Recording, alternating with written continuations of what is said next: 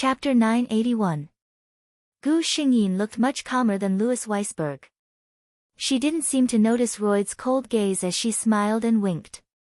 "Thank you, Your Excellency." Royd's frown deepened. She called him Louis Weiss, but she called him Duke. Did the difference in treatment have to be so obvious? He waited for her to extend her hand, but it was clear that Gu Xingyin didn't have any intention of doing so. Royd could only say impatiently, "Hand." Gu Xingyin was stunned. Seeing Royd's gaze on her left hand, she raised her hand in confusion. Then, Royd quickly grasped her hand and planted a kiss on the back of it. Gu Xingyin widened her eyes in shock. Louis looked at his superior in horror. Since when did His Excellency become so polite to a lady? After Royd finished, he quickly retracted his hand. Judging from his appearance, he seemed very unwilling to do what he had just done. "I didn't want to be rude," Royd said in his heart. "All right, Louis, we still have some things to discuss. You can leave first." Royd stood straight and mercilessly ordered his subordinate to leave. Louis was a bit reluctant, but he knew that there were some things he couldn't know. He glanced at Gu Xingyin and walked out with his head lowered. Gu Xingyin sat on a wide chair and quietly waited for Royd to speak. She thought that with this man's personality, he would definitely speak about serious matters. However, after a few minutes of silence, Royd spoke. "Your dress today is very beautiful." Gu Xingyin almost dropped the fan in her hand. She glanced at Royd in confusion and maintained a perfect smile. "Thank you for the compliment, Your Excellency." What was wrong with him? Grand Duke Royd wasn't a person who would exchange pleasantries. Looking at Gu Xingyin's strange and conflicted expression, Royd lowered his eyes. There was no joy on his face at all. Damned books. Didn't they say that a good conversation should start with a good topic? According to his knowledge, praising a woman's beauty or praising her beauty was undoubtedly the easiest way to gain their approval. But Royd was dismayed to find that this trick had no effect on the oracle of the goddess of nature. The other party was only puzzled for a moment before his expression returned to normal. It was as if he didn't hear him. Next time, he must have a good talk with the person who wrote this book about life. Gu Xingyin saw that the atmosphere between the two of them had become awkward again. She could only sigh and take the initiative to find a topic to talk about. "Your Grace, you sent a message asking to meet with me. Is there something you need?" she asked. Seeing that the other party had taken the initiative to talk about business, Royd breathed a sigh of relief. He said with a cold expression, "There are many goddess of nature temples in St. Vitus." "Oui," the man's mellow voice resounded in the room. When he was talking about business, his handsome face was serious and could not be ignored. If a serious man was the most handsome, then this man was the most handsome at all times. Chapter 982. After Royd finished speaking, he stopped and looked at Gu Xingyin. Speaking of which, looking at the current situation, he felt that this oracle did not take advantage of him in any way. With her ability, she could clearly spread the faith of the goddess of nature by herself. However, it would be difficult for him to obtain that position without hurting the foundation. When he looked over, she was sitting on the chair with her hands crossed on her knees. Her posture was very elegant. Her eyes were focused on him. It was obvious that she had been listening to him very carefully. Royd was very satisfied with this. He appreciated this attitude. Of course, if he knew what this elegant oracle was thinking, he might not be so pleased. Gu Xingyin was talking to the system. "System, don't you think he's very good-looking?" "System," the system answered very cautiously, "according to human aesthetics, this duke is a very rare handsome man." Gu Xingyin smiled and nodded, "I think so too." When he turned around, she had stopped talking and was obviously asking for his opinion. The contents of the conversation flashed through her mind. Gu Xingyin maintained her perfect smile and nodded, "There are no problems, Your Grace. I hope our cooperation can continue." Royd looked at Gu Xingyin carefully and confirmed that she was not unwilling at all.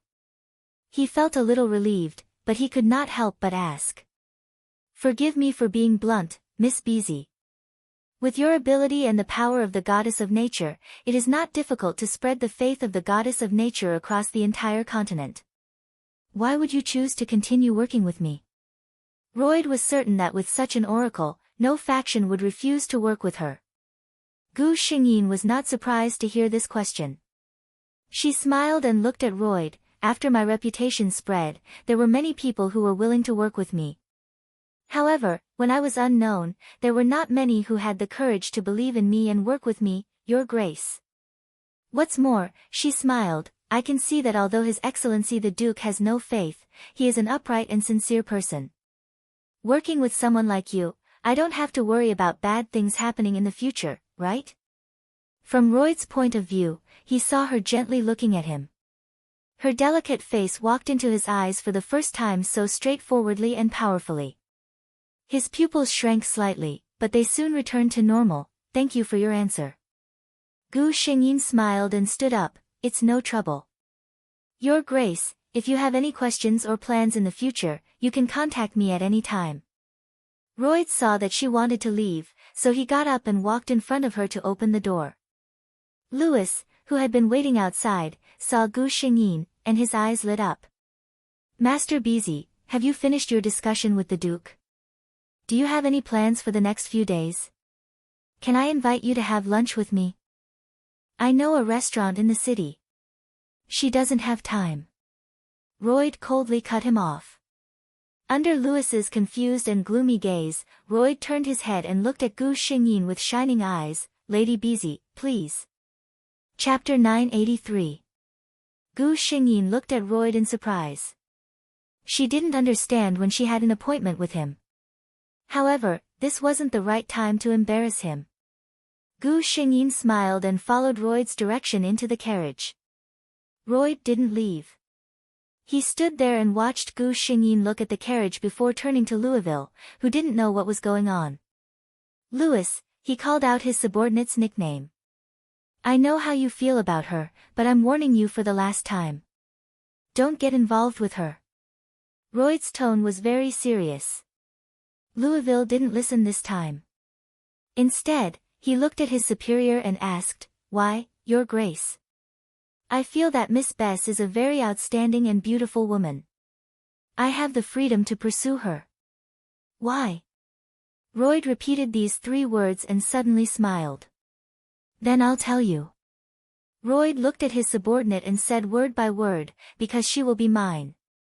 After he finished speaking, he no longer paid any attention to his dumbstruck subordinate and strode towards the carriage. Because there was a lady in the carriage, Royd didn't get in out of respect. Instead, he rode his horse and followed beside the carriage. Under his command, the carriage slowly moved in a certain direction. A cool breeze brushed past his face and woke Royd up. He didn't expect that he would say that in front of his subordinates. In fact, he had never thought that he would have such feelings for the oracle. He didn't even think about it before they met today. Perhaps it was the moment she said she could trust him that something buried in his heart quietly sprouted. Royd was never someone who would run away from reality. Since he had such thoughts, he wasn't going to hide it from her or test her. Instead, he was going to tell her openly. What if she didn't like him? Royd refused to accept this possibility. Anyway, as long as he was around, no other man would appear by her side. Your Grace. A gentle voice came from the carriage. Can you explain to me where you're taking me? Royd could roughly guess the expression of the person in the carriage. She would probably frown slightly. She would at most show a hint of helplessness after such a rude thing was done to her. She would not be angry, let alone lose her poise because of it. Lunch, Royd replied. Gu Xingyin, when did she agree to have lunch with him? She said, Your Excellency, I didn't promise you. Royd's voice came through the thick curtains. I have something important to tell you. All right then. Gu Xingyin shut her mouth. If there was something, she wouldn't say much. But why didn't he tell her everything in one go in that room just now? The carriage stopped at a place. The curtain of the carriage was lifted and a hand reached out. Gu Xingyin was startled. She put her hand on the hand and used his strength to get off the carriage. Thank you, Your Excellency. She leaned to the side and thanked him. Royd felt the residual warmth in his hand and felt a bit regretful that she took it back so quickly. You're welcome. Chapter 1000. Gao Lingji's first 1000 chapters novel was a very memorable number. Chapter 984. What's this? Gu Xingyin looked at his surroundings in surprise. She thought that the food he was talking about would be in one of the more famous restaurants in St. Vitus City. But this place, no matter how she looked at it, looked like an ordinary house. Royd walked straight ahead and gestured for Gu Xingyin to follow him. This is one of my courtyards. The servants who had received the news had already opened the door and tidied everything up, waiting for their master to arrive. As they walked, Royd introduced the place to Gu Xingyin. I have a chef who has been here for more than 20 years. His skills are comparable to those of the royal chefs in the palace. As Gu Xingyin listened to him, she was secretly surprised. Based on her understanding of Royd, he wasn't a talkative person. But now, he seemed to have unlimited enthusiasm and was trying his best to find a topic to talk about. It was rare for the master to come, but this courtyard, which had been quiet all year round, seemed to be filled with life again. The two sat in the pavilion with exquisite snacks and drinks in front of them. Oh right, Your Grace, the important matter you mentioned? Gu Xingyin didn't forget that he had brought her here. That. Royd's lips twitched as he looked at Gu Xingyin with an inexplicable expression. Gu Xingyin felt that there was something wrong with his gaze. She hurriedly communicated with the system. System, there hasn't been anything that's disadvantageous to me recently, right? The system's answer was very certain. No, host. That's good. Gu Xingyin relaxed and looked at Royd calmly. Then, she heard the man's thin lips slightly open as he said, I realized that I like you, BZ. Are you willing to rule the Rotter Empire with me after I achieve my goal? Gu Xingyin's first reaction was that something was wrong. She couldn't be blamed for feeling strange. After all this time, she had never felt any affection from Royd. She had once thought that this man did not have any romantic feelings in his heart. How could she have known that this confession would come so unexpectedly? So much so that her calm face cracked for a moment. Royd was very happy to see this. He always thought that Bai Si was used to being an oracle and always maintained a compassionate and gentle expression. That kind of expression, compared to a person, was more like a deity without any worries or emotions. He was very happy to see her surprised expression. This way, she would be closer to a human. Gu Xingyin came back to her senses and met Lloyd's burning gaze. He looked at her without blinking. It seemed that he was determined to get an accurate answer from her. Actually, Royd wasn't as strong as he appeared to be. He had never liked anyone before, so he didn't know what kind of development was right. He had already made sure that no one of the opposite sex was around her, so that he was the only one in her line of sight. However, he couldn't guarantee that she would fall in love with him. Gu Xingyin was stunned for a few seconds. Suddenly, a completely different and human smile appeared on her face. It was a smile that Royd liked very much. What a coincidence. I happen to like the Duke very much too, she said slowly. Today, after washing my hair, I had a migraine attack and couldn't write anymore. In one night, I barely wrote 4,000 chapters. I'm really sorry. Including the one I owed previously, I owed a total of 5 chapters. Gigi promised to make up for it in the future. I'm sorry to ask for your votes today. Woo %_% good night, everyone. Chapter 985. Such a straightforward admission stunned Royd. Of course, his face, which only had one expression all year round, was stunned. But the shock in his heart was indescribable. When he said that sentence, he was prepared to receive any response. Moreover, in his heart, he believed that the possibility of rejection was quite high. Lloyd knew himself well.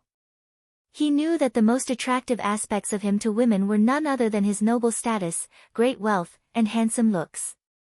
In the eyes of this oracle, these three things were not enough to attract her. Then, personality.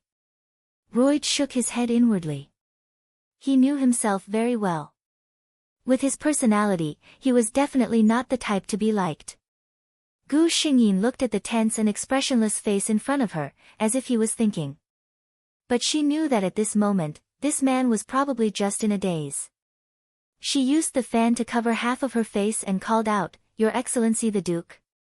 Royd quickly came back to his senses. "Call me Royd."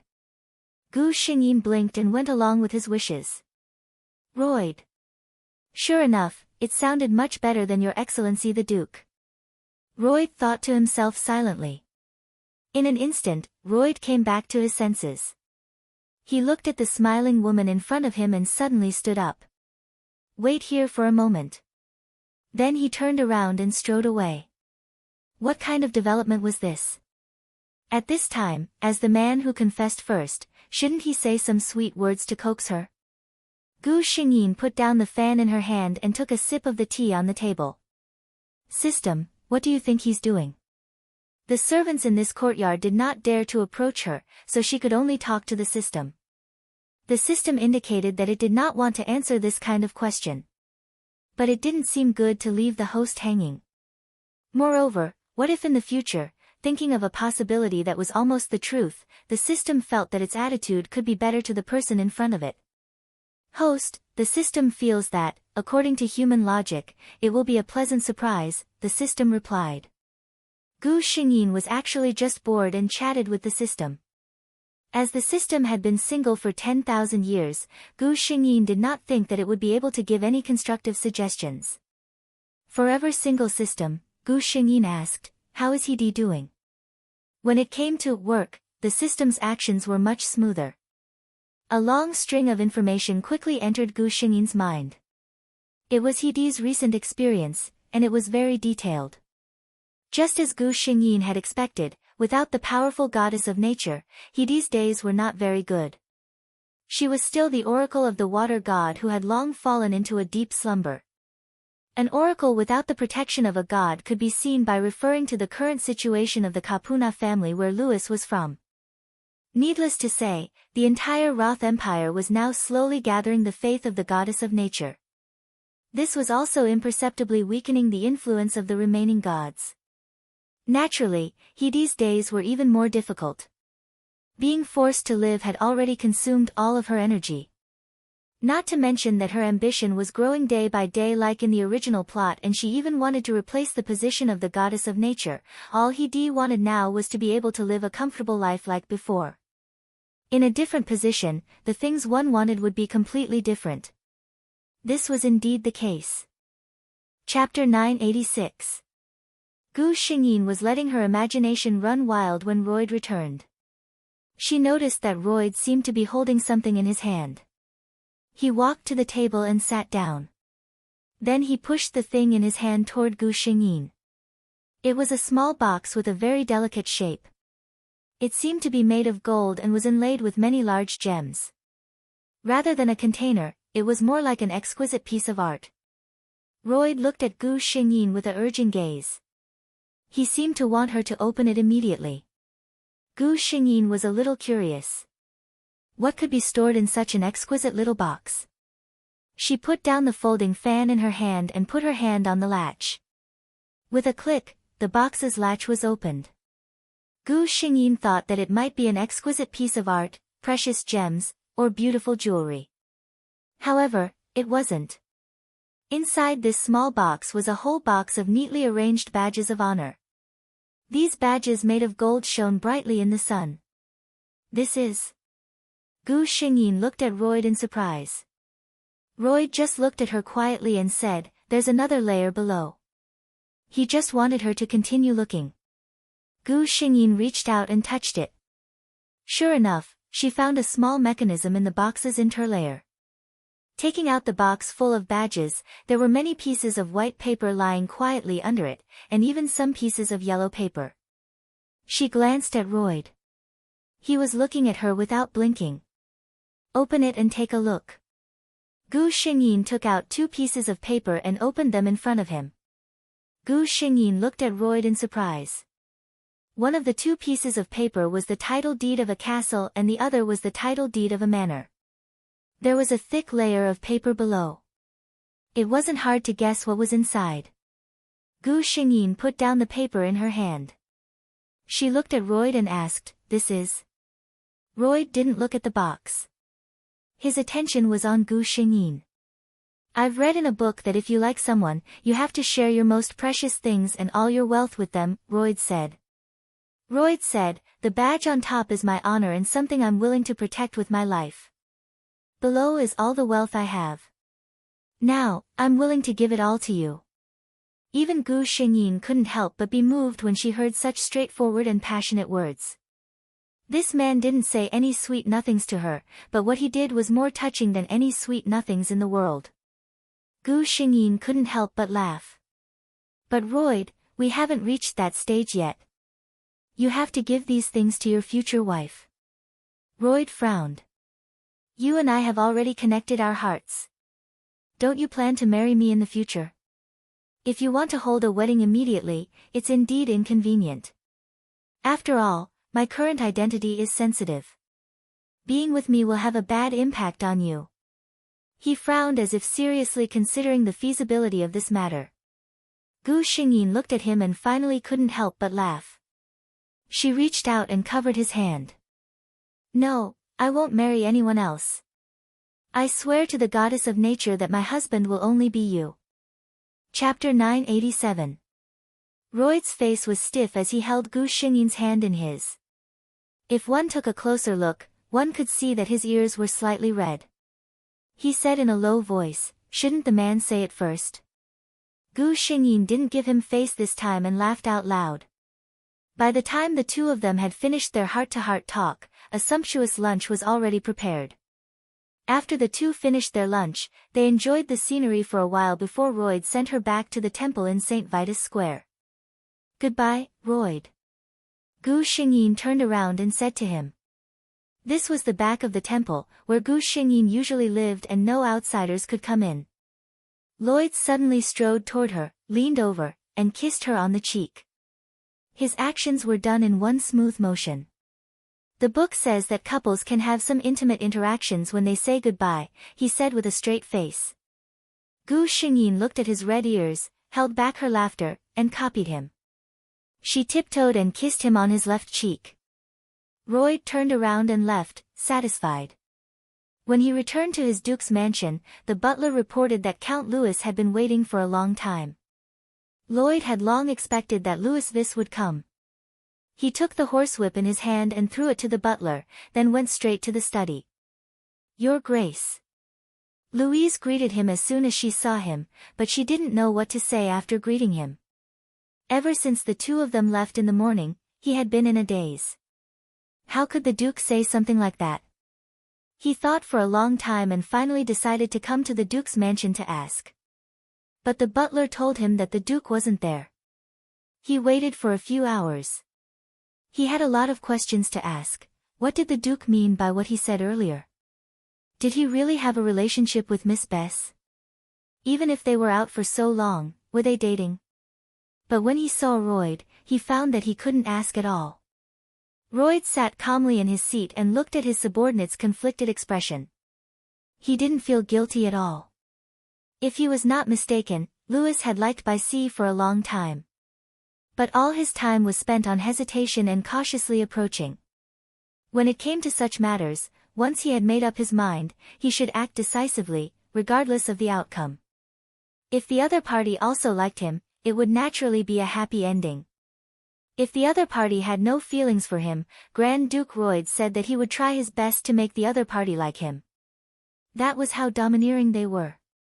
If you drag things out and end up with nothing in the end, who can you blame? He waited for a while to make sure that his subordinate still had no intention of speaking. "Louis." He called out his subordinate's nickname in a deep voice.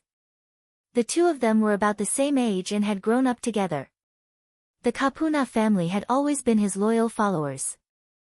Although the two of them were superior and subordinate, they were more like brothers most of the time.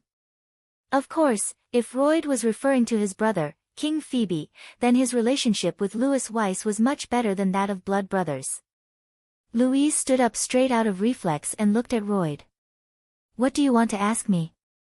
Louis's heart trembled, and his gaze finally became firm. Chapter 988. What's your relationship with Lady by Sea?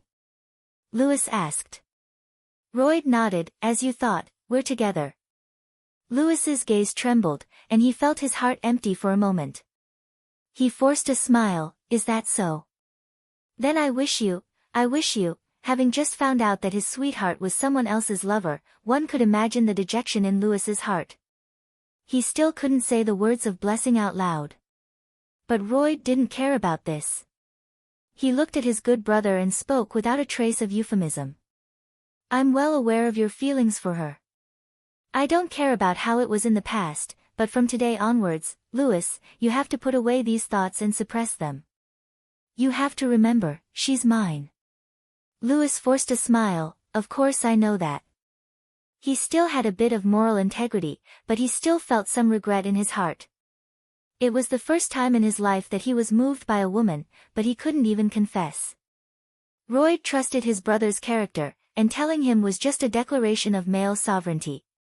After settling his private matters, Royd began to put his thoughts on business. His actions were already not slow, but now there was another motivation to push him forward. He wanted to make himself and by sea official as soon as possible. With his current situation, if he married by sea, Phoebe would definitely start to doubt and even reject by sea. The current faith in the goddess of nature had not yet fully grown, and if Phoebe was determined to resist the divine right, it would definitely cause a storm, and by sea's previous efforts would basically be in vain. Gu Xingyin roughly understood her thoughts, and the various activities in the temple began to become more frequent, and there was even another god's descent. Sure enough, Phoebe began to firmly believe in the goddess of nature, and there were more and more believers in the Roth Empire. There were even many people who spontaneously went to the temple to pray regularly and requested to hold a ceremony for the goddess of nature. The so-called ceremony was a large-scale event. On the day of the god's birthday, prayers would be held, and believers would offer their loyal faith and carefully prepared gifts for the god. Phoebe hesitated for a moment. He had already begun to realize that the development of the divine right seemed to be somewhat out of control. When he accepted the faith of the goddess of nature, his initial purpose was to make it serve the royal authority. But now, the goddess of nature was showing signs of surpassing the royal authority. This kind of thing was intolerable to anyone in power. However, how could Gu Xingyin let him disagree? The holy water bestowed by the goddess of nature allowed Phoebe's weak body to regain its strength. It also made his faith in the goddess go up a notch. With a wave of his hand, Phoebit passed the case. Gu Xingyin looked at all of this with a smile, feeling the power of faith from the Roth Empire surround her. Her temple had now regained its glory. The ceremony of the goddess of nature had passed this year and was scheduled for next year. There were still 8 months left. With the protection of the goddess of nature, Phoebe became more and more arrogant and unscrupulous in his actions. He kidnapped women, increased taxes, and wasted money to build a temporary palace. The people of the Roth Empire were becoming more and more dissatisfied with the royal family. Gu Xingyin coldly watched Phoebe continue to court disaster. See you tonight. Chapter 989. Clang. Phoebe fiercely threw the thing in his hand to the ground. A group of lowly fellows, actually vainly trying to resist the powerful bear of dynasty. Phoebe fiercely gulped down a mouthful of tea, his eyes bloodshot. This was the third uprising that had occurred in the past month. The first 2 were caused by ordinary citizens, but this time, it was caused by the lord of a manor with a noble title. Although each movement was suppressed by the Empire's army, Phoebe understood that he no longer had the will of the people. Where's the oracle? Quickly ask her to come. At this time, the only person he could think of to help him was Gu Xingyin. Currently, the people of the Roth Empire were very worshipful of the goddess of nature. If the oracle was willing to stand by his side and say that the bear of dynasty's ruling position was recognized by the gods, he was confident that he could make the people settle down. Gu Xingyin came quickly. Oracle, quickly go and pray to the goddess of nature. Have her issue an oracle to make those lowly commoners work properly and not think about those useless things. Phoebe said. Gu Xingyin looked at him with a strange gaze. Your Majesty, do you still remember what I told you? Don't be too harsh on your people. Use the money you spent on the palace to level the roads in remote areas. Phoebe irritably interrupted her. I don't want to hear this. How could I be threatened by those lowly commoners? Oracle, you only need to do as I say. Gu Xingyin's expression didn't change. Then I will try to communicate with the gods. She walked out of the palace and saw a maid carrying tea walking towards the main hall with a nervous expression. Nowadays, no matter who it was, when they went to see His Majesty, they all kept quiet out of fear that when they went in to serve him, His Majesty would be in a bad mood. A punishment was already a light punishment. If it was serious, they might even lose their lives. Gu Xingyin sighed inwardly and continued to walk forward. On the way, the guards saw her and saluted her. The faces of these people were all numb. The imperial palace, the dynasty, had already begun to rot from the inside. In contrast to the imperial capital, in the distant northwestern region of the empire, the people there lived a rich and leisurely life. Their family's warehouse was filled with food, and they wore thick clothes in the winter. The elderly and children all had happy smiles on their faces. That was the territory of Grand Duke Royd. Gu Xingyin slowly closed her eyes. When she opened her eyes again, the scene in front of her had changed. The imperial city was no longer what it looked like on a normal day. The originally empty sky was now filled with colorful spots of light. The light spots were of different colors and represented different emotions. Green represented comfort, yellow represented fear, gray represented despair, and red represented anger. These were the emotions of the believers of the goddess of nature. Gu Xingyin only needed to feel them slightly to be able to clearly hear their inner thoughts. But it was very clear that in the sky, the proportion of green light spots was getting smaller and smaller, and the proportion of yellow and gray was gradually increasing. Fibbit's rule made these people unable to see a trace of hope. Wait a little longer. Gu Xingyin said softly in her heart, soon, there will be a person who will lead his army to rescue you from this mire of despair. Chapter 990. Time passed by quickly. When the harvest season of the second year arrived, the people of the Roth Empire welcomed the goddess of nature's festival. Gu Xingyin made ample preparations for this. Emperor Phoebe had also made sufficient preparations. He still hoped that this ceremony would be able to calm the restless people down.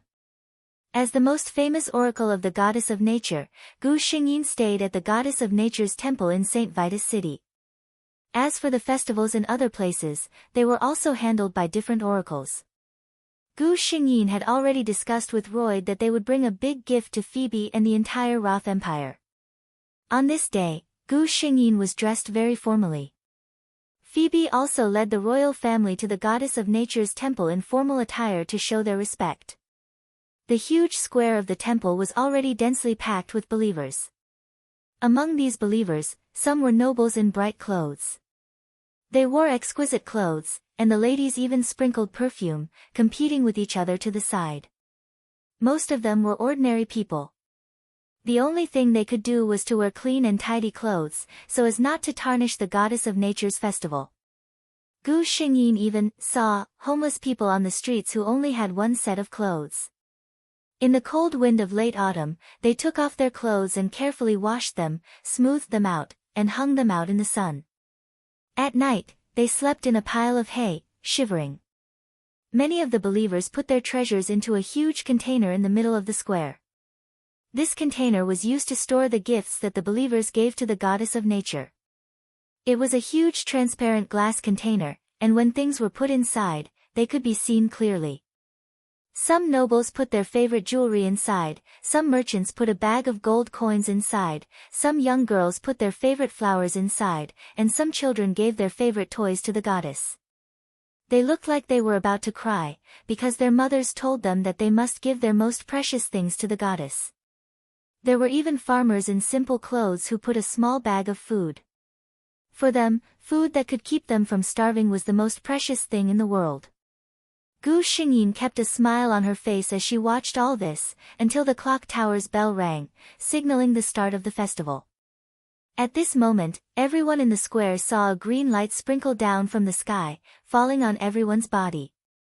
Being enveloped by this green light, everyone felt their body and mind relax. Then, the glass container that carried the good wishes of the believers suddenly became empty. The gifts that were given to the gods also disappeared at the same time as the green light disappeared.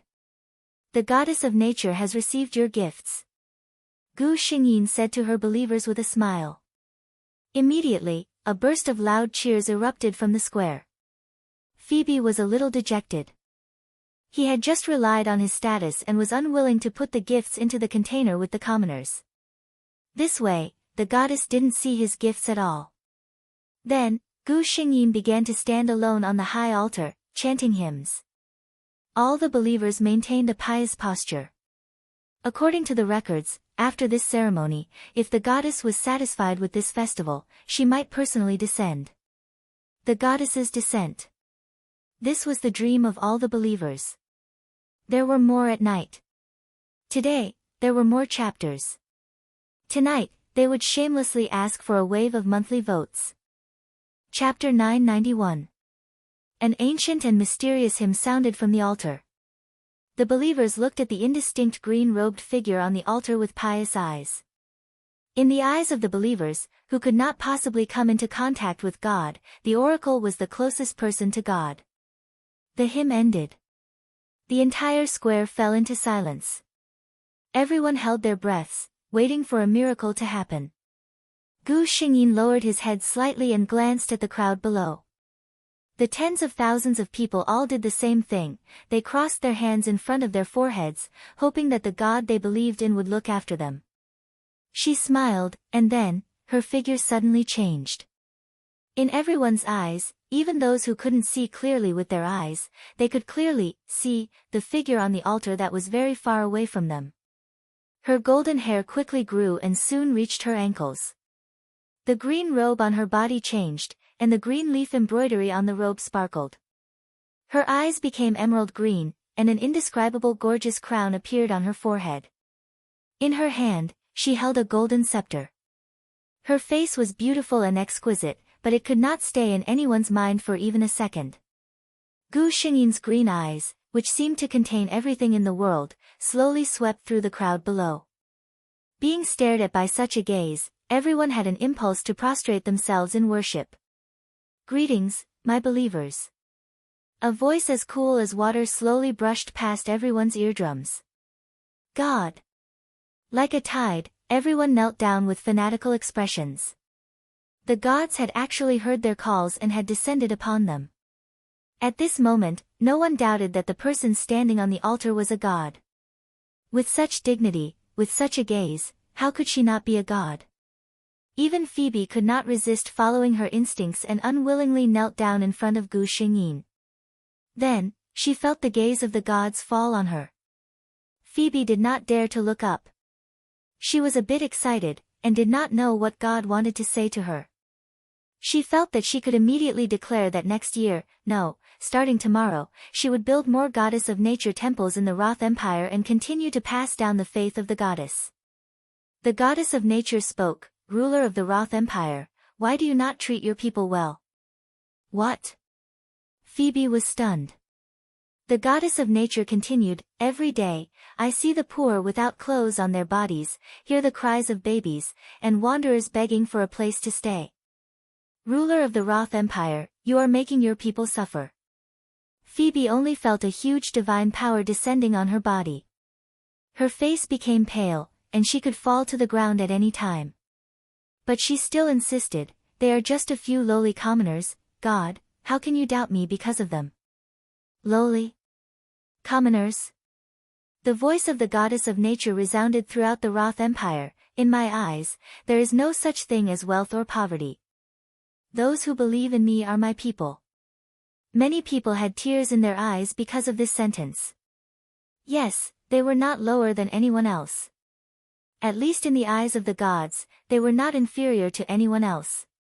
Phoebe felt a chill all over her body. Then, he heard God's indifferent voice, Phoebe is unworthy of being the emperor of the Roth Empire. Seeing the chapter number of 1008, she had the urge to write 10,086. Chapter 992. The moment Fibbit heard this, other than anger, his heart surged with even more ridicule. Did she really think that she could decide everything just because she was a god? Whether or not he could become the emperor of the Roth Empire was decided by a single word from her. But when he raised his head and looked around, his heart went cold. The commoners that he had always looked down upon were now looking at him with hatred and hatred. The nobles who had received countless rewards from him were also looking at him with strange gazes. It was as if he was a person who had been reprimanded by the gods, and if they got too close to him, it would be a sin. He turned around in a daze and found that even his personal guards had silently distanced themselves from him. A single word from the gods had caused him to be deserted. Was this the power of faith? He thought bitterly, could it be considered that he had lifted a rock and smashed it on his own foot? Gu Xingyin didn't say anything else. As a god, she only needed to express her attitude. Her long hair returned to its original appearance, and the scepter and crown disappeared at the same time.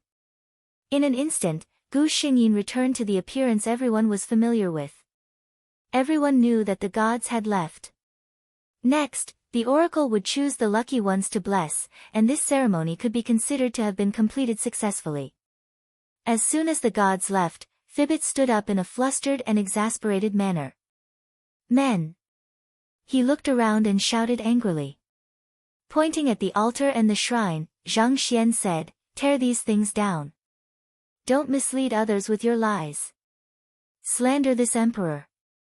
He was so angry that he stomped his feet, but the guards behind him all looked at each other, and no one dared to move. What a joke! How could they dare to tear down the place where the gods had just descended? Not to mention, most of the guards were believers of the goddess of nature. Gu Xingyin's words just now had already caused Fibbit, the emperor's authority in their hearts to drop to a freezing point. But Fibbit still wanted to court death. The goddess of nature had just finished her descent, and when the believers were at their most emotional, he clamored to tear down the temple. Didn't he see that the believers had already spontaneously blocked in front of the temple? Fibbit's heart was ruthless as he said sternly, "Can't you hear my orders? Tear it down. Whoever dares to stop you will be killed without mercy." There were still a few trusted subordinates of the emperor who didn't have any faith who stepped forward. Seeing the rest of the civilians using their own bodies to shield themselves, their eyes flashed with cruelty as they raised the swords in their hands high. Fear flashed across the faces of the commoners, but their bodies did not move. This was the place of the gods, and they could not be allowed to destroy it. Gu Xingyin's heart skipped a beat when she saw this. Did he really think that she was dead? Just as the soldier's sword was about to fall, a bolt of lightning suddenly descended from the sky and struck straight at him. Not even his bones remained. Gu Xingyin used this move to intimidate them. She had also used her blood to prove that the goddess of nature was not without a temper. It's a divine punishment. The gods will not abandon us.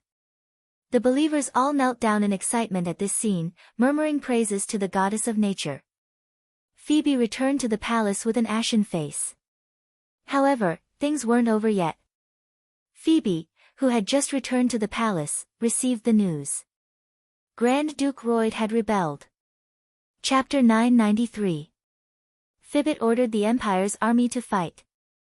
The result could be imagined. One side had been preparing for a long time, and the other side had been fighting in a hurry.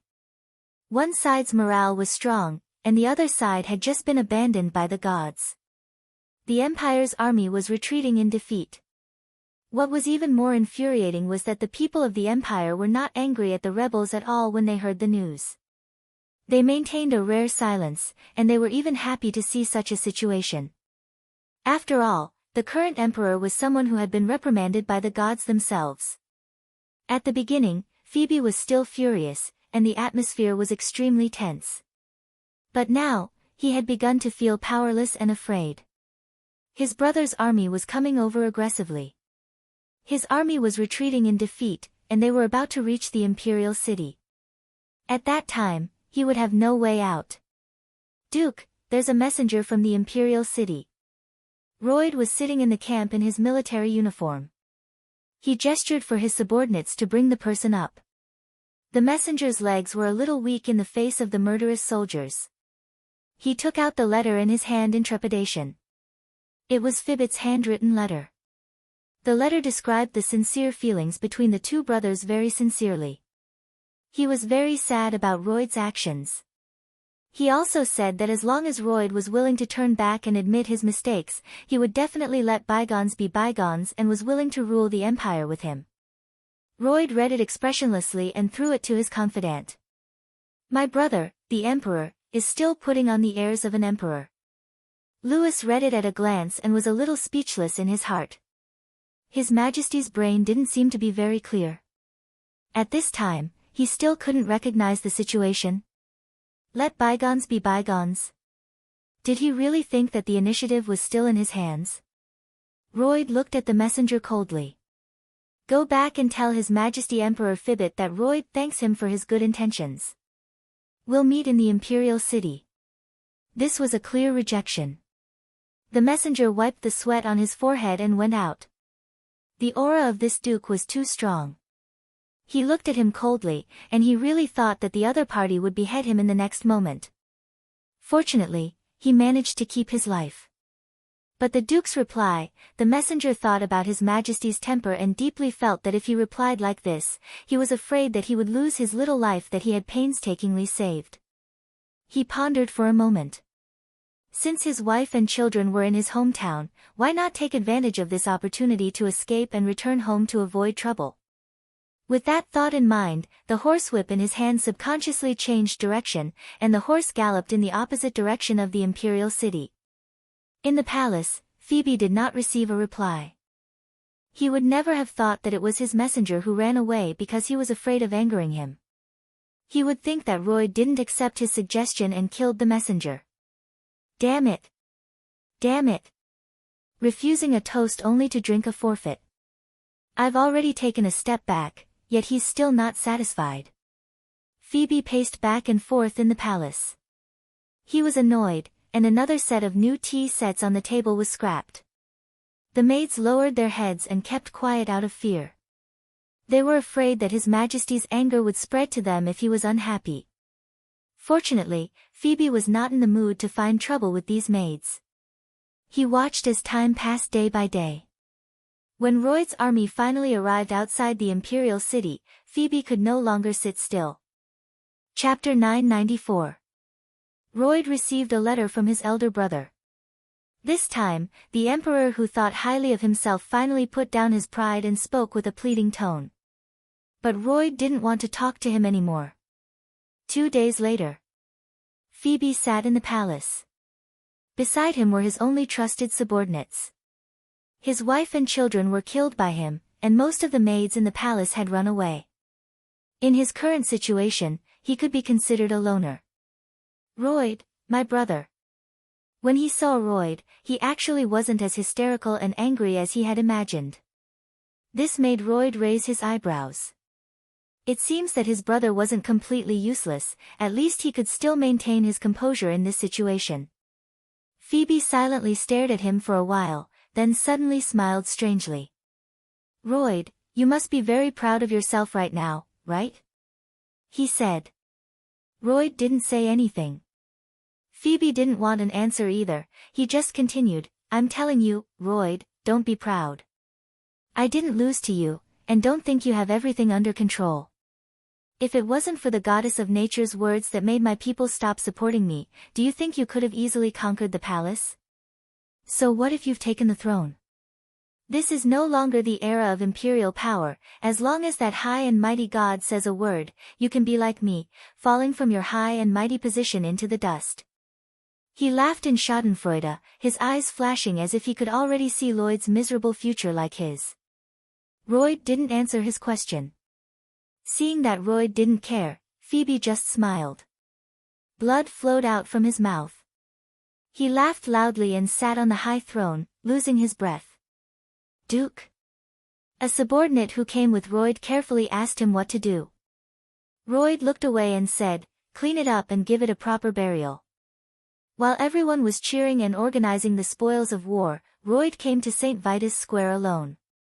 The goddess of nature's temple here was the largest temple in the entire Roth Empire. He walked through countless devout believers and went straight to the back. There was someone waiting for him. "You're here." Gu Xingyin stood in the garden and turned around when she heard the noise. She didn't seem surprised at all to see him and smiled. Seeing her, Royd felt his chaotic thoughts calm down at once. A power that came from the bottom of his heart urged him to quicken his steps and walk to the woman's side. Then, under her surprised gaze, he hugged her. He sighed in satisfaction, his heart completely calmed down. Gu Xingyin turned her head and looked at the man who rarely showed such weak emotions. She didn't say anything and quietly waited for him to recover himself. After a long while, Royd released her and looked at Gu Xingyin. "Now that Phoebe is dead, this empire belongs to you and me," he said. "Bais, do you want this empire?" he asked. Gu Xingyin suddenly raised her head to look at the man. Lloyd looked at her openly, not holding back a single shred of his emotions. It wasn't a test, nor was it a trap. He was seriously asking her this question. "If I say yes, what will you do?" Gu Xingyin raised her eyebrows and asked. End of chapter 10. Gao Lengji was forced to go to sleep. Good night, everyone. Remember to vote for me before you go to sleep. Chapter 995. Then I'll give it to you. Her gaze trembled when she heard those words. Her casual expression turned serious. "Royd, do you know what you're saying?" Royd didn't listen to her. He just said, "You have a high support rate among the people. There won't be any obstacles in this aspect. As for my soldiers, I can completely restrain them. No one will raise any objections." He was actually seriously analyzing the feasibility of this matter. Gu Xingyin laughed. "I'm just joking, Royd." Royd looked straight at her. "As long as it's something you say, I won't treat it as a joke." His gaze was firm. When he looked at Gu Xingyin, his eyes inadvertently revealed a trace of gentleness. Gu Xingyin had a bright smile on her face. She reached out and took Royd's hand. "I'll take you to a place." Before Royd could say anything, he found that the scene around him had suddenly changed. He was still in the Goddess of Nature temple in St. Vita Square a second ago, but the next moment, he was in a completely unfamiliar place. This place was very big. Everywhere was bright. The floor was paved with white jade.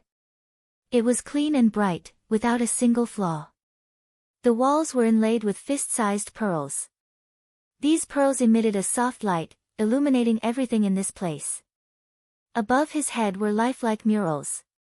The most eye-catching thing was the luxurious and perfect throne at the end of the hall. Royd felt that even the most magnificent palace he had ever seen in his life couldn't compare to this place. Moreover, this place gave him a familiar feeling. It was as if he had seen it somewhere before. Where had he seen it before? He pondered carefully. Suddenly, his gaze froze. In the records of the Goddess of Nature, there were some descriptions of the Goddess of Nature's temple. He used to think that it was a human's imagination of the gods. But now, looking at it again, he found that it was very similar. No matter how calm a person was, when they knew that they might have come to a place where the gods lived in legends, they would feel unrealistic. He turned his head and looked at Gu Xingyin, who had been silent all this time. "This is," Gu Xingyin nodded. "That's right, this is the shrine of the Goddess of Nature." There were many Goddess of Nature temples in the Roth Empire. But Royd knew that this Goddess of Nature temple wasn't built by humans. He was puzzled. "Why did you bring me here?" "Wait, how did you bring me here?" As far as he knew, even the most favored believer of the gods could only obtain the qualification to enter the divine realm after death. How could Bess bring someone like him, who was not even a believer of the Goddess of Nature, here? Gu Xingyin smiled. "I brought you here to tell you something." Her appearance began to change significantly.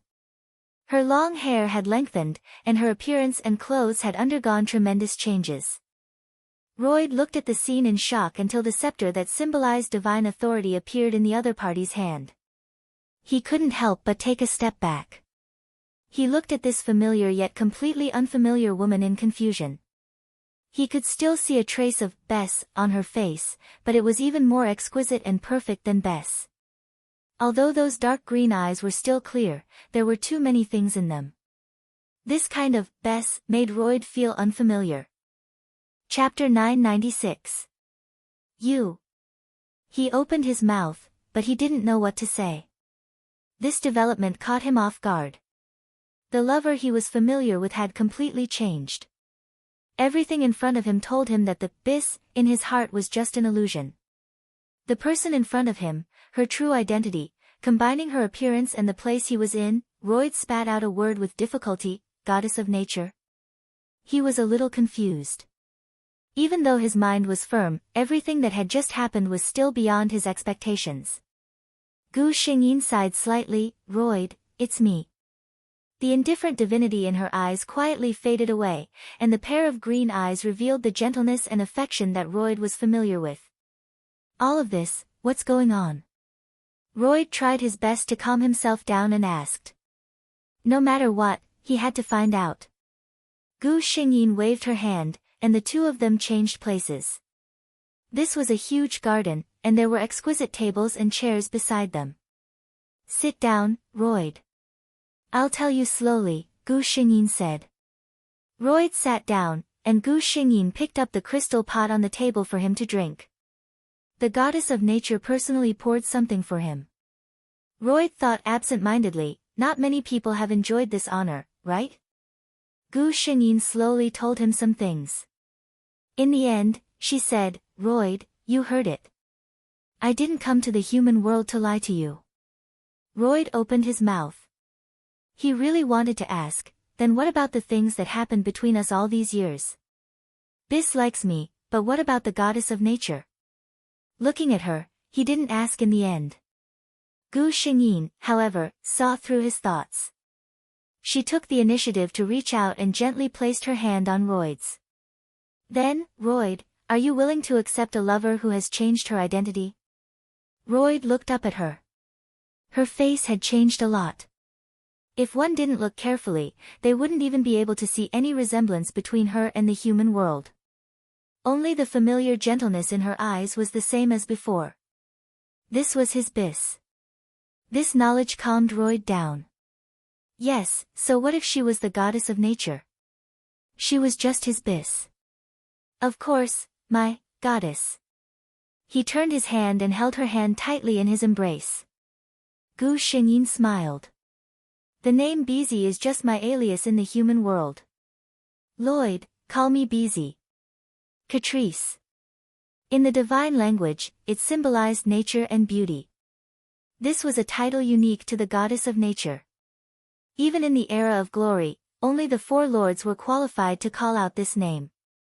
But now, there was an ordinary human. Ca. Tsuisi. Lloyd called out the name clumsily. Gu Xingyin felt as though she had sensed something. She could clearly feel the passion and love in Royd's heart when he called out her name. The name of a deity had many meanings, especially when it came to the realm of the goddess of nature. Her name could not be said casually. Because she could sense everything. And now, Royd, I can answer your question. Do you still think I want the Roth Empire? Gu Xingyin asked with a smile. Royd only held her hand tighter. Then you can be my empress, Catrice. Chapter 997. The Empire's Grand Duke Royd led his army into the imperial city. Grand Duke Royd became the new emperor. Grand Duke Royd, now His Majesty Royd, went to the St. Vitus Goddess of Nature temple on the first day of his ascension to the throne. In front of all the believers, he proposed to the oracle, Bess, who was in the middle of answering the believers' questions. More importantly, Goddess Bess said yes. The citizens of the Roth Empire thought that the recent news was getting more and more explosive. They accepted the fact that the Roth Empire had a new ruler. After all, the previous emperor was reprimanded by God himself. Moreover, under the previous emperor's orders, the lives of the citizens were very difficult. After working hard for a year, they didn't even have enough food to eat. In their hearts, no matter how bad things were in the future, it couldn't be worse than now. As for what happened after that, the citizens were even more relieved.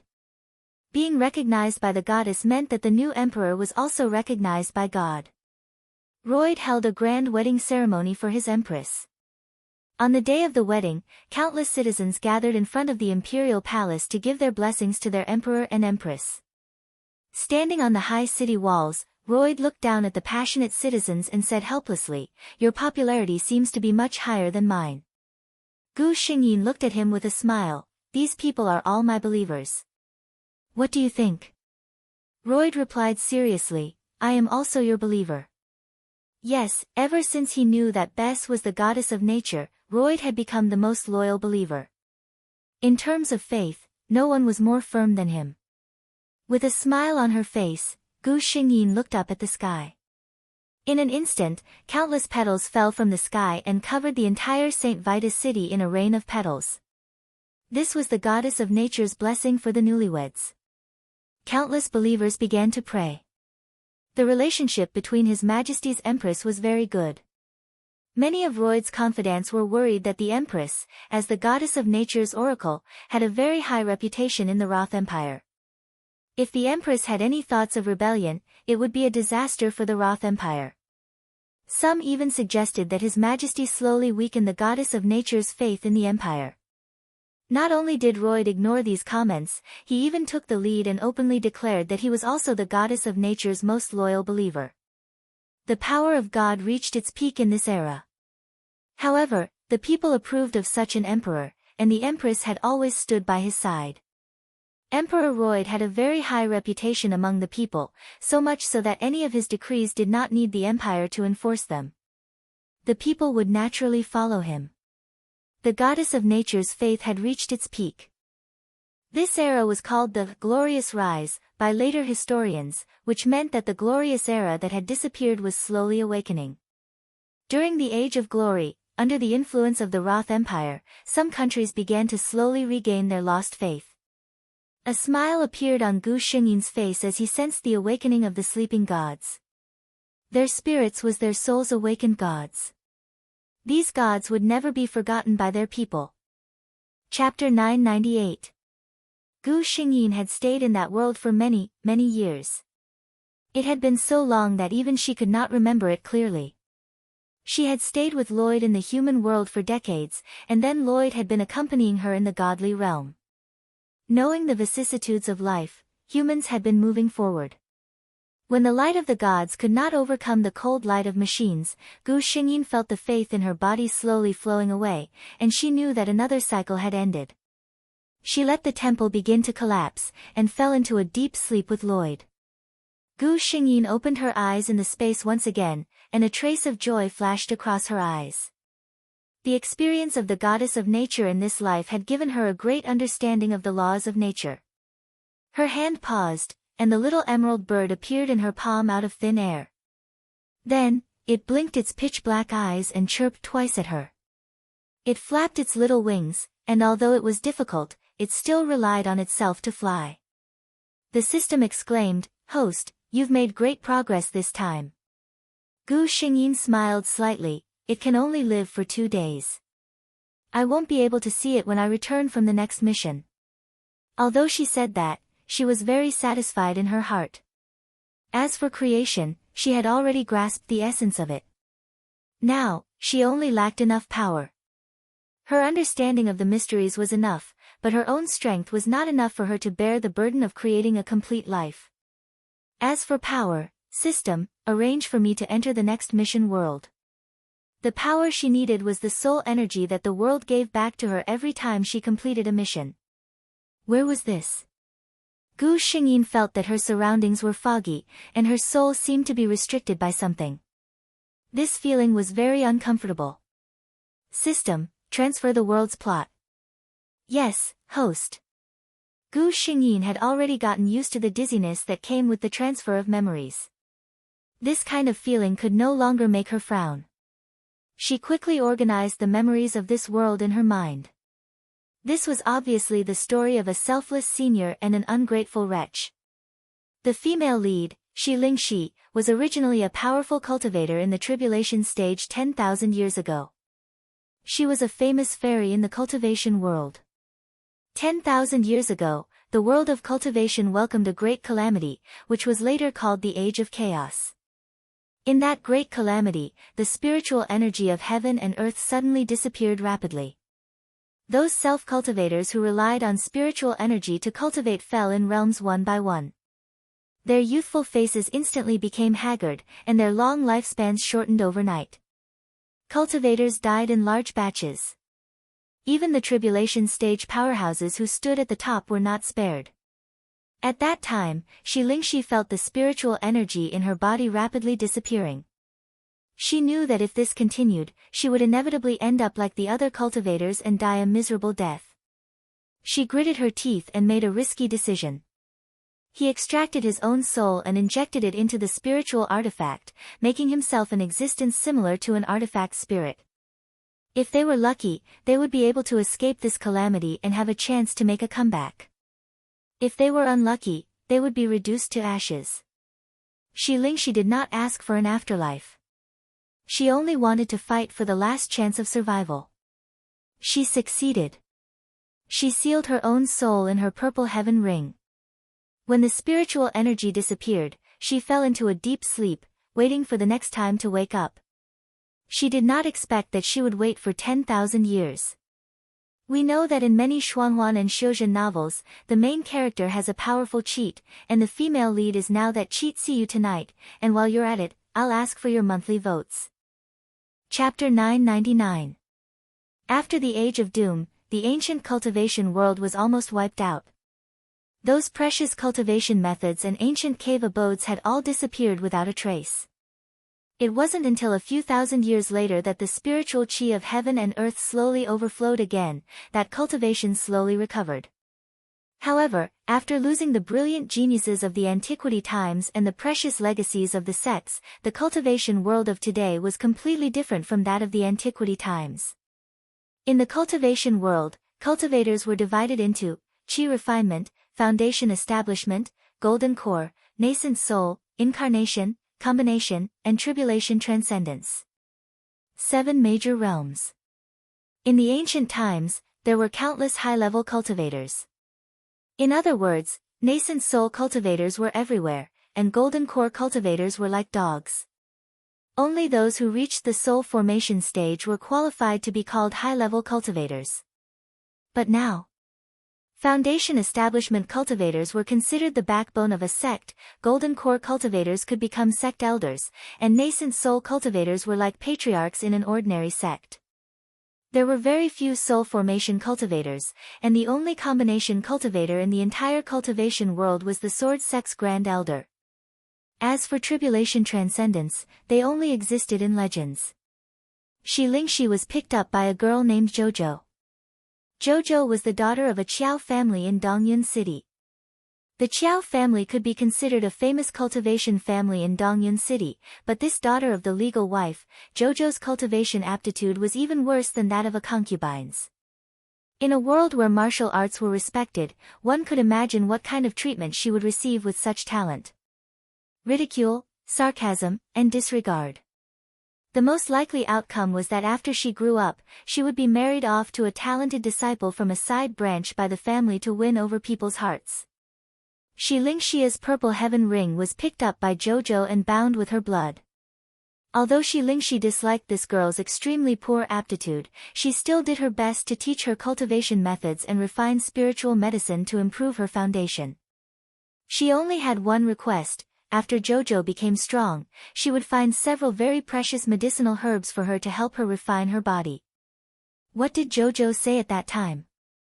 He swore to the heavens that he would go through water and tread on fire to find what Senior wanted. But what was the result? Jojo became more and more powerful.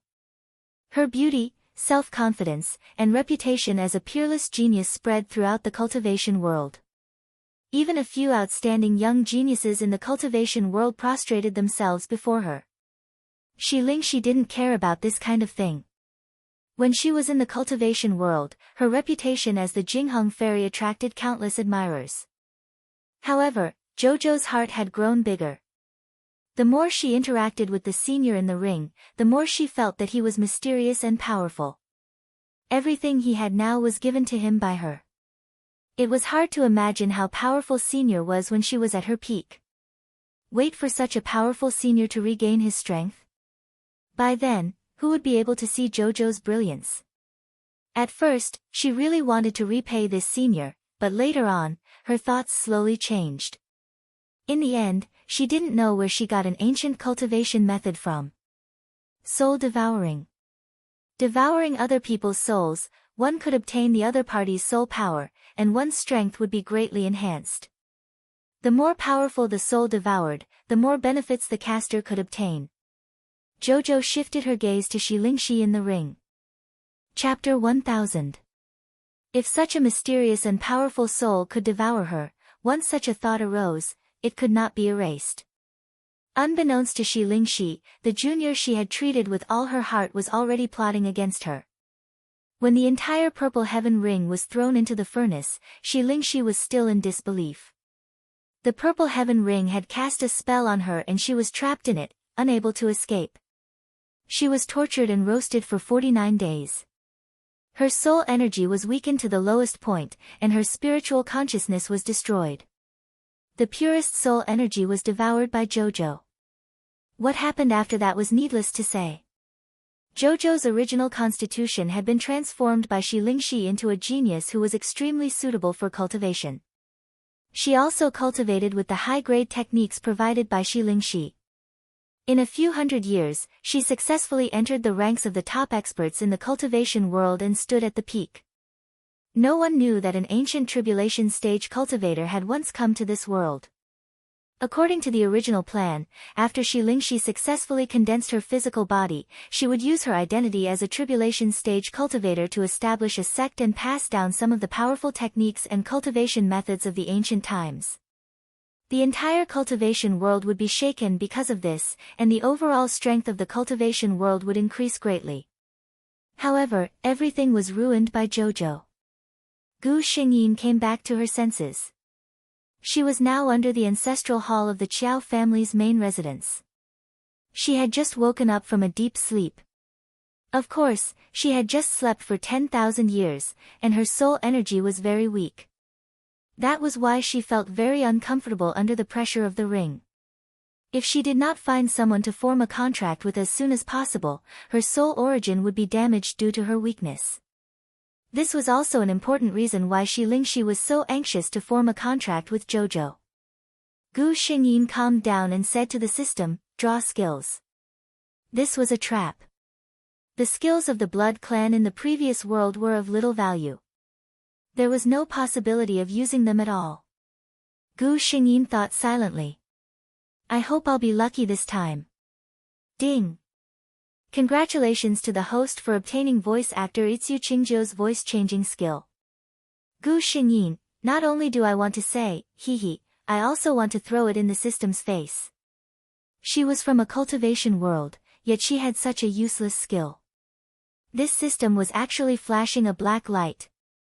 The system said, "Host, the system will not take the blame for this. This is a random skill, it has nothing to do with one's character." Gu Xingyin proudly expressed that she did not want to talk to the system today. After complaining for a while, they returned to the main topic. At this time, Jojo was only 12 years old. She was still the young lady who had no sense of existence in the Qiao family. Because she didn't have the talent for cultivation, her father ignored her.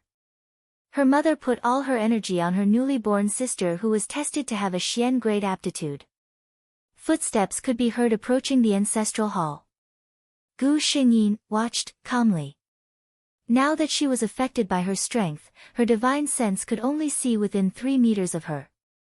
The door of the ancestral hall was opened a little, and a thin and weak figure squeezed in. Her face was delicate and pale. The red mole between her eyebrows made her face brighten up. Jojo. Gu Xingyin immediately recognized her. It was mentioned more than once in the original story. Jojo was most proud of the red beauty mole between her eyebrows.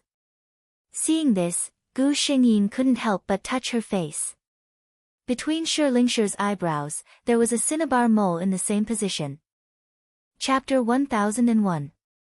She watched as Jojo quietly walked in.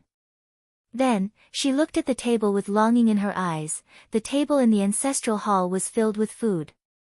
Every day, a servant would place the freshest food on the table. Today, there were 2 plates of juicy peaches and a plate of whole chicken. In the middle of the table, there was a pot of spirit wine. Jojo looked at the food on the table and swallowed her saliva. She hadn't eaten this kind of food in a long time. As an unfavored daughter, she was always given the worst food in her small courtyard. Those favored young masters and young misses, even the servants who served them, had better days than her. Although she didn't like Jojo, Gu Xingyin also disapproved of the Qiao family's actions when she saw this scene. The Qiao family was also one of the aristocratic families in eastern Cloud City. Since they had the ability to waste these good things on the dead every day, why not steal them from the gaps between their fingers and give them to the descendants of those families who were not favored? It was no wonder that Qiao did not help her family in the slightest after she became successful. Even those clansmen who had bullied and humiliated her in the past were all taken revenge by her extremely cruel methods. Jojo looked longingly at the plate of whole chicken. She didn't dare to eat it. Every day, someone would come to inspect it. Once the roasted chicken was touched, it would be noticed at a glance. She walked in front of the peaches and took one.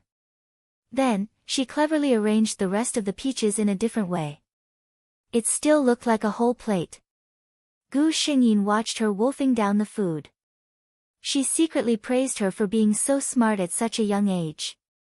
In the original plot, Jojo appeared here too many times and finally attracted Lingshia's attention. In the end, she decided to appear and form a contract with her. Jojo's fate changed because of Lingxi. But this time, Gu Xingyin didn't plan to give her this good opportunity. She had no interest in raising another ingrate. When Jojo finished eating, Gu Xingyin thought that she would leave. Who knew that she actually knelt down in front of the numerous memorial tablets in the ancestral hall? Only the heavens knew that although this place was built to be very spacious and bright, it was filled with memorial tablets that ordinary people would feel horrified just by looking at it. Jojo was just a 12-year-old girl, but she didn't feel scared at all. As expected, he had been abnormal since he was young. Ancestors, Qiao, thank you for the food, Jojo said in a low voice. She began to thank him, and then she began to talk about her troubles. When Gu Xingyin was about to fall asleep listening to her miserable experience, Jojo dropped a bomb. Those who look down on me and bully me, Jojo, swear that one day, I will make them wish they were dead. Gu Xingyin looked at Jojo's young face, revealing a vicious expression that didn't match her age. She suddenly fell silent. See, this was a girl who had been crooked since she was young. Lingxi probably didn't see this scene in the original plot. Otherwise, she wouldn't have formed a contract with Jojo so easily. With this thought, she felt the current strength of her soul and decided to rely on this little girl to get out. When Jojo didn't notice, a small hole suddenly appeared on the hard ground under her. A dark and inconspicuous ring was revealed, and then quietly slipped into her sleeve. Who? Gu Xingyin only felt waves of weakness coming over her. That simple action just now was already too much for her to bear. Chapter 1002. Jojo didn't stay for too long. After a while, the people in charge of guarding the ancestral hall would come in. Gu Xingyin was led out by her. She now planned to go out first, then walk around the streets to find someone pleasing to the eye, who had the best constitution, and cultivate him. As for the worry of raising another ungrateful person, Gu Xingyin said that she was not a saint. Before the contract was signed, both parties must make a soul oath first. She wanted to leave a backup plan. In this day and age, nothing was more reliable than one's own interests. Jojo walked in the huge Qiao family's mansion. Not to mention the masters of the Qiao family, even the servants didn't greet her. Jojo didn't care. She had long been used to this kind of life. It was good to ignore them, but she was afraid that they would vent their anger on her when they were in a bad mood. Gu Xingyin's luck was still not bad. In the blink of an eye, she saw Jojo go out in the afternoon. She hid in Jojo's sleeve, looking at the people around her. Shi Lingxia's memories were still entrenched in her mind. She was still very familiar with the situation of cultivators. Cultivators' aptitudes were divided into 4 ranks: Heaven, Earth, Xian, and Huang. Of course, there were also those with inferior aptitudes, such as Jojo, who walked like a cripple. She originally thought that she should at least find a child with Earth-grade aptitude to teach. After all, Shi Lingxi had higher standards. According to her, only those with heaven-grade aptitude could be considered barely acceptable. Unfortunately, she overestimated the situation in the cultivation world today. Not to mention Earth-grade aptitude, she followed Jojo outside for almost 2 hours and didn't even see a Xian-grade aptitude. The rare ones were all Huang-grade aptitude. Most of them were like Jojo, whose aptitude didn't even enter Huang-grade. She didn't have much time. Could it be that she also had to find a person with poor aptitude like in the original plot? Although she had a way to improve a person's aptitude, it would take too much time and energy to do so. Moreover, the foundation was still there. In the original plot, Shi Lingxi used a secret technique to raise Jojo's bone structure to heaven grade. However, this kind of raised bone structure was definitely a far cry from a true heaven grade bone structure. It was only in this era, where a heaven rank was rarely seen, that Jojo, a fake heaven rank, had the opportunity to shine. Jojo is out to sell things. She can exchange the little things she got from the Qiao family's old house for some low-quality spirit stones, which are useful for her cultivation. Gu Xingyin's gaze was suddenly attracted by a small figure. It was a small boy. He was very young, about 8 or 9 years old. His face was covered in dust and his clothes were badly worn. Such a child was obviously a stray child in this city. What made Gu Xingyin excited was none other than the fact that she felt an extraordinary bone structure in this boy. Without contact, she couldn't be sure of the specific situation. But who was Shi Lingxi? She was once a strong cultivator in the tribulation stage, someone who was infinitely close to the great Tao. In terms of eyesight, no one in this world could compare with her. This little boy was at least Earth grade. It's him. Gu Xingyin was delighted. Jojo happened to pass by the little boy when she was walking forward. The black ring fell into the little boy's ragged pocket without anyone noticing. Gu Xingyin clearly saw the look of disdain on Jojo's face when she passed by the little boy. Humans were really strange. Even in the Qiao family, she was also the object of disdain. But outside, she couldn't help but show the most annoying look to others. The night was over. Good night, everyone. Chapter 1003. Gu Xingyin followed the little boy all the way forward. She watched the surrounding environment become more and more remote, from the lively market to the quieter civilian residential area, through the dark alley, and finally came to a desolate ruined temple. It was really desolate here. Even the wanderers with some strength would not choose to stay in such a place. Only people like this little boy, who belonged to the lowest level of the wanderers, would stay in such a place. Gu Xingyin felt a little distressed when she looked at him. Earth-grade aptitude, even in ancient times, such aptitude was enough to enter the top big sect and become an inner disciple. And in this backward era of cultivation, with such aptitude, he could definitely enter the best group of people. He could have been the moon surrounded by the stars, but he was buried in this small ruined temple. But fortunately, he met me. Gu Xingyin thought that with an Earth-grade aptitude, she would teach him well, and his future achievements would certainly be good. In the future, she would help her find the materials to reconstruct her body and restore her peak strength. Then, she would not have to worry about not completing the task. It was a little cold at night, and this small ruined temple could not block the howling wind outside at all. Gu Xingyin looked at the little boy's small body curled up in the corner, and took out a fire starter from his arms with trembling hands. There were some branches in front of him, and it seemed that he wanted to make a fire. But the wind was too strong. He tried several times, but every time the flame just jumped up, it was extinguished by the merciless wind. Gu Xingyin looked at his black and bright eyes that were filled with tears due to the thick smoke, but he still persevered in making a fire. She sighed in her heart. She had always liked children, and seeing this situation, her heart was a little tight. As soon as he activated his spiritual energy, the bonfire that couldn't be lit no matter how hard he tried was suddenly lit. A trace of surprise flashed in the little boy's eyes. Once again, he took out something from his arms. It was black and very small. Gu Xingyin took a closer look and found that it was a sweet potato.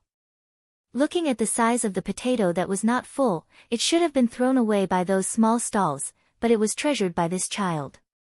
The little boy carefully dug out a small hole in the fire and stuffed the sweet potato into it. He had not eaten for a day, and this was the only food he had. For some reason, Gu Xingyin fell silent. "System, can you find his information?" Gu Xingyin asked. The system's white light flashed and gave a negative answer. The original plot did not mention this character, so it is impossible to verify. If an Earth-grade talent was discovered by the cultivation sects of this era, it would definitely be nurtured with great effort. How could it be unknown? The biggest possibility was that in the original plot, this boy's aptitude was never discovered, and he lived a miserable life. The little boy stared at the bonfire intently. This place could bring him warmth, and there would be delicious food later. Suddenly, an old voice rang in his ears, "What's your name?" "Ah." He raised his head in panic and looked around. There was no one around. Then, where did the voice just now come from? He could not help but move closer to the bonfire, thinking of the vivid stories of ghosts he heard outside the tea house during the day. It can't be haunted, right? Gu Xingyin looked at his frightened appearance with amusement. The bonfire in his body was a little too close. If he moved a little closer, his clothes would burn up. Chapter 1004. "I'm not a ghost, I'm a cultivator," she said again. Cultivator? The little boy knew that there were many cultivators in this city. Those adults were all high and mighty figures. Those people were respectfully called immortal masters. What did immortal masters come here for? "Are you willing to be my disciple?" Gu Xingyin asked directly. Disciple? A cultivator wanted to take him as a disciple? The little boy was surprised for a second, but he immediately reacted. I'm just a beggar. There are many powerful young masters and young ladies in this city, how can those good-for-nothings compare to you? Gu Xingyin's tone was indifferent, as if she was saying something that was natural. Compared to your aptitude, those people are just ants. The little boy was a little confused. In his memory, the most people showed to him was disgust and contempt, and the most words they said to him were, "little beggar," and "ugly." No one had ever said that he was better than others. Then, in the future, can I be as powerful as those immortal masters? He tried to look around, hoping to see that mysterious immortal master. Gu Xingyin was amused by his ambition. If you're talking about the cultivators in this city, the most powerful one is at the late stage of foundation establishment. How can my disciple be at this level? In the future, you can turn them into ashes with just a flick of your finger. The little boy was still a little vigilant. He was only 8 years old, but he had already encountered a lot of things. He didn't believe that someone would come to him for free. Gu Xingyin looked at his expression and secretly nodded in her heart. He was vigilant, not bad. Although he didn't want to raise an ingrate like Jojo, he also didn't want to raise an ignorant fool. I can make a vow with you, I'll take you as my disciple, and I'll do my best to pass on your cultivation method. After you succeed, you'll find me the materials to reconstruct my physical body. Neither side can betray the other. If there's a breach of the vow, the heavens will punish you and you won't be able to reincarnate. No matter how much words were spoken, it could never be compared to a vow that was bound by the Tao of heaven. The little boy was smart. He knew that this was most likely a chance to change his life. Even if the other party was lying to him, in his current state, what was there to be deceived by others? Immediately, he knelt down and bowed 3 times to the void. Disciple greets master. This was what he had heard from the storyteller. Gu Xingyin looked at him.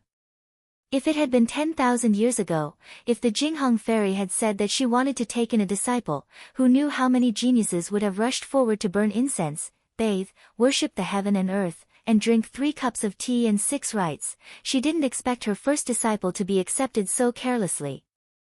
Oh well, times are different now. Gu Xingyin accepted his salute. Somehow, she felt that there seemed to be karma that had fallen on her. This meant that the heavenly Tao had acknowledged their relationship. What's your name? She asked for the second time. The little boy hesitated for a moment before shaking his head. I don't have a name. Everyone calls me little beggar. How could a little beggar who couldn't even guarantee food and clothing have the mind to give himself a name? Gu Xingyin thought for a moment. Since you've taken me as your master, I'll give you a name. According to the seniority of my disciples, you should be from the Yan generation. You'll be called Yan Sui. Are you willing to take my surname? The little boy's eyes lit up. I'm willing. Good, then you'll be called Gu Yan Sui. Chapter 1005. That night, Gu Xingyin and Gu Yansui talked a lot. Gu Yansui knew that his master was a very powerful immortal master who had lost his physical body in an accident and was trapped in the purple firmament ring. Gu Xingyin, on the other hand, had gained a deeper understanding of her little disciple. He did not know who his parents were, and from the earliest memories, he had lived with an old beggar. That old beggar had not been very good to him, and he had probably kept him as a pet to relieve his loneliness. Even so, the old beggar had been his only family member. His only family member had passed away last winter. Gu Xingyin thought that compared to her own disciple, the treatment that Jojo had suffered in the Qiao family was nothing. After all, the Qiao family still had to keep up appearances, and they would not shortchange their family members. Looking at Gu Yansui's dirty and black clothes, Gu Xingyin sighed.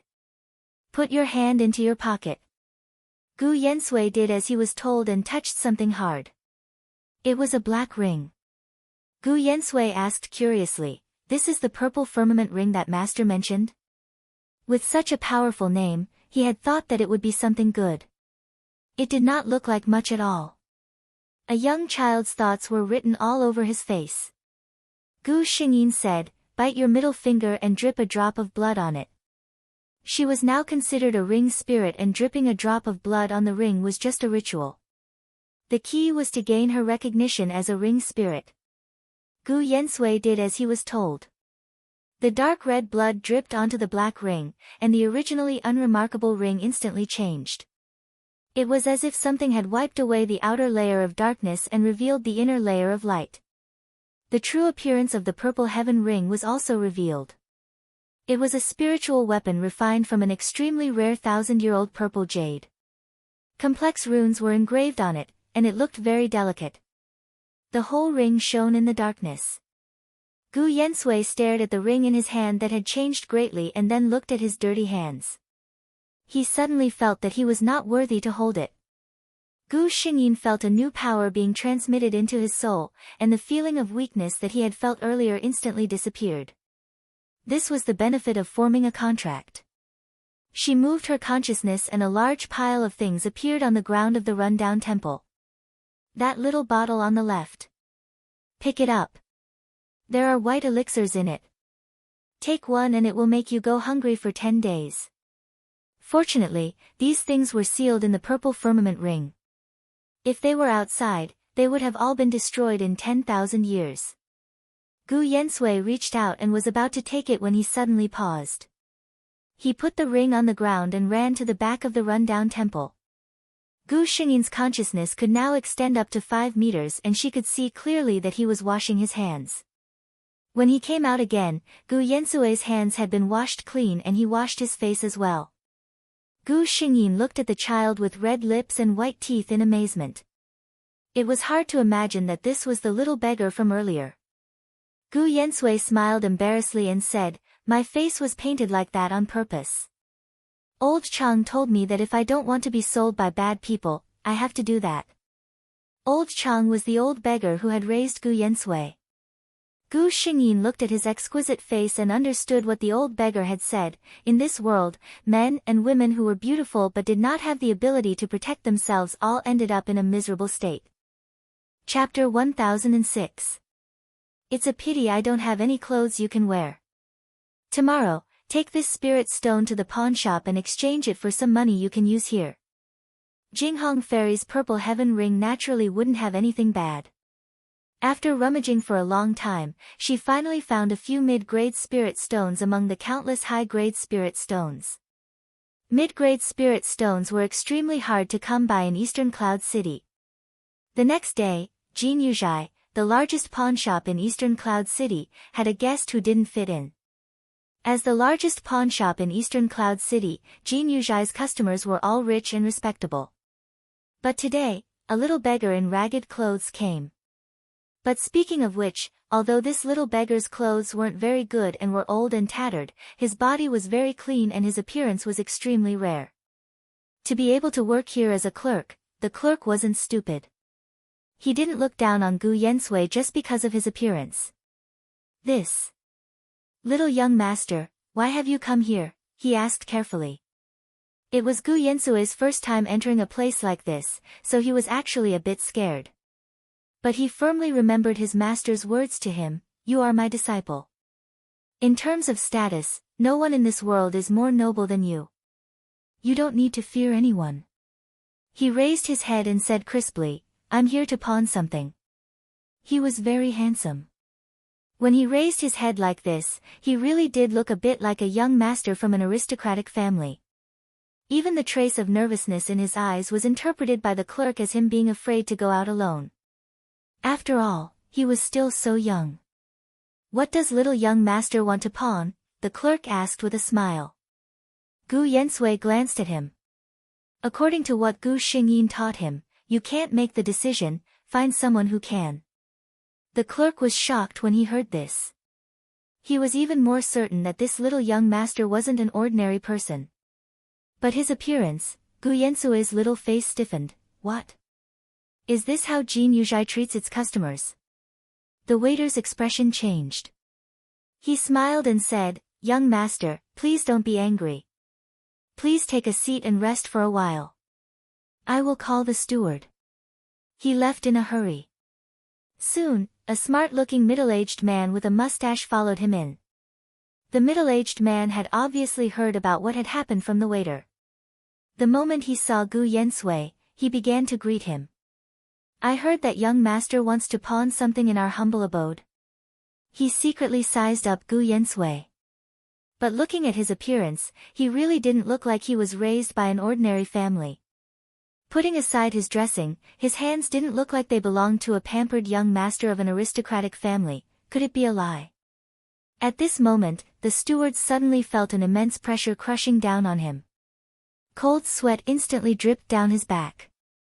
At the same time, an old female voice sounded coldly in his mind, "Is the young master of our family someone you can casually size up?" The steward hurriedly shifted his gaze away and raised his hands to apologize. "Senior, please forgive me." This junior just couldn't help but take a few more glances at the young master's unique physique. It was only then that the pressure moved away. The steward was drenched in cold sweat. He was a late-stage foundation establishment cultivator. In Dongyun City, he could be considered a high-level expert. But the voice just now was able to suppress him with just pressure. It was obvious that this person was at least a great realm higher than him. A middle-stage golden core cultivator as a guard. What exactly was the background of this little young master? Gao Lingji said, "His background is very big. He's the disciple of a tribulation-passing stage ancestor. If I tell you, you'll be scared to death. If you don't give me the ticket, I'll release the female lead and scare an Meng to death." Chapter 1007. A smile quickly appeared on the manager's face, and he said to Gu Yensui in a gentle tone, I wonder what young master wants to sell in my Jinyuzhai? A brocade pouch appeared in Gu Yensui's hand, and he casually tossed it to the manager. The manager's eyes narrowed. With his eyesight, he could naturally see that the brocade pouch had appeared in the young master's hand out of thin air. In other words, this young master had at least one storage spirit tool in his hand. A storage spiritual artifact was definitely something that could only be found by chance. The steward's opinion of Gu Yensui rose to another level in his heart. Gu Yensui said with a serious face, open it and see. The manager hurriedly opened the pouch in his hand. Gu Xingyin looked at Gu Yensui's appearance and wanted to laugh. He had delicate features, and with such a serious face, he didn't give people the slightest impression of dignity. Instead, he looked very cute. She had picked up a cute treasure. Gu Xingyin thought to herself. The manager opened the pouch in his hand, and his entire body froze for a moment. Inside this brocade pouch, there was actually a dense array of glowing mid-grade spirit stones. Sensing the spiritual power overflowing from them, he found that these were mid-grade spirit stones of the highest quality, only a little bit away from second-rate high-grade spirit stones. Mid-grade spirit stones, ah. In Eastern Cloud City, the currency used between cultivators was basically spirit beads. Only the young masters and young ladies of those large aristocratic families would use spirit stones. Of course, the most they could possess were low-grade spirit stones. He had never heard of anyone in Eastern Cloud City who could casually toss out so many high-quality mid-grade spirit stones. This young master couldn't have come from some other large city, right? As if confirming his guess, the young master in front of him seemed to grumble with some dissatisfaction.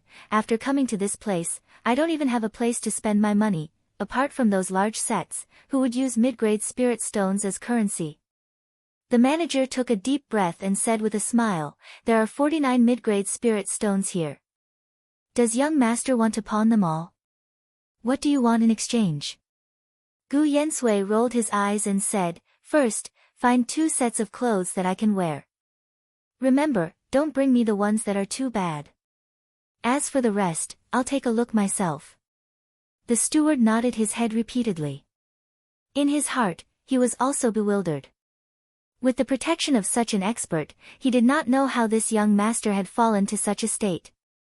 He thought for a while, but still couldn't figure it out.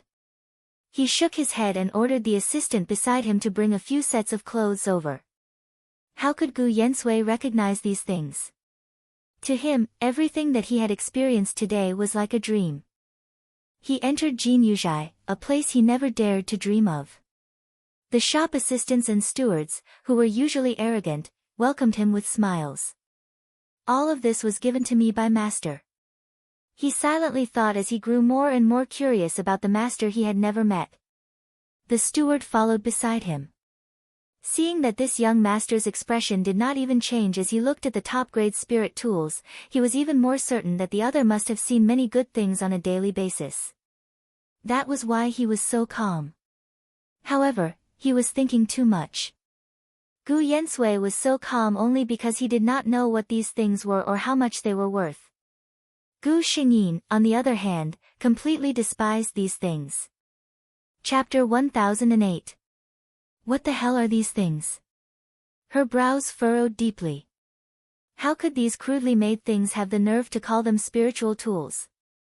Gu Xingyin looked at them for a while and couldn't stand it anymore. She said to Gu Yensui, let's go look at the spiritual herbs. Hearing Gu Yensui's request, the steward was shocked.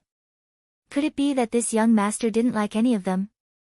He didn't show it on his face and only led Gu Yensui to look at the spiritual herbs.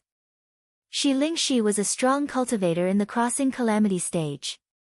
Even if she wasn't an alchemist, her level of refining medicine was much higher than that of ordinary mid-level alchemists. Now, she had to lay a good foundation for Gu Yensui's body. Gu Yensui had never cultivated before, so she could only start from the lowest level of cultivation medicine. As for medicinal herbs, there were no low-level things in the Jinghong Fairy's Purple Heaven Ring. Fortunately, there were all kinds of low-level medicinal herbs here. The steward followed them and watched this young master walk while pointing at the spiritual herbs one by one for him to pack. The more he looked, the more shocked he was. It seemed that he was going to refine medicine. But among these medicinal herbs, there were low-level and high-level ones. He had never heard that refining that kind of medicine required these kinds of spiritual herbs. Give me 20 sets of all of these. Gu Yensui pointed at the things he had just chosen. Just deduct it from the spirit stones I just took out. While they were talking, the shop assistant had already brought the clothes over.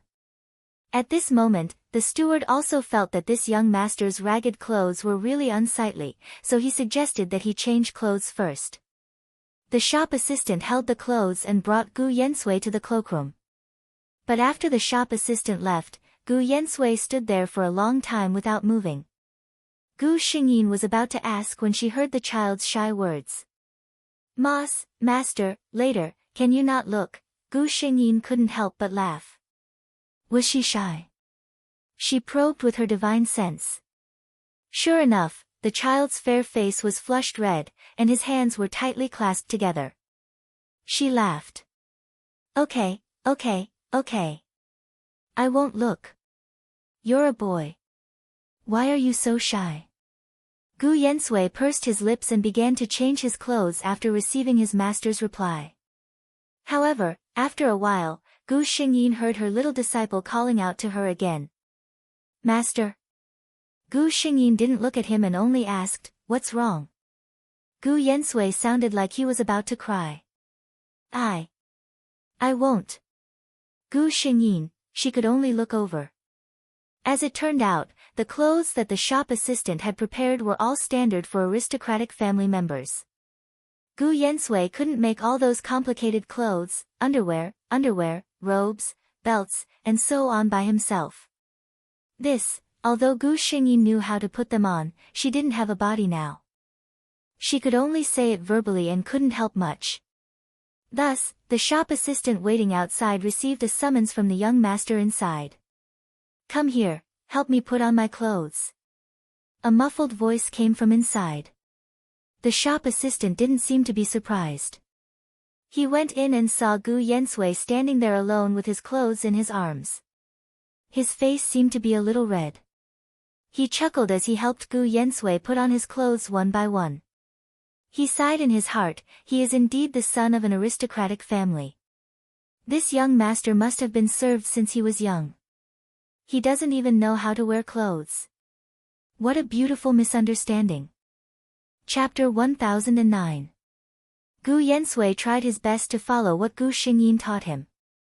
He kept a straight face and put on a proud expression. His bag of middle-grade spirit stones was not only used to exchange for a lot of elixirs and 2 sets of clothes, but also a lot of low-grade spirit stones and spirit beads for his daily expenses. When it was time to leave, the steward personally sent him out of the door very attentively. When Gu Yensui came out of the golden fish algae again, no one could associate him with the ragged little beggar from before. When others saw him, they would only feel strange. Which family would let such a young master come out by himself? When they walked to the side of the road, Gu Xingyin asked him, Are you hungry? Gu Yensui shook his head. He ate a pill given to him by his master, so he didn't feel hungry at all. Gu Xingyin was someone who had raised a child. She thought of Alan Eyre, the child that she had raised single-handedly. The two of them were both raised by her, but their circumstances were completely different. Alan Eyre was born with the blessings of all the elves and was liked by everyone. When he was with her, he would act spoiled and directly say what he wanted. He was completely a child who grew up in a jar of honey. But Gu Yensui was different. The first 8 years of his life had left a deep mark on his life. In the past, when he wanted something, he didn't have the ability to have it. Now that he could have it, he was used to suppressing his desires. For example, just now, Gu Xingyin saw very clearly that he swallowed his saliva when he looked at the vendors selling sugar figurines on the side of the road. Perhaps, for a long time in his life, eating cheap and inferior sugar figurines was an extravagant hope. Yen Sui. Gu Xingyin didn't even realize how gentle her voice was. Master? Gu Yensui obediently shouted. Do you want to eat sugar figurines? She asked. Gu Yensui hesitated for a moment. Gu Xingyin encouraged him, if you want to eat, say it out loud and go buy it. Gu Yensui looked up at the vendor again and nodded. Yes. Gu Xingyin felt a little sour in her heart. She said, if you want to eat, then take the money and buy one. Remember, Yen Sui, you are now my disciple. No matter what you want to do, as long as it's not something outrageous, you can do it. Master is here. Gu Yensui's eyes were a little red. He didn't say anything and just ran to the vendor to buy a candy figurine. He still remembered that he had passed by this place countless times and saw other children happily buying food under the guidance of adults. At that time, the old beggar was still alive. It was rare for him to tell him that he wanted to eat the candy man. But how did the old beggar answer, I don't even have food to eat, and you still want to eat candy? If you have the money, you might as well buy a steamed bun. Since then, he had never said what he wanted. Because he knew that he couldn't afford it. But now, he had his master. Although his master couldn't hold his hand like other parents, she was always by his side. He put the candy figurine in his mouth. The sweet taste spread from the tip of his tongue to his heart. It didn't taste very good, and it was even a little too sweet. But Gu Yensui felt that he had never eaten something so delicious in his life. Master! He called out softly. Gu Xingyin didn't hear him clearly. Gu Yensui didn't say anything else and just licked the candy figurine in his hand. Thank you, Master. Chapter 10:10. Damn little bastard, how dare you steal my things? I'll beat you to death. A middle-aged man was beating a little beggar in front of him. The little beggar was like a weak little chick under the middle-aged man's hands. He had no room to resist at all. There were many people watching the scene, but no one spoke up to help the little beggar. Many people were even jeering. Teacher! Gu Yensui looked there seriously and suddenly opened his mouth. What's wrong? Gu Yensui was obviously a little confused. I know this person. He used to bully me. He stole my food and made me hungry for 2 days. Gu Xingyin didn't understand what he meant and asked, so? Did he want to take revenge? Gu Yensui frowned his beautiful eyebrows, but when I look at him, I feel that he is very pitiful. He stole because he was so hungry that he couldn't take it anymore. That burly man didn't suffer much loss. Gu Xingyin heard this and understood what he meant. She didn't expect that Gu Yensui, who grew up in such an environment, would have a pure heart that was not polluted. Gu Yensui asked her at this time, Teacher, do you think I should go out and stop that strong man now? Gu Xingyin gave him the choice. Yensui, I said that you only need to think about what you want to do. For example, at this moment, if you want to help that child, go. If you don't want to, don't go. It's good that you think about it clearly. Gu Yensui seemed to have never made such a big decision by himself. The little beggar's voice in front of him was getting louder and louder. Gu Yensui finally made up his mind. He almost ran in front of the strong man and shouted, Stop fighting. When the strong man heard someone stop him, he was a little unhappy and turned his head with a fierce face. But when he saw Gu Yensui dressed like a rich young master, his momentum couldn't help but weaken. He was just a commoner. He couldn't afford to offend such a young master. However, he wasn't willing to let the thief off just like that. The big man said in a muffled voice, Little young master, you don't know. This little beggar always steals from my family, it's obviously my first time stealing. The little beggar under him couldn't help but shout. Little brat, you still dare to quibble. The large man glared and was about to attack again. Gu Yensui couldn't stand it anymore. He took out a few spirit beads from his sleeve and handed them to the big man. Okay, stop fighting. This is to compensate for your loss. He had an impatient look on his face. The burly man couldn't figure out his identity. Seeing how generous he was, he weighed his options and put down the person in his hand. Brat, you're lucky today. Since you've met a benefactor, I'll let you off, he said viciously to the little beggar before turning around and leaving. Seeing that the matter was settled, Gu Yensui turned around and left. The little beggar behind him chased after him. Benefactor. He stopped Gu Yensui and rolled his shrewd eyes. Benefactor saved my life. I want to repay my benefactor. Gu Yensui frowned. I don't need you to repay me. I just happened to see it today. The little beggar was a little unwilling to forgive him. He looked at the young master who was dressed in rich clothes and was very kind. He thought that if he could follow him, at least he wouldn't have to worry about food and clothes in the future. Send it to me at 8:00. I don't have it today. I'll see if I can write more tonight and put some up in the early morning. Today is the 5th. There are 2 days left for the double monthly ticket. If you have a monthly ticket, don't forget to vote for Zhijiang. Also, don't stop voting for the recommendation tickets. Chapter 10-11. Gu Xingyin didn't say anything. She quietly looked at Gu Yensui, wanting to see how he would deal with this kind of thing. Gu Yensui refused several times, but the little beggar seemed to be determined and wanted to rely on him. But Gu Yensui was not a naive young master raised by a rich family. He roughly knew why the little beggar wanted to follow him.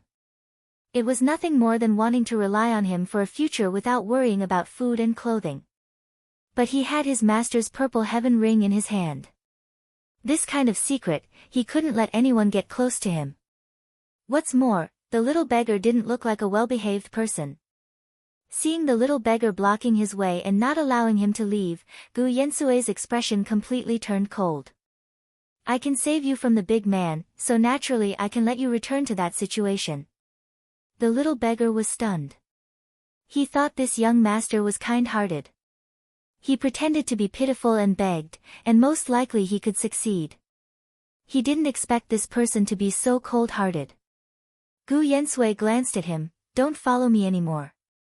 Then, she walked over his body and walked past him. The little beggar didn't dare to stop him this time. He watched Gu Yensui leave. He understood that the person who saved him was different from those young masters. Gu Yensui walked forward until he couldn't see the little beggar. Then he breathed a sigh of relief. The forced indifference on his face was also removed. Why didn't you let the little beggar follow you just now? Gu Xingyin asked. Gu Yensui was a little confused. He thought Gu Xingyin was blaming him for being too cruel. Master, do you think I did something wrong? He seemed to be a little helpless. Gu Xingyin sighed. She had already found that although Gu Yensui could pretend to be an arrogant young master, he was still very insecure and even a little inferior. Especially when facing her, his attitude was always so careful that it made her heart ache. She tried her best to soften her voice. Yensui, have you forgotten what Master said?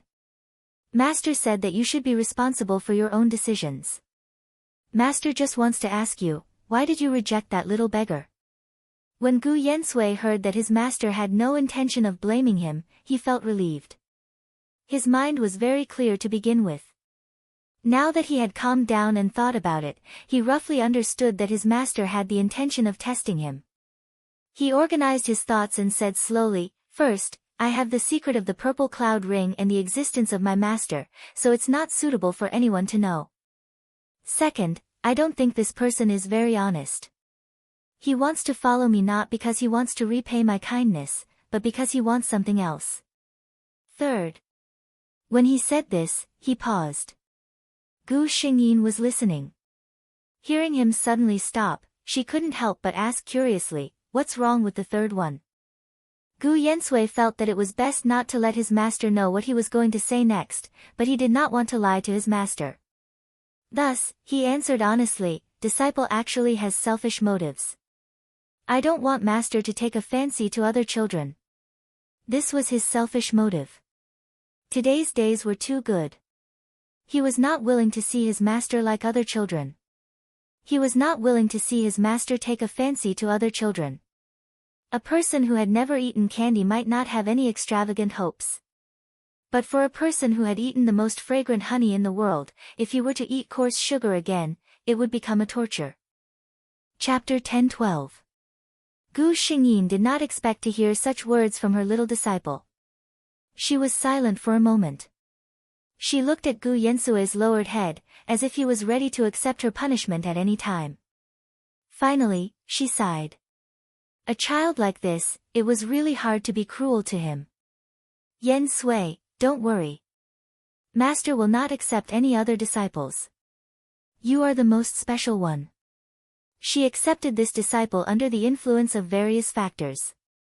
Teaching one disciple was enough to exhaust her mental and physical strength. Gu Xingyin expressed that she did not have so much time to raise another child. Gu Yensue's little face showed a happy smile because of her words. All right, don't be happy so quickly. Let's find a place to settle down first. Gu Xingyin interrupted his silly smile. The two of them rented a courtyard in Eastern Cloud City. In addition, Gu Xingyin also let Gu Yensui go to the market to buy 3 slaves. 2 of them were big and strong men, and a healthy middle-aged woman, who would be responsible for his daily life. The 3 of them had bought an irrevocable contract, which meant that after Gu Yensui bought them, all 3 of their lives would belong to him. But Gu Xingyin was not at ease with such a death contract. It was just a contract. If those people had any bad intentions, although she was confident that the other party would not be able to hurt them, it was better to be safe than sorry, right? So, on the first day of bringing the 3 of them back, Gu Xingyin once again pretended to be the mysterious guard of the young master and gave the 3 of them a fierce warning. Not only that, she also forced the 3 of them to swear a master and servant oath. In the future, if any of them had any thoughts of rebellion, the contract would immediately take effect and that person would die without a burial place. The method of a master has always been to give a carrot after a stick. Gu Xingyin was well versed in this. After the 3 of them made the oath, they received 3 low-level cultivation techniques from her. It was just a simple body forging technique.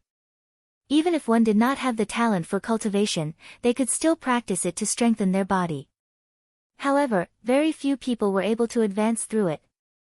In ancient times, this cultivation method was like a textbook, and everyone could learn it. But now, it was considered a lost antique. In the current cultivation world, any cultivation technique, even if it was a low-level one, was regarded as a treasure, let alone this one. At that time, the 3 of them acted as if they had received a precious treasure. They knelt down and kowtowed to Gu Yensui, without the slightest resentment of being forced to swear an oath.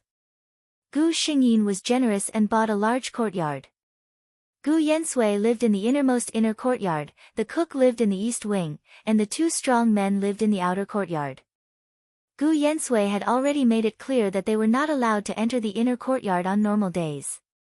The kitchen maids would prepare food and send it to him every day. As for the 2 guards, they would just watch the door when they had nothing to do.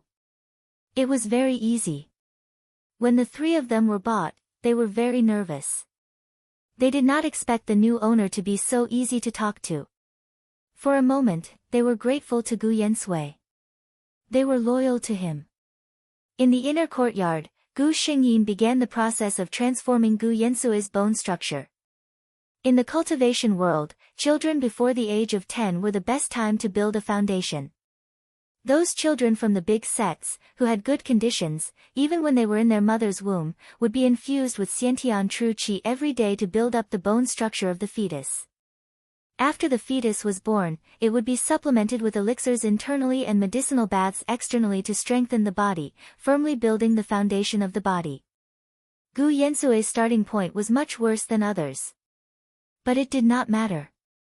He had a master who was in the tribulation stage, the only one in the cultivation world. Gu Xingyin was sure that in the original plot, Shi Lingxi would not be as attentive to Zhou as she was to Gu Yensui. She was Gu Xingyin's disciple. Of course, she would not be worse than anyone else. Therefore, this was a world of masters. It had been a long time since she last updated at midnight. Although it was only 2 short chapters. Gao Lengji would continue to write diligently and strive to be a diligent person who would update at midnight as soon as possible. Chapter 10:13. Gu Xingyin had to admit that some people were born to walk this path. The medicinal decoction that she made for Gu Yensui had the best effect for him at this stage and could maximize his potential.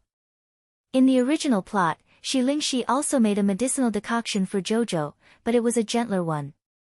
There was only one reason: although this medicinal decoction was very effective, its medicinal properties were also the strongest. This also meant that when the body was soaked in it, the pain would be the most intense. Gu Xingyin had reminded Gu Yensui more than once that if he could not bear it, he must tell her. However, when Gu Yensui was soaked in the medicinal decoction for the first time, even though his face was pale and bloodless from the pain and he even fainted, he did not tell her that it was no good. Gu Yensui knew in his heart that since his master said that this was the most effective decoction, she must not have lied to him. His master was so good to him, so of course he had to do his best and not let her down. Gu Xingyin saw his persistence. She was somewhat gratified. With such an excellent aptitude and a child who could endure hardship, coupled with her guidance, there was almost no suspense about his future. She had also been paying attention to Jojo's side, and there had been no accidents. Now, the only thing that she was not sure about was her lover. She had once suspected that Gu Yensui would be her lover in this world. According to the general development of the plot, even her own feelings for this child made her feel that it should be Gu Yensui. However, he did not have the lotus fragrance that Gu Xingyin was able to confirm in the end. Perhaps, the lover in this world was someone else. Or could it be that Gu Yensui's body had something happened to him? Gu Xingyin could not get an accurate answer. She could only shake her head. She was now only left with a little spirit and was still trapped in this purple heaven ring. Her strength had been greatly reduced, and it was not convenient for her to do anything. Perhaps, he would only be able to find him after he reconstructed his physical body. She glanced at Gu Yensui. Regardless of whether this child was him or not, he was still a disciple that she acknowledged in her heart. She would teach him with all her heart until he shone brightly in this world. This time, Gu Yensui soaked in the medicinal soup for half a year. In the beginning, Gu Yensui was in so much pain that he wished he was dead. Now, he could soak in the bathtub for an hour without any change in his expression. In this half a year, Gu Xingyin did not teach him any cultivation techniques or techniques. She had told Gu Yensui directly, "Your body is too weak. The strength of your bones will determine how far you can go in the future. Only when you have a solid foundation will you have a chance to reach that supreme realm in the future." In fact, Gu Yensui didn't really understand these things. He only knew one thing, and that was that his master would never lie to him, nor would he harm him. If Gu Xingyin knew this child's thoughts, she would probably not know whether to laugh or cry. He relied on her too much. Half a year of medicinal bathing had changed Gu Yensui greatly. His skin was originally very white. Under the training of the medicinal bath, the layer of dead skin on his skin had completely shed off, and the new skin was even fairer and softer. His temperament had also undergone a huge change. If it was said that there was a trace of timidity and inferiority that came from his bones before, then now, he had truly become a noble young master that had been nurtured by the warmth of gold and jade. Gu Yensui spread out his hands and looked at his palms. There were originally some calluses that had been brought about by his poor life, but now, they were completely clean. Anyone who saw them would think that these were a pair of hands that had lived like a prince. Only he himself knew what kind of strength was contained in these seemingly weak and powerless hands. Chapter 10:14. Gu Yan was certain that the two burly men in the courtyard who were specially bought as guards were no longer a match for him. "Yen Sui." The old female voice called out to him. Gu Yensui's expression suddenly became respectful. "Master. Now that your body's foundation has been laid, the medicinal bath is no longer necessary." Gu Yensui's heart relaxed, and then he became happy. "Does this mean that I can really start cultivating?" Gu Xingyin saw his sparkling eyes and smiled helplessly in her heart. In the end, he's still a child, and his thoughts still show on his face. In the past 6 months, Gu Yensui didn't just simply soak in the medicinal bath to warm his body. Every day, Gu Xingyin would take out an hour to explain to him some common knowledge of this world and things in the cultivation world. For example, the several most powerful forces in this world, the hierarchy of cultivators, some famous young geniuses, and so on. Of course, there were also more routine things, such as teaching him how to read, and letting the cook teach him simple cooking. After all, Gu Yensui couldn't live here all the time, and those people couldn't always be by his side. Fortunately, Gu Yensui was talented and intelligent, and he learned everything very quickly. Gu Xingyin felt very relieved. There was nothing happier than having a talented disciple. There's no class today, go play in the city. Starting tomorrow, we'll move to another place to live. Gu Xingyin said to Gu Yensui. Gu Yensui nodded obediently. Gu Xingyin felt that this child should be very happy. After all, listening to the old voice talking to him for 2 hours every day, any child would feel very bored, right? But she didn't know that the 2 hours of listening to his master explain the lessons to him every day was actually what Gu Yensui looked forward to the most. No one had ever taught him so gently and patiently. Even if he said something wrong, she wouldn't scold him. Instead, she would teach him more carefully. Gu Yensui had imagined his master's appearance countless times in his mind. She was probably a kind-looking old lady with gentle eyes. Gu Xingyin, it was not Gu Yensui's fault. In order to appear more dignified, Gu Xingyin finally used the voice-changing skill that she had obtained from this world when she spoke, making her voice sound very old. That would make him seem more reliable, she thought. How could he have known that his little disciple would imagine such a scene? Gu Yensui had actually asked about his master before. At that time, Gu Xingyin just smiled faintly and replied, "Master has made a contract with you. The stronger you are, the better Master's soul will recover. When you are strong enough, Master will be able to break free from the purple heaven ring's shackles and come out. Then I must become strong as soon as possible, so that Master can come out quickly." Little Gu Yensui thought naively, Master must be very uncomfortable to be trapped in a small ring, right? Gu Yensui ordered the 2 guards behind Daizhen to go out. In fact, these 2 guards were not used at all, but at that time, Gu Xingyin bought them to serve as a deterrent. After all, with these 2 big and fierce men behind her, it would save her a lot of trouble. Gu Xingyin occasionally looked around the street casually. Her divine sense moved. She saw a familiar person. Chapter 10:15. Jojo? In this half a month, she was busy making plans for Gu Yensui for the next 1.5 years, so she paid less attention to Jojo. She didn't expect that she would change so much in this half a month. She saw Jojo, who was wearing a gorgeous dress, walking with a few people who looked like young masters and young ladies, with a group of people following behind her. It seemed that she was living a good life now. The people with her should be the young masters and young ladies who were favored by Qiao family. However, Gu Xingyin saw that although Jojo was smiling, there was no smile in her eyes. It was obvious that she didn't take these people and their compliments to heart. However, this was not the palace that Gu Xingyin was concerned about. She sensed devil energy on Jojo's body. Although it was very weak and almost undetectable, what kind of person was Gu Xingyin? Although her physical body was damaged, her divine sense and vision were still at the level of a strong cultivator in the tribulation stage. In terms of vision, no one could be better than her. Qiao practiced the cultivation method of the devil path. Her strength should have something to do with it.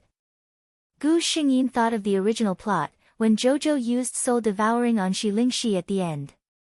That was a long time in the future. Could it be that her change of target for taking in a disciple also caused Jojo's fate to change? Gu Xingyin was about to ask the system to check on her, when all the system's messages were transmitted to her mind. At the same time, the system sent back a message, "I'm really sorry, host, I went into hibernation these few days, so I didn't remember to inform you." Gu Xingyin didn't have time to worry about the system's hibernation. She was looking at Jojo's information. It turned out that half a month ago, Jojo had picked up a shabby jade slip in her shabby courtyard. It was precisely because the jade slip was severely damaged that the defensive array formation on it had also lost its function, allowing Jojo to take advantage of it. Inside was the inheritance left behind by a demonic cultivator at the spirit-severing stage. Back then, he was besieged by the righteous cultivators and was seriously injured. He was no longer able to create a secret realm. He could only leave his cultivation experience and treasures in a jade slip in the hope of finding a fated person. He didn't know how that jade slip ended up in Jojo's small courtyard. The cultivation method of the demonic path had always been different from that of the righteous path. The demonic path did not insist on one's foundation. There were even some who entered the path through killing and evil. There were all kinds of strange things. This demonic cultivator at the soul formation stage cultivated the Tao of devouring. He forcefully seized other people's things to strengthen himself. It could be lifespan, life force, spirit root, or even destiny. In the end, it was what Jojo used on Shi Lingxi in the original plot, soul devouring. Looking at Jojo's current appearance, it was obvious that she had already reached the 7th level of Qi refining stage. In other words, she had already begun to cultivate that set of cultivation method and had already begun to plunder. Gu Xingyin only felt a burst of disgust. Forcefully taking other people's things for her own use. Under her own path of success, there were piles of other people's bones.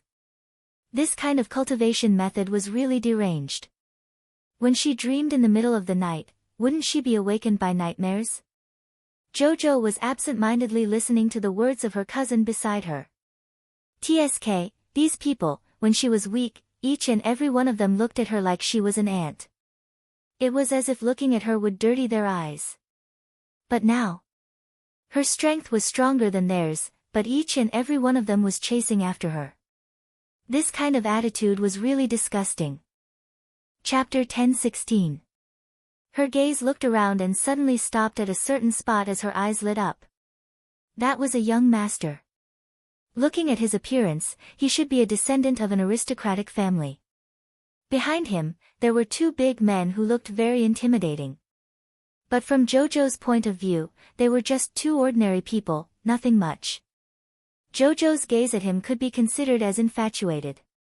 Ever since she started learning that magic cultivation method, she learned a skill, and that was aura observation. Simply put, it was to see a person's innate talent or other aspects that were better than ordinary people. For example, if a person's innate talent was very good, in Jojo's eyes, she could clearly see that this person's body would emit a ball of light that was much brighter than ordinary people. Every time she found the right person, she would find those who had a little more innate talent than ordinary people. Only in this way, she would be able to gain benefits from it. At this moment, this young master, in Jojo's eyes, was simply like a small moving sun. Jojo had never seen such a bright light on anyone, including her father, the patriarch of the Qiao family. She felt that her breathing had become hurried. Such a bright white light, what did it mean? It meant that this young master had an extremely terrifying innate talent. Those so-called talented descendants of her family, compared to this person in front of her, were simply the light of fireflies. If she could get his innate talent. Jojo's gaze suddenly became fiery. Gu Yensui only felt a very intense gaze falling on his body. He frowned as he saw the source of the gaze. It was a delicate and cute-looking girl. The red mole in between her eyebrows was very conspicuous. She was looking at him without blinking. Gu Yensui knew that his appearance was good. Usually when he went out, he would also receive many startled gazes. But it was different from now. Gu Yensui had an illusion that the girl opposite him was looking at him with a passionate gaze, as if she wanted to eat him up immediately. It made people feel very uncomfortable. Seeing that Gu Yensui had discovered her, Jojo did not avoid him. Instead, she slowly smiled at Gu Yensui. Gu Yensui frowned and turned his head away. He knew it was impolite, but the other party made him feel strange. Gu Yensui might not know what was wrong, but how could Gu Xingyi not know? At this moment, her heart was burning with rage. Jojo, how dare she have designs on Gu Yensui? This was the first time such a terrifying killing intent had appeared in her heart. Even if the other party's target was herself, she would not have lost her composure.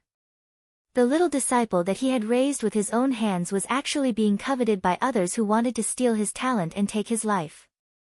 How could Gu Xingyin tolerate this? She had originally planned to let it go if Jojo knew her place. She would not argue with an ordinary person who could not cultivate and would not have any interaction with her.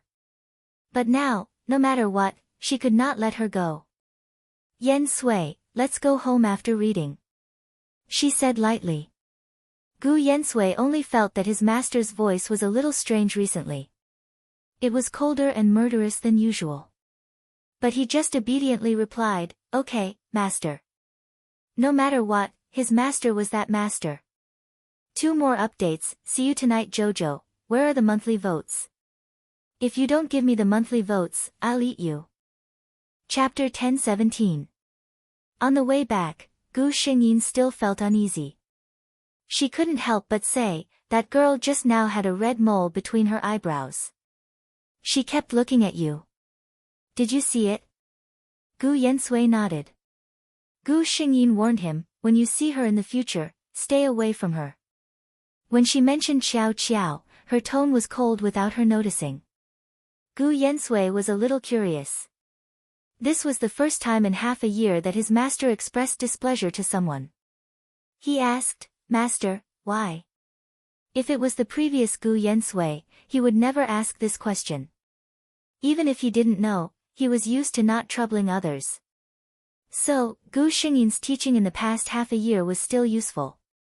Gu Xingyin replied, "This person cultivates the devil path." Devil path?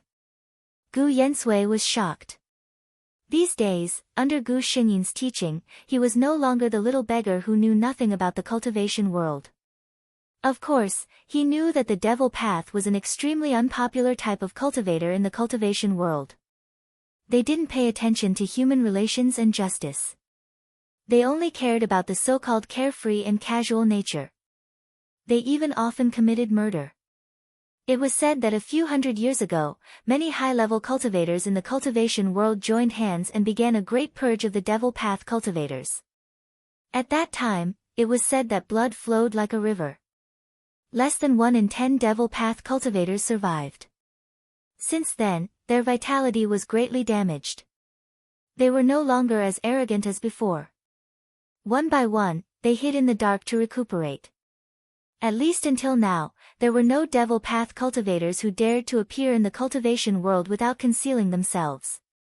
The world's most powerful sects jointly issued an edict to kill any devil path cultivator they encountered.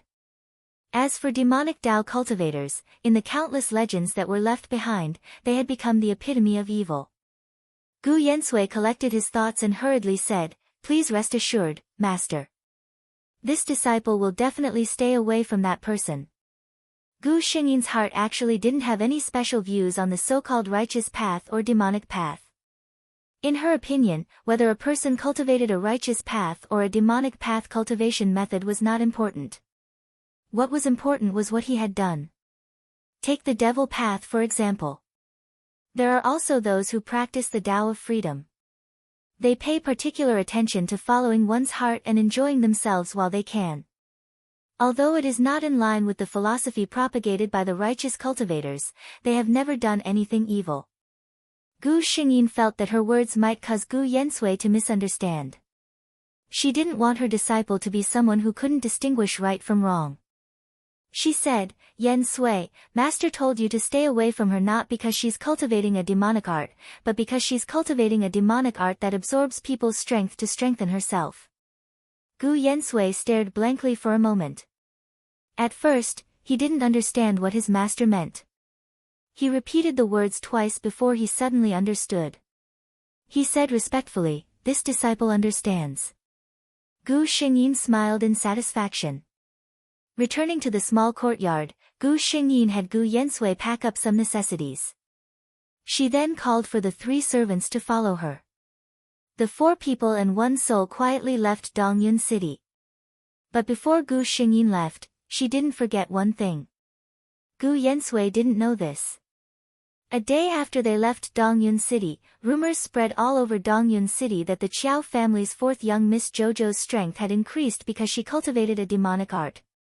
Many people believed this without a doubt.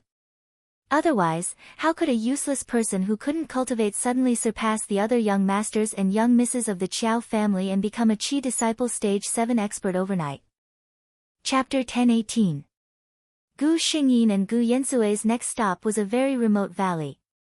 Gu Xingyin had asked the system to investigate this place. The geographical location was excellent, with mountains and water and abundant spiritual energy. The key was that the location was hidden, and almost no one had ever found it.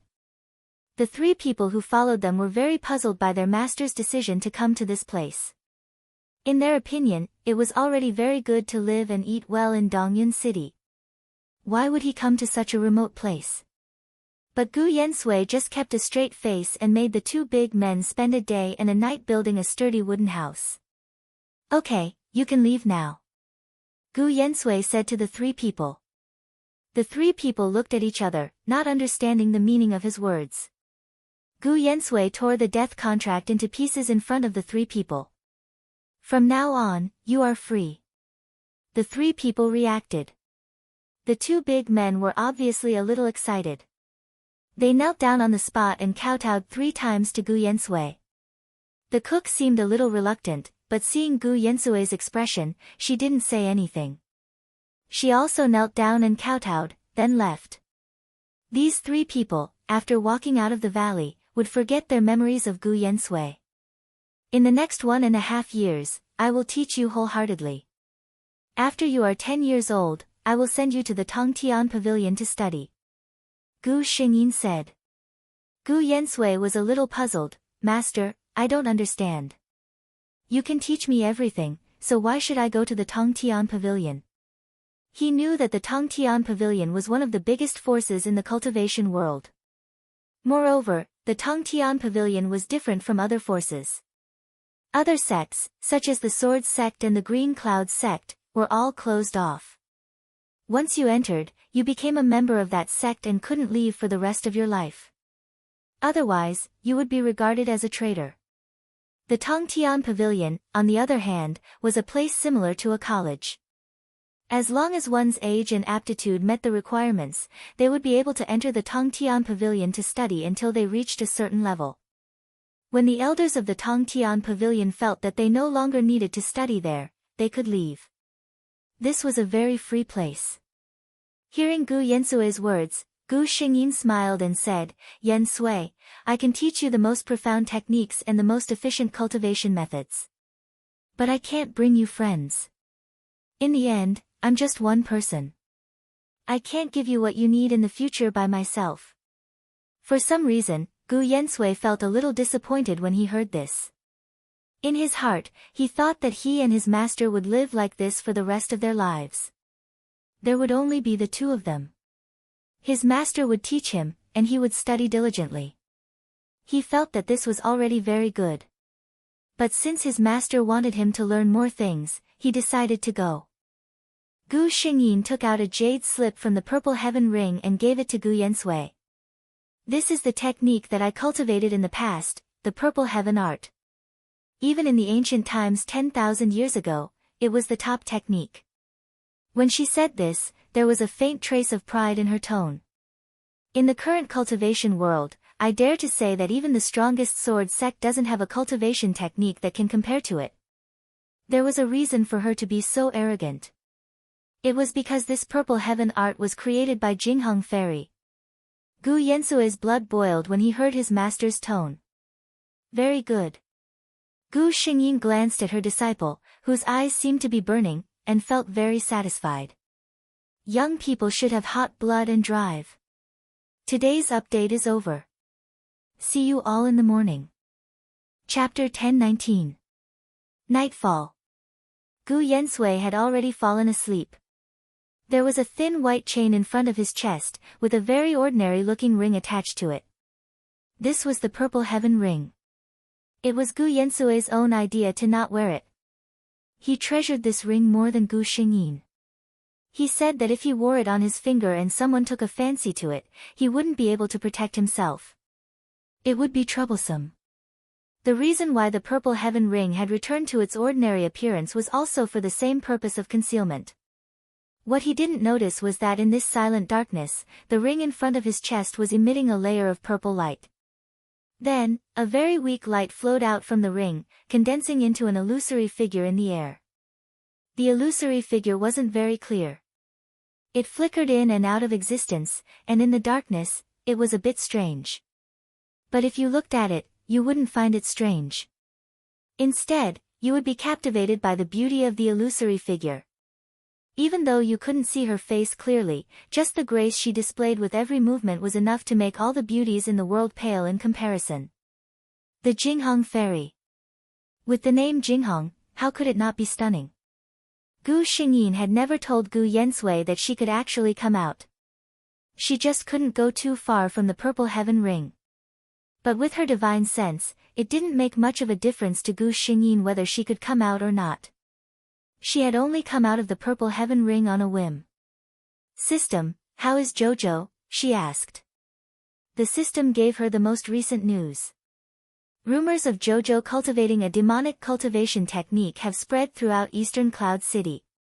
The Qiao family also heard the news. They called people back to investigate carefully, but they didn't find anything. This was within Gu Xingyin's expectations. It would be strange if the Qiao family was able to find the inheritance left behind by a spirit-severing stage cultivator. And then? She was more concerned about what happened next. The Qiao family would not let them off so easily. The system's reply was very impressive. The Qiao family did not let this matter rest. Qiao Qiao's father, the Qiao family patriarch, placed her under house arrest in the courtyard and forced her to reveal the secret of her sudden increase in strength. Gu Xingyin smiled. She knew that the Qiao family was rotten to the core. They must have wanted to question Jojo for a long time, but they never found a suitable excuse. And Gu Xingyin happened to give them an excuse. That's right, Gu Xingyin didn't expect that Jojo would be able to find traces of practicing the devil path cultivation method. What happened next was also within Gu Xingyin's expectations. Jojo would never tell them what happened to her. She could only grit her teeth and say that she didn't know anything.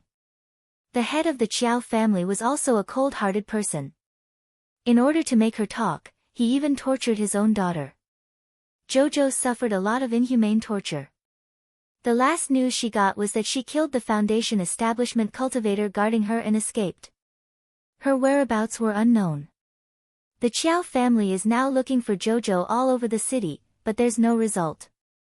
Gu Xingyin asked, "Can you find her location?" The system's body lit up. "No problem." Gu Xingyin laughed. "Then you can continue to give the Qiao family a big present." Gu Xingyin said, "Even if you're just a little girl, don't blame me for bullying you." Chapter 10:20. Someone was chasing after her again. Jojo was hiding in a haystack in the backyard of a farmer's house. When she heard the sound of people outside, she gritted her teeth and dragged her battered body away again. She didn't know what was going on, but every time she moved to a different place, within 2 hours, there would be people from the Qiao family chasing after her. How could it be so coincidental that she was found so quickly every time? Jojo's heart was filled with a sense of fear. This feeling, it was as if there was an invisible eye staring at her. No matter where she was hiding, he would be able to find her at a glance. "It's impossible," she comforted herself. Her body was almost numb. She was lynched in the Qiao family, so her body was already covered with all kinds of scars. These 2 days, she was so tired that she didn't have any time to recover. Some of the hideous wounds were even infected and suppurated. The burning pain kept her extremely tired mind awake. She couldn't let them catch her. This was her only belief. As long as she could escape, Jojo swore that she would repay the Qiao family well. Gu Xingyin had the system monitor Jojo's movements at all times, and slowly sat down on a chair. Although it was said to be sitting, it was actually just an action. Anyway, she didn't have a physical body now, so those things that existed were meaningless to her. Gu Yensui faintly opened his eyes when he was half asleep, and then he saw the most beautiful scene he had ever seen in his life. In the darkness, there was a glowing shadow sitting quietly beside him. He couldn't see her face, but he was inexplicably sure that this person was very beautiful. I must be dreaming, otherwise how could I see a fairy? Gu Yensui was in a daze for a moment, and then he closed his eyes again and fell asleep. He didn't know that he had lost a chance to see his master's true appearance. When Gu Yensui woke up the next day, he was still a bit confused when he looked at his surroundings. He couldn't get used to it these days, and when he woke up and saw this unfamiliar environment, he felt a bit awkward. Go and do your morning exercises when you're awake. The old voice sounded in his mind. Yes, master, he said respectfully. Turning around, he narrowed his eyes. Gu Yensui remembered the short and shocking dream last night. The fairy in his dream seemed to be sitting on this chair. He shook his head and walked out the door. Time passed quickly in the valley. As for Gu Yensui, his days were cultivation, eating, and sleeping. As for Gu Xingyin, she did even less. She watched Gu Yensui cultivate and paid attention to Jojo. Half a month later, Jojo still managed to escape from Eastern Cloud City. She seemed to have confirmed that there really was someone who could discover her whereabouts immediately. As long as she stayed in Eastern Cloud City, she would be tracked. Therefore, she turned her gaze to the outside. The Qiao family could be considered a large aristocratic family in Eastern Cloud City, but outside, no one would pay attention to them. Gu Xingyin couldn't help but admit that this girl was very smart. Her mind didn't seem like that of a teenage girl. She also silently cursed the Qiao family for being trash. Such a large family, even with someone providing them with information, they couldn't even catch a little qi condensation girl. No wonder this family didn't have a single golden core cultivator after so many years. It was their time. Chapter 1021. However, Jojo didn't gain any advantage. Her wounds hadn't been treated in half a month, and some of them were incurable. According to the system's report, her left forearm had been crippled. Once she left the city, the world outside was vast. Qiao family couldn't do anything about it. Most importantly, the Qiao family couldn't be sure if Jojo really had any secrets. The head of the Qiao family wasn't willing to go to war over an illusory secret and waste his time and energy. Gu Xingyin wanted to help, but she couldn't. She couldn't leave this place, so she couldn't do anything herself. All she could do was watch as Jojo escaped. What a great opportunity. She sighed. She told the system to keep an eye on Jojo. She focused all her attention on Gu Yensui. Compared to that girl, her disciple was much more important. Time passed quickly in the mountains. Teacher, I'm ready. The boy, who had grown a lot taller, said with a smile. If someone else was here, they would find it strange. There was no one else around the boy. Was he talking to empty air? The boy was Gu Yensui. Naturally, the person he was talking to was Gu Xingyin. Then let's go. Gu Xingyin said calmly. As Gu Yensui walked out of the valley, he looked back. This valley was still as unremarkable as ever. In his 10 years of life, apart from the rundown temple in Dongyun City, this was the place he had lived the longest.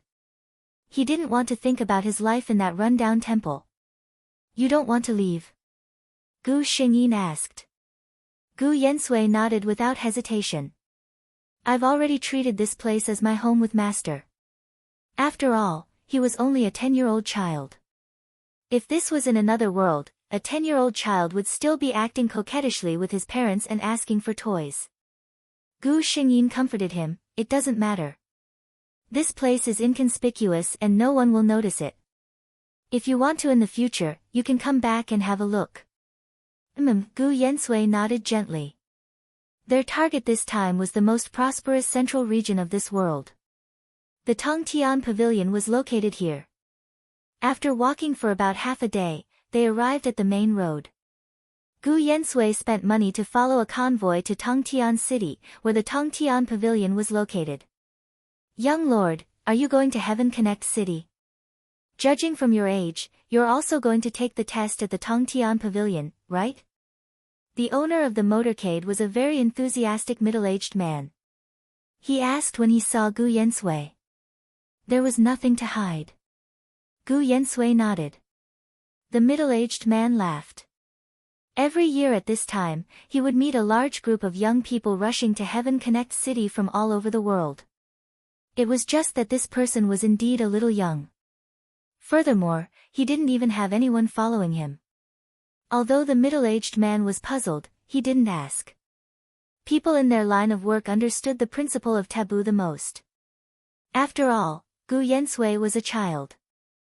When he came out and saw so many people and heard others talking about the outside world, the sadness he felt when he just left the valley disappeared without a trace. Instead, he listened to all kinds of news with great interest. Gu Xingyin was relieved when she saw this.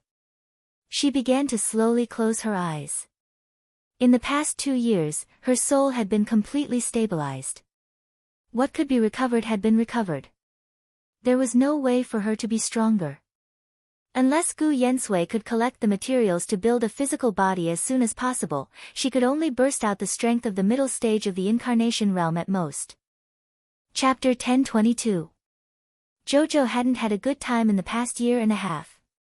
Unlike in the original plot, with the help of Shi Lingxi, she was already a somewhat famous genius at her age. She was now hiding in a city far away from Dongyun City. After recovering from her injuries, Jojo felt that she wasn't strong enough and began to look for a new target. She didn't know why, but every time, things didn't go well for her.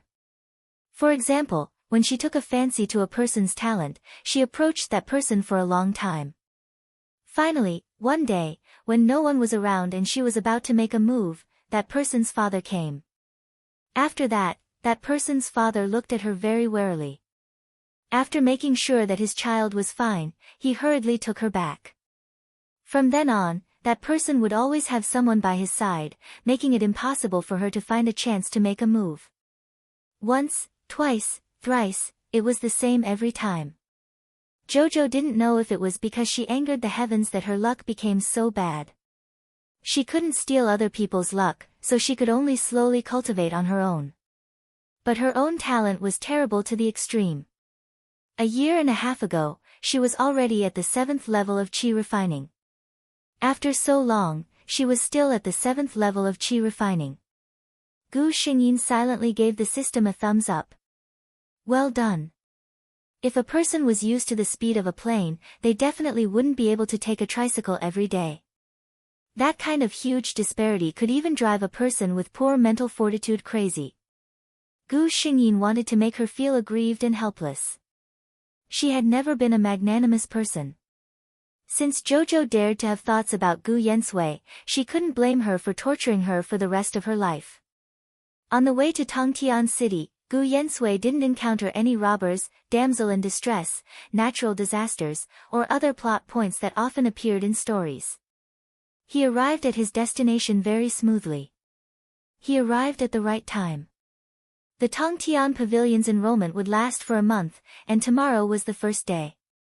Although it was the first day, when Gu Yensui woke up early in the morning and arrived at his destination, he found that there was already a long line in front of him. So early, Gu Yensui exclaimed. Gu Xingyin estimated the length of the line and decisively said to Gu Yensui, who hadn't had time to eat breakfast, "Don't worry. Go eat a bowl of noodles and buy some dry food." Gu Yensui instantly understood what his master meant. He glanced at the long queue and very consciously listened to Gu Xingyin's words. When he finished eating and came back, he found that the line had grown by a lot. Gu Yensui stood at the back of the queue, slowly lining up. Cultivators had very good eyesight. Even though they were far away, Gu Yensui could still see the situation in front of him clearly. On the left side of the team, there was a huge transparent roulette. The roulette was huge. It was almost as tall as an adult and as wide as 2 bodies. He watched as the person in front of the group walked to the side and placed his right hand on it. After that, the transparent roulette emitted a burst of light, and red words appeared on it. Zhang Sheng, age, 13. Root bone, yellow rank, low grade. Cultivation. Qi refining, 6th level. Unqualified. Gu Yensue's eyes widened. He had never seen such a magical thing. Gu Xingyin thought that he was worried and comforted him. Don't worry. With your talent, the Tongtian Pavilion will probably ask you to enter. 4:00 in the morning. I want to become a branch at 8:00 in the morning as soon as possible. Wu Gu Yensui, give me the ticket, and I will tell you what will happen later. Chapter 1023. Gu Yensui nodded and smiled. Master, I'm not worried. After all, I'm Master's disciple. How can I be worse than others? The youth smiled faintly and stood at the side. He had a charm that others could not compare to. Just as the two of them expected, after 4 hours of this test, there was still a small group of people standing in front of Gu Yensui. Gu Yensui had been paying attention to the situation in front of him. Most of the people were of the yellow rank and were eliminated without hesitation. After all, the Tongtian Pavilion was a famous force in the cultivation world. Naturally, the requirements for accepting disciples were not low. Other than the age requirement of 10 to 15 years old, the most important thing was talent. At the very least, one had to be of the low class of the black rank to be accepted by the Tongtian Pavilion. As for strength, this was secondary. In the entire morning, hundreds or even thousands of people had been tested. Among the 100 people who were eliminated, the majority of the people who were in the mystic stage were in the yellow stage. They ranged from the low class of the black rank to the high class of the black rank. As for the youths with the earth rank talent, they could be called geniuses. Gu Yensui saw very clearly that among the 100 people, there were only 4 people with earth rank talent. As for the heaven rank talent, there was no one at all. Master. Gu Yensui called out to Gu Xingyin. What's wrong? Gu Yensui asked somewhat embarrassedly. This disciple doesn't know what rank my talent is. This. Gu Xingyin was speechless for a moment. Gu Yensui's talent was good. There was no doubt about this. However, Gu Xingyin did not have a physical body now and did not have a spirit tool to test one's constitution. It was really difficult for her to give a specific number. When she first met Gu Yensui, she could only vaguely confirm that his aptitude was at least earth rank upper level or above. Later on, after using a secret technique to upgrade his aptitude, Gu Xingyin was certain that Gu Yensui's aptitude was definitely in the heaven rank. However, the level of the heaven rank depended on Gu Yensui's potential. However, looking at Gu Yensui's cultivation speed in the past year and a half, Gu Xingyin had a vague guess. She could say that she was also very curious about what kind of aptitude her little disciple would have later. No, of course he couldn't say this out loud. After all, she was an extremely mysterious and omnipotent master. Gu Xingyin coughed dryly and said, Don't worry, Yensui. You only need to know that no one here can compare to your talent. She wasn't lying.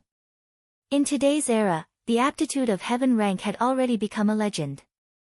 At least, among all the youths present, Gu Xingyin's divine sense swept over them. None of them made her eyes light up. Gu Yensui didn't hear the answer he wanted and was a little disappointed. However, looking at the people in front of him, his heart suddenly became cheerful. Anyway, it would be his turn soon. When the sun above his head moved from the east to the center and shone down vertically, it was finally Gu Yensui's turn. The cultivator in charge of the test looked at Gu Yensui and his eyes lit up. This young man didn't look very old, but his eyebrows were exquisite and handsome, and the corners of his mouth had a very pleasant smile, which made his face look especially gentle. Please put your hand on the test roulette, he said. Gu Yensui was a little nervous. He took a deep breath and slowly put his right hand on the transparent roulette. In an instant, a light that seemed to be able to compete with the sun above his head burst out from the roulette. Chapter 1024. The tester couldn't help but close his eyes. He hid the shock that rose in his heart and looked at the child in the white light. What kind of shocking talent was this to make the testing stone emit such a light? Gu Xingyin, who was hidden in the violet heaven ring, frowned. She had clearly sensed that the moment the testing stone lit up, a terrifying aura suddenly erupted from several places. It seemed that many people had already noticed Yen Sui. The white light dissipated, and everyone looked at the large red words on the testing roulette in shock. After a long time, the tester gulped and reported the data displayed on it. Gu Yensui, age, 10 years old. Root bone, high-grade heaven stage. Cultivation, chi refinement, peak. Qualified. He looked at the roulette again in disbelief to make sure that he hadn't missed the words on it. High-grade heaven stage aptitude. How many years had it been since someone with such aptitude appeared in the entire cultivation world, let alone in the Tongtian Pavilion? When the peerless genius of the Sword Sect, who was known as the #1 person in the younger generation, was tested to have a medium-grade heaven stage aptitude, the entire Sword Sect had even sent out invitations. The Sword Sect's Supreme Elder, who had been in seclusion for many years, had also personally come out and accepted this disciple. It was said that with such a genius in the Sword Sect, they would definitely suppress the other forces in the next few hundred years. But now, a disciple with a high-grade heaven stage aptitude had appeared in the Tongtian Pavilion. The tester forcefully suppressed the excitement in his heart and tried his best to make his stiff face reveal a smile. He said to Gu Yensui very politely, "Please wait over there for a while. There will be a person in charge to lead you later." Compared to the excitement of the others, Gu Yensui was much calmer. He politely thanked the tester before walking towards the hundreds of boys and girls who had passed the test. His indifferent appearance made the few people in the dark nod secretly. Not only was his root bone rare, but his temperament was also extremely good. Little did he know that the reason why Gu Yensui was so calm was because he really didn't think that his aptitude was that good. Because his master often talked to him about how powerful a certain genius was in her previous era. When he was 18 years old, he created his own cultivation technique. When he was 17 years old, he entered the Golden Core stage.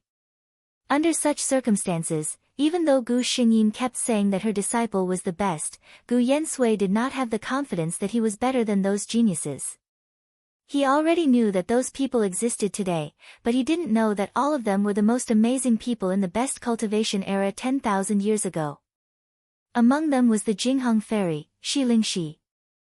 Gu Yensui had just walked over, but before he could find a good spot, a few figures suddenly appeared in front of him. Startled, he stared wide-eyed at the old men in front of him who were smiling benevolently. Gu Yensui, is it? This old man is an elder of the Green Cloud sect. Are you willing to join my Green Cloud sect? This old man promises to provide you with the best cultivation materials and nurture you as a core disciple. Don't listen to him. Our Great Void sect's Grand Elder hasn't accepted a disciple yet. A powerful aura surged from behind them. You shameless old fogies. How dare you come to my Tongtian Pavilion's territory to snatch people? An angry shout sounded from afar. Chapter 1025. An old man with fiery red hair and beard came in front of them angrily. He reached out his hand and pushed Gu Yensui behind him. Two old men from the Green Cloud sect and the Great Void sect, your actions are really fast. The Green Cloud sect's elder smiled insincerely as he stroked his beard. Such a good seedling, anyone who sees it will be moved. Your mother's fart. Good seedling. Then he is also a good seedling of my Tongtian Pavilion. The red-haired old man said with a glare. The Great Void sect's elder also came out and said with a smile, Tongtian Pavilion Master, what kind of joke are you talking about? This little friend hasn't officially entered your Tongtian Pavilion yet, right? The red-haired old man sneered. He specially came to participate in my Tongtian Pavilion's test. If he wanted to go to your place, he would have gone long ago. The elder of the Green Cloud sect simply ignored the red-haired old man. He only smiled and looked at Gu Yensui, who was behind the master of the sky-piercing pavilion. Little friend, about my proposal just now, the Tongtian Pavilion Master unceremoniously swept out his palm, carrying an earth-shattering power that directly swept towards the two people. The two elders of the Great Void sect and the Green Cloud sect hurriedly dodged. In terms of strength, the Tongtian Pavilion Master was indeed better than the two of them. Qi Shao, are you serious? The Tongtian Pavilion Master sneered. The two of you dare to come to my Tongtian Pavilion's territory and kidnap someone. Could it be that you're just joking? Gu Yensui quietly watched the three top experts deal with each other. The Great Void Sect's elder saw the situation and said loudly, "Why don't we ask this little friend's opinion and see which pavilion he wants to go to?" Qi Shao raised his hand and sent a palm over. Nothing. He is a disciple of my Tongtian Pavilion. You two old men, where did you come from? Go back to where you came from. Gu Xingyin watched the show and sighed in his mind, the current cultivation world is really declining. How can they do such a shameless thing as snatching other people's disciples? Yen Sui, don't be deceived by those two. Although this Cyan Cloud sect and the Great Void sect are big sects, their reputation outside is not very good. The owner of the Tongtian Pavilion, on the other hand, has a pretty good temper. Gu Yensui silently glanced at the Tongtian Pavilion Master, who had already taken out his natal spiritual weapon. In his heart, he did not quite understand what his master's definition of good temper was. In the end, this was the Tongtian Pavilion's territory. The two men argued for a while, but they knew it was hopeless and could only leave with their tails between their legs. After this incident, in order to prevent any more accidents, the Tongtian Pavilion owner immediately brought Gu Yensui back. Are you willing to be my disciple? The Tongtian Pavilion owner did not act coy. He had observed this child for a long time and felt that this child's talent and temper were quite to his liking. It was rare for him to have the thought of accepting a disciple. Gu Yensui shook his head. The Tongtian Pavilion owner glared. He felt that his appearance might be too fierce and was afraid of scaring the child. He tried his best to make his face appear a bit gentler. In this cultivation world, there are thousands of people who want to be my disciple. You're actually not willing. Can you tell me why? The Tongtian Pavilion owner swallowed the word father with difficulty. I have to maintain my image. He silently said in his heart. Little did he know that in the fight just now. In the eyes of this year's new students, he, the pavilion master, did not have the image of an expert to speak of. Gu Yensui said softly, Junior already has a master. Hearing this, the Tongtian Pavilion owner also gave up on the idea. Although he was excited to see someone, he could not do something like snatching another person's disciple. Chapter 1026. When it came to Gu Yensui, the sky-reaching pavilion did not give him any special treatment. Compared to the core disciple treatment promised by the two elders of the Great Void sect and the Green Cloud sect, the Tongtian Pavilion only treated him as an ordinary student. And this was exactly what Gu Yensui needed. What he needed to learn was mainly some basic knowledge. As for the more profound problems in cultivation, Gu Xingyin would naturally be the one to teach him. With the help of a great teacher and his own talent and comprehension, Gu Yensui's speed of improvement could be said to be terrifying. In the first year of entering the Tongtian Pavilion, he successfully broke through to the foundation establishment stage. An 11-year-old foundation establishment cultivator was not unprecedented, but he was the first person in this era. Even Huan Chu, who was known as the #1 person of the younger generation in the Sword sect, was already 14 when he broke through to the foundation establishment stage.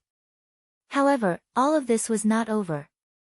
At 13, he smoothly advanced from the early stage of the foundation establishment stage to the middle stage of the foundation establishment stage. Then, in just a short year, he broke through from the middle stage of the foundation establishment stage to the late stage of the foundation establishment stage. At 14, when most people were still working hard to break through to the foundation establishment stage, he had already begun to set his sights on the golden core stage. Another year, he completed the foundation establishment stage. The disciples who entered the Tongtian Pavilion with him were already used to this monster's extraordinary speed of advancement. Originally, there were a few disciples with good talent in their batch. If placed in other places, they would be considered rare geniuses. However, there was no harm without comparison. Under Gu Yensue's radiance, his peers in the Tongtian pavilion paled in comparison. At first, those people were unconvinced, jealous, and even isolated Gu Yensui. However, later on, when the gap between them became bigger and bigger, and they were even in a completely different world, they gave up. No matter how hard they worked, their improvement was maintained at the level of an ordinary genius. However, Gu Yensui, he was not human at all. These words were definitely not meant to be scolding. It was just that his cultivation speed was really too monstrous.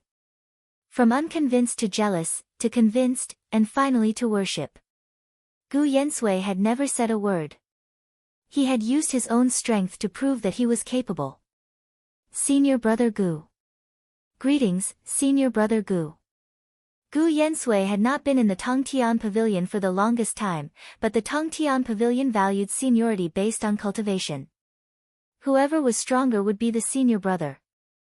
Therefore, even though Gu Yensui was only 15 years old, and there were many disciples in the Tongtian Pavilion who were older than him, he was already the senior brother of the majority of the people in the pavilion. Two girls blushed as they looked at the side of his face, their hearts thumping. Senior Brother Gu. Not only was he talented, he was also good-looking and had a gentle personality. There was once a disciple of the Tongtian Pavilion who was bored and held a poll in private to vote for the number one beauty of the Tongtian Pavilion. That person wanted to vote for the number one beauty, but he forgot about Gu Yensui, this great killer, and forgot to add a gender. Therefore, when the results came out, he looked at the name, Gu Yensui, who had the highest number of votes and was more than 1,000 votes ahead of the second place. He wanted to cry but had no tears. He knew that Senior Brother Gu was good-looking, but, heavens above, he really did not mean anything else. If Senior Brother Gu knew about this, he would tear him apart alive. Gu Yensui took out a book, but his mind was not on it. Master, I heard a piece of news. 10 days later, there will be an auction in Tongtian City. It is said that there will be Earth Fire Spirit Essence inside. Earth Fire Spirit Essence? Gu Xingyin became spirited when she heard this. That was a crucial material for refining the body. I need to hurry up and make my appearance. I am famous because of my beauty, I am famous because of my beauty. That's right, Gao Lingji was such a superficial dog. Then, I don't know if you guys saw the number one person of the sword sect, Huan Chu, who only appeared once. That's right, I want my gay friend, Lang Chu.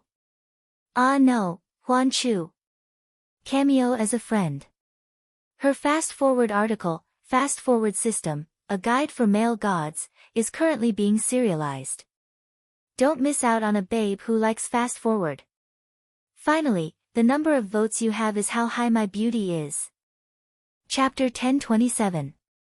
Gu Yensui smiled. After so many years, he had never forgotten that he had promised his master to help her reconstruct her body.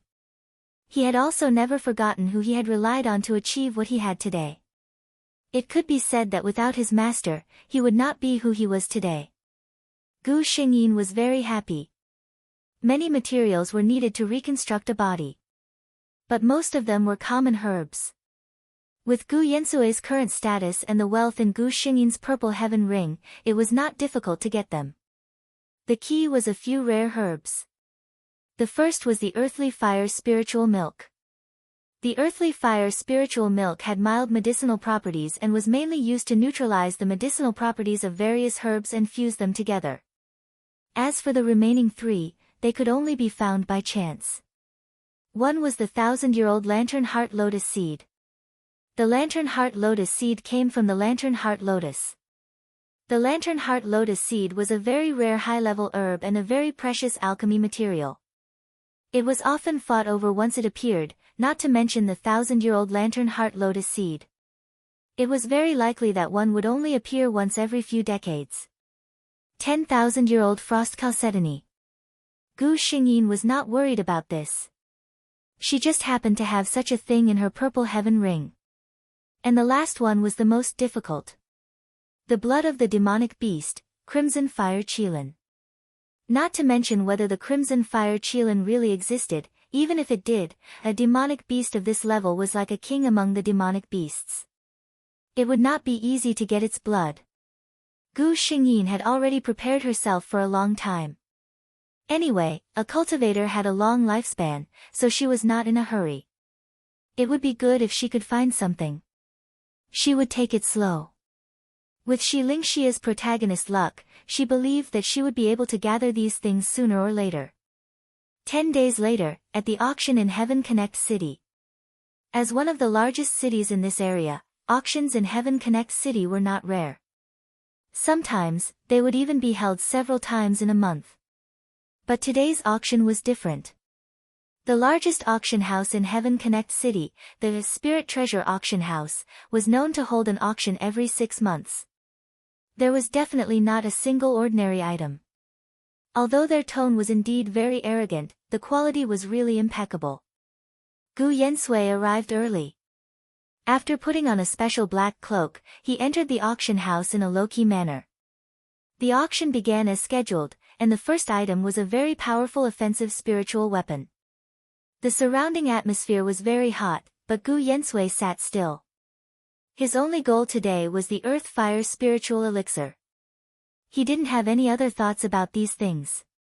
Soon, the Earth Flame Spiritual Elixir appeared in the hands of the auctioneer. Esteemed guests, what appears in my hands next is an extremely rare material, Earth Fire Spiritual Essence. As for its effects, please take a look at our shadow recording stone. Above the auctioneer's head, there was a huge transparent screen made of photographic stone. On it, someone was explaining in detail the effects of the Earth Fire Spirit Essence. When the auctioneer estimated that the guests had finished watching, he began to bid. Rare alchemy material, Earth Fire Spirit Milk. The starting price is 10,000 mid-grade spirit stones. 10,000 mid-grade spiritual stones were equivalent to 100 high-grade spiritual stones and 100,000 low-grade spiritual stones. This price, compared to the value of the Earth Fire Spirit Milk, was not low. After all, although the Earth Fire Spirit Milk was rare, there were many heavenly treasures more precious than it. Someone had already begun to bid. 11,000 mid-grade spiritual stones. Immediately, someone followed suit. 12,000. Gu Yensui's hands under the cloak slowly rubbed. No matter what, this Earth Fire Spirit Milk was mine. Chapter 1028. All kinds of bids rose and fell one after another. Then, a voice as clear as water rang out in the auction house, 200 upper-grade spirit stones. The voice was extremely clear, like the sound of the clearest stream in the mountains gurgling. However, the people present did not care about this. Someone was willing to spend 200 upper-grade spirit stones to buy a Earth Fire Spiritual Elixir. Although according to the conversion, 200 upper-grade spirit stones were equivalent to 20,000 middle-grade spirit stones, and the bidding just now was close to this amount. However, 20,000 middle-grade spirit stones and 200 upper-grade spirit stones were completely different concepts. High-grade spirit stones were very scarce nowadays, although the conversion rate was 100 to middle-grade spirit stones. However, everyone knew that no fool would exchange 1 upper-grade spirit stone for 100 middle-grade spirit stones. As soon as Gu Yensui said this, the auction house quieted down. There was even someone who called out a price of 25,000 middle-grade spirit stones. After inquiring the owner of the Earth Fire Spiritual Elixir, that person sold it to Gu Yensui for 200 upper-grade spirit stones. The auctioneer was obviously very happy. The higher the value of the auction item, the more commission he could get.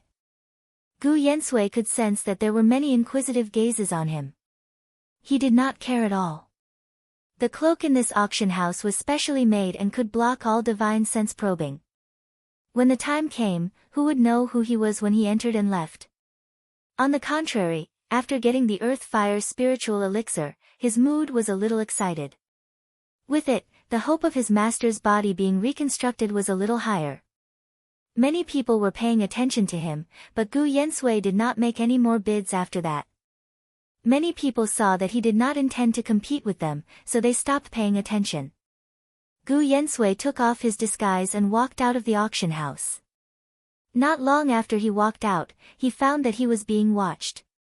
Because this auction house occupied a large area, it was not in Heaven Connect City. At this moment, the place Gu Yensui passed by was an extremely rare grassland. Clearly, the other party had come prepared. Gu Xingyin had long discovered the whereabouts of these people. She did not warn Gu Yensui because she could tell that the cultivation of these two people was not high. They were also in the foundation establishment stage, which was a good opportunity for Gu Yensui to practice. Young master, we brothers have been eyeing you for a long time. We know that you just bought something good at the auction, so we won't be greedy. Just give us half of the things in your storage ring. How about it? Was this not being greedy? Gu Yensui was so angry that he laughed. The two of them had chosen him as their target because he was young and handsome. His face had always been gentle, and they could tell that he had a soft personality. They weren't novices, so they could naturally tell that Gu Yensui's cultivation level was slightly higher than theirs. But disciples of aristocratic families like them were obviously treasured by their families. They might not even have seen blood before, so how could they fight against the two of them? In their hearts, Gu Yensui was already meat on the chopping board. Half of the things in his storage ring. Gu Yensui's storage ring was the purple heaven ring. How could he agree? There was no doubt that the two sides had a conflict. The two of them had kicked an iron plate this time. Under Gu Xingyin's guidance, how could Gu Yensui lack actual combat experience? In less than 10 minutes, two people were lying in front of Gu Yensui.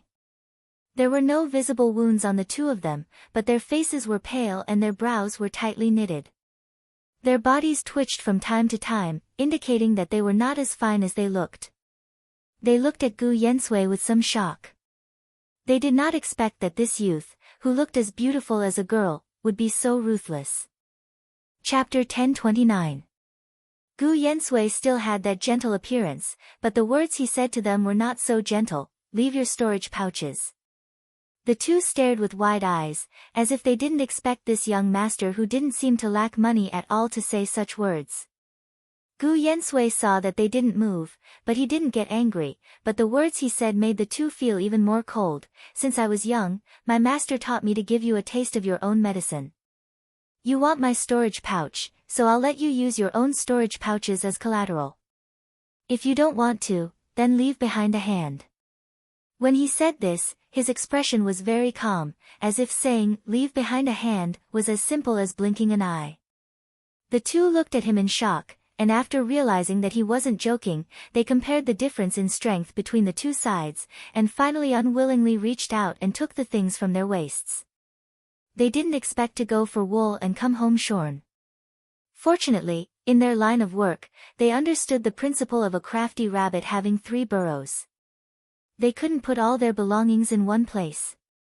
Although it was painful, it wasn't to the extent that they couldn't bear it. Gu Yan watched the two of them leave with a smile on his face. His expression finally changed when the two of them disappeared from sight. His originally rosy face suddenly became pale, and finally, he couldn't help but spit out a mouthful of bright red blood. He didn't notice it, and even Gu Xingyin didn't notice it, but in the blood, there seemed to be a flash of gold. Just as he spat out a mouthful of blood, a middle-aged man in a black robe who was quite far away from here had a serious expression on his face. After sniffing twice with the tip of his nose, he dashed toward the place where the two of them were. Yensui, how are you? Gu Xingyin was a bit worried. Gu Yensui wiped the corner of his mouth, afraid that his master would be worried, and shook his head. It's not a very serious injury. After all, there were two people. Although he had the upper hand, it wasn't as easy as it looked. He was injured after all. Gu Xingyin said, then let's leave here first, and when we return to the Tongtian pavilion. Before she finished speaking, her expression changed. Yensui, hurry, and leave here. Gu Yensui did not understand why his tone had suddenly become so urgent, but he did not hesitate at all. He withdrew his hand and put the 2 storage pouches on the ground into his ring before shooting off in the direction of Heaven's Connect City. But he was still too slow. A black figure quietly stood in his path. It was a middle-aged man in a black robe. His hair was short, each strand like thorns on the top of his head. Gu Yensui did not know if it was his illusion, but he felt that he saw a green light in his eyes. How could the eyes of a normal cultivator emit green light? The more he looked at Guzzzzzzzzzz, the more he asked, "You? Who are your parents?" Gu Yensui looked at him with some vigilance. "Why are you asking this?" He originally planned to leave directly, but there was a faint pressure in the air, and he found that he couldn't move. The middle-aged man took a sniff, and an intoxicated expression appeared on his face. "What a sweet smell. Yours must be very pure. Let me guess, which lord's descendant are you?" Gu Yensui had a strange feeling in his heart. This man's words seemed to have something to do with his origins. Chapter 10:30. But looking at his appearance, he didn't seem to have any good intentions towards him. He said coldly, "I don't know what you want to say. I want to leave now." A strange smile appeared on the man's face. "Leave? No, no, no. How can I let such a pure blood tonic leave? As long as I eat you, my strength will greatly increase." Gu Xingyin's heart was heavy. If she wasn't wrong, this man wasn't human at all, but a demon. His strength couldn't be underestimated. A demon cultivator at the incarnation stage was already considered a top expert in this world. Could it be that Yen Sui's background was actually related to the demon race? Now wasn't the time to investigate this. The key was to escape quickly. The man seemed to be unable to bear it. He spread his hands, and a huge black figure appeared behind him. It looked like a giant wolf, roaring and pouncing towards Gu Yensui. Gu Yensui couldn't move at all. That man was too strong. He looked on helplessly as the black wolf pounced towards him. He could even see its white teeth about to bite his neck. At this moment, he was thinking, what a pity. It wasn't easy to find the earth-fire spiritual essence for Master. However, the black wolf stopped in front of him. It was as if he was frozen in place by some kind of power. Even the saliva flowing out from the corner of his mouth was frozen in midair. "How dare you bully my disciple in front of me? Who gave you the guts?" A cold and murderous voice sounded from behind him. At the same time, a cold palm touched his shoulder. "Master?" Gu Yensui was shocked. He found that he could move and subconsciously turned back. Then, he saw the most beautiful scene in his life. Behind him, the white-clothed, ink-haired woman stood quietly. Her face was very pale, so pale that it was almost transparent.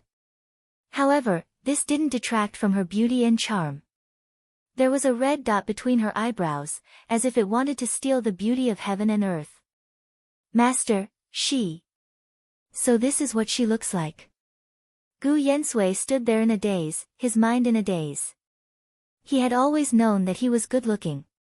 He had also heard countless times from others that he had a beautiful face that was even more exquisite and beautiful than a woman. He had never felt anything when he looked at his own face. He had always felt that beauty and bones were nothing more than an illusion. But today was different. Looking at this kind of master, he completely understood why in those stories, there were kings who did not want their country, only to win the smile of a beauty. Because there really was such a beauty that was worth it for you to do everything for her. Gu Xingyin's other hand flashed with purple light. Her delicate and beautiful hand clenched lightly, and the huge black wolf illusion shattered like a bubble in front of the two of them. The black-robed man's pupils shrank. He actually couldn't see through this woman's strength. Even the most powerful lord of the demon race had never given him such a feeling. This woman was not to be trifled with. He forced a smile and said, "Senior, this is all a misunderstanding." "Misunderstanding?" Gu Xingyin smiled coldly. She stretched out her hand, and purple light flashed in her hand. A huge illusion of a palm seemed to come from the sky, and directly hit the black-robed man. Cold sweat dripped down the black-robed man's forehead. He found that he couldn't avoid it. Bang! The huge palm fell, splashing smoke and dust on the ground. "Wei Yin, after holding back for so long, it's finally my turn to show off." She raised her eyebrows and looked over coldly. You who are watching the show over there, hurry up and hand over your tickets. See you tomorrow. Chapter 1031. When everything dissipated, the place where the black-robed man had been was already empty. Gu Yensui looked at the slender and delicate woman behind him with some shock. Master, that person just now. Gu Xingyin said indifferently, how could a little guy in the soul formation stage escape from my hands? Did she mean that the man was dead? Gu Yensui looked at the strange master in front of him, as if he had a lot of questions to ask, but didn't know how to start. Gu Xingyin's figure became more and more illusory. Her face became more transparent, and she said hurriedly, Yen Sui, leave here quickly. My attack just now has attracted a lot of attention, I'm afraid there will be trouble later. Then, Gu Yensui saw his master's figure slowly fade until it disappeared without a trace. For no reason, a trace of panic flashed through his heart. He didn't dare to delay, and used all his strength to fly in the direction of Heaven Connect City. Along the way, his consciousness kept calling out to the purple heaven ring. Master? Master, are you still there? His master, who had always answered his questions, didn't answer him at this moment. Gu Yensui's heart became more and more flustered. Just as he didn't know what to do, there was finally some movement in the purple heaven ring. Don't shout, I'm fine, I just used too much energy. Gu Xingyin's weak voice came out. This time, it was no longer the old voice, but an extremely clear and pleasant female voice. Gu Xingyin thought that since he had seen her appearance, there was no need to fake a voice. Gu Yensui's ears went limp. Master? Gu Xingyin said softly, and then said, I may have to sleep well for a while, don't worry, I'm fine. Then, no matter how Gu Yensui called out, there was no sound from the ring. Gu Yensui tried his best to calm his mind, and quickly flew in the direction of Heaven Connect City. Gu Xingyin was right. Not long after they left, several figures arrived. At this moment, they were all looking at the marks on the ground in shock. This. Annihilating a divine transformation stage cultivator with one move, when did such a powerful cultivator appear in the world of cultivation? Could it be that some old monster had come out of seclusion? On the other hand, the demon race was shocked by another piece of news. Are you serious? Did you find the bloodline left behind by Master? An old man with white hair and a beard asked with a burning gaze. In a small city far away from Eastern Cloud City, a young girl with a red mole between her eyebrows silently signed a contract with a demon elder, becoming his dual cultivation furnace. While Gu Xingyin was sleeping, the atmosphere of the entire cultivation world seemed to be tense. In the Tongtian Pavilion, many disciples noticed that their senior brother Gu seemed to have changed. In the Tongtian Pavilion, Gu Yensui was famous for his hard work in cultivation, but now they realized that this was far from Gu Yensui's limit. It was almost impossible to find him outside of the cultivation room. Many people sighed with emotion, no wonder senior brother Gu improved so quickly. Not only was his talent so good, but even his cultivation was so much harder than the average person.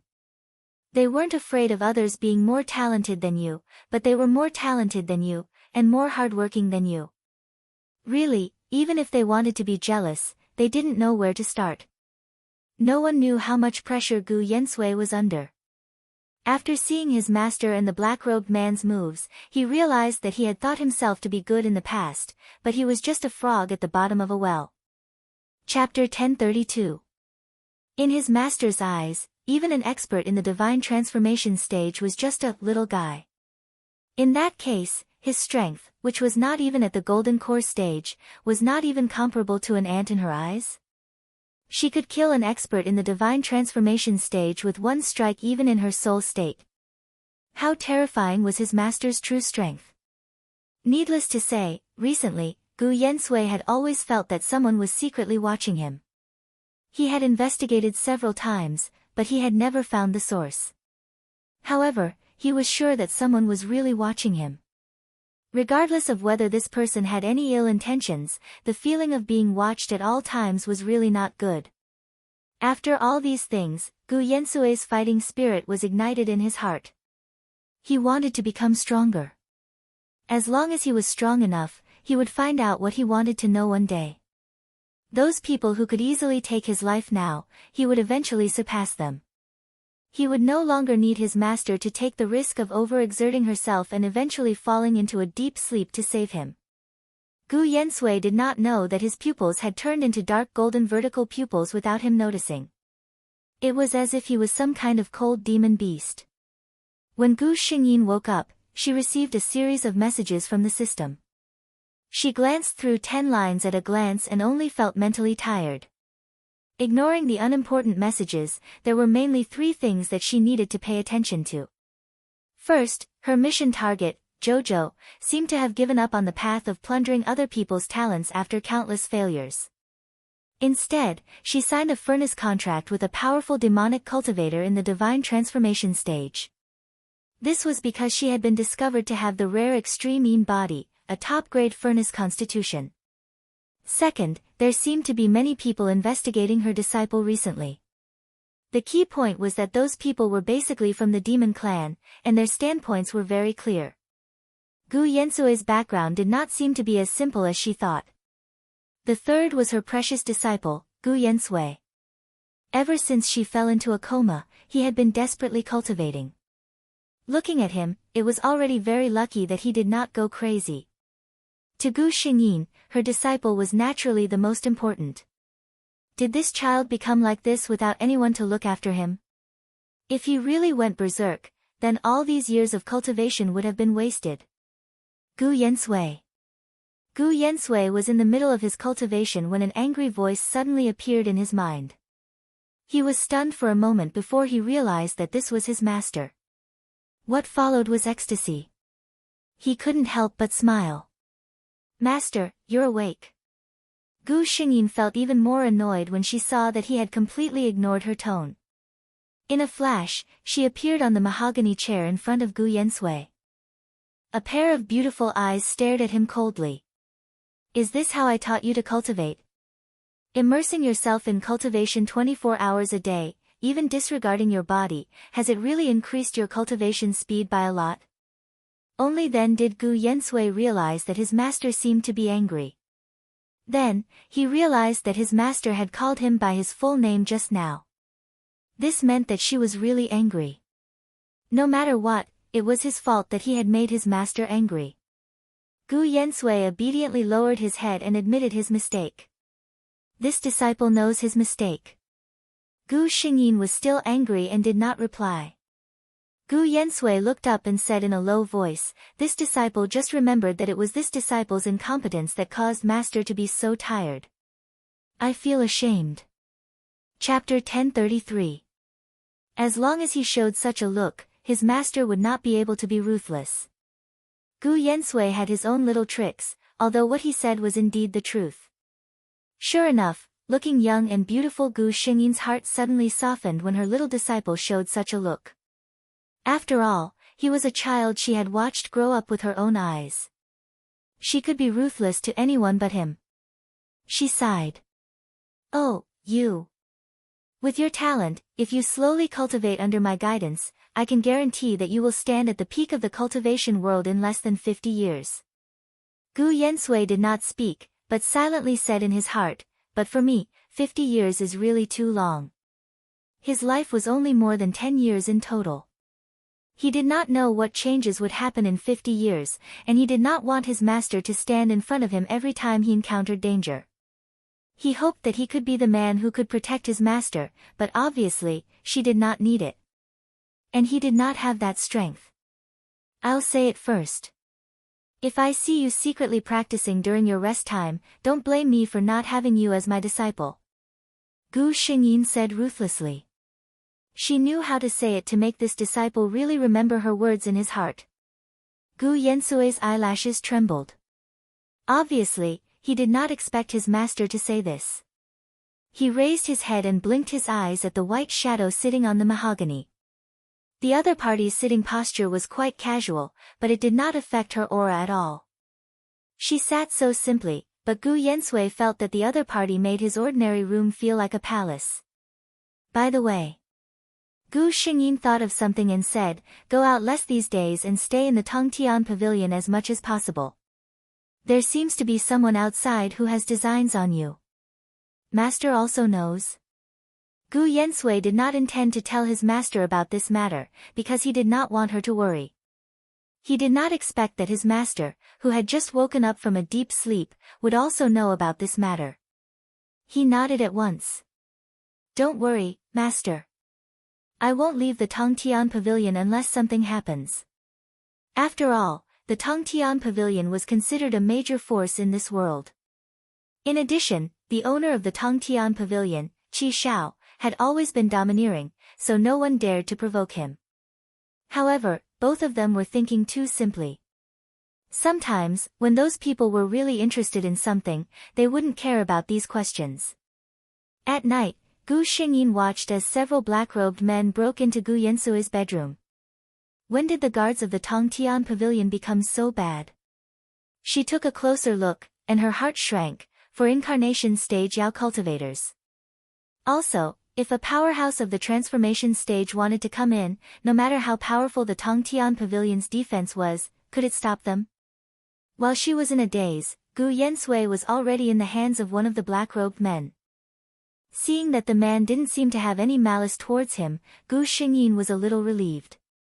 In her current state, she was no longer able to have a conflict with a powerhouse of the transformation stage. She could only condense a wisp of divine sense and send a message to the Tongtian pavilion master. N. Which scoundrel dares to come to my Tongtian pavilion to be presumptuous? With an angry shout, several black-robed men looked at each other, and without hesitation, they hugged Gu Yensui and left. When Qi Shao and the others rushed over, it was already too late. There were obvious traces of someone in Gu Yensui's room, but he himself was nowhere to be seen. The whereabouts of the four black-robed men were not smooth either. The speed of the transformation stage Yao cultivators was extremely fast.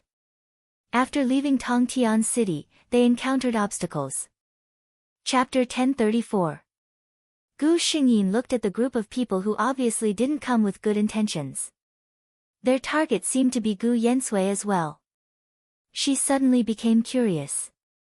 She didn't know the identity of this little disciple she adopted on a whim. He could actually cause so many strong masters to make a big fuss. The other three people all took a step forward and protected the demon cultivator who was holding Gu Yensui behind them. Bai Qing, what do you want to do? One of them asked with an unclear expression. The white-haired man covered his mouth and laughed. His expression was even more delicate than a woman's. Don't be so impolite. Of course, we came here today just to confirm. This, he pointed at the unconscious Gu Yensui. Is he really the descendant of the Crimson Emperor? Crimson Emperor? Gu Xingyin's heart quivered. Some memories surfaced in her mind. In the demon race, those who could be called emperor must be the emperor who was recognized by all the demon races. And different races received different titles. The Crimson Emperor could only be that kind of demon beast, the Crimson Fire Qilin. Gu Yensui might have the bloodline of the Crimson Fire Qilin. She had been searching for so long and always thought it was the most difficult to obtain material to reconstruct the physical body, but it had always been by her side. Gu Xingyin felt that this was really a big joke. She was still thinking when she heard someone beside her say, I don't understand what you're talking about. Bai Qing continued to cover his mouth and laugh. If you don't understand what I'm talking about, just give him to us and then leave, okay? The black-robed man holding Gu Yensui said coldly, impossible. Bai Qing, you actually cooperated with demon cultivators. Have you forgotten the rules left by the Crimson Emperor back then? Bai Qing smiled carelessly.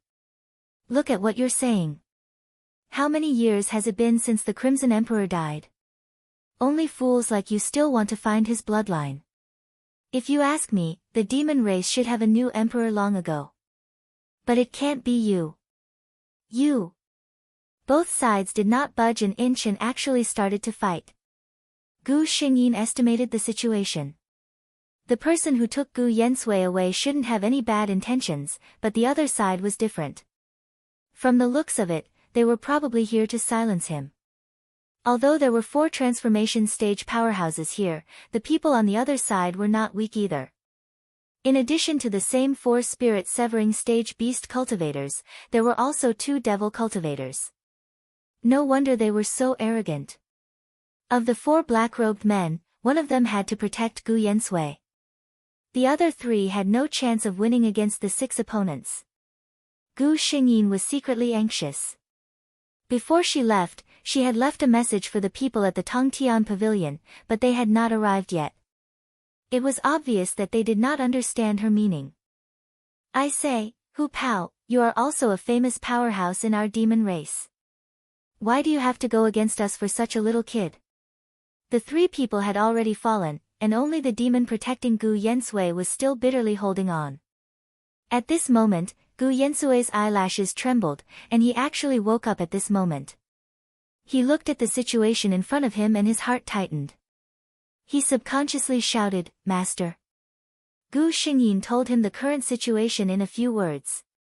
She felt a little uneasy. In such a situation, Gu Yensui's side simply had no chance of winning.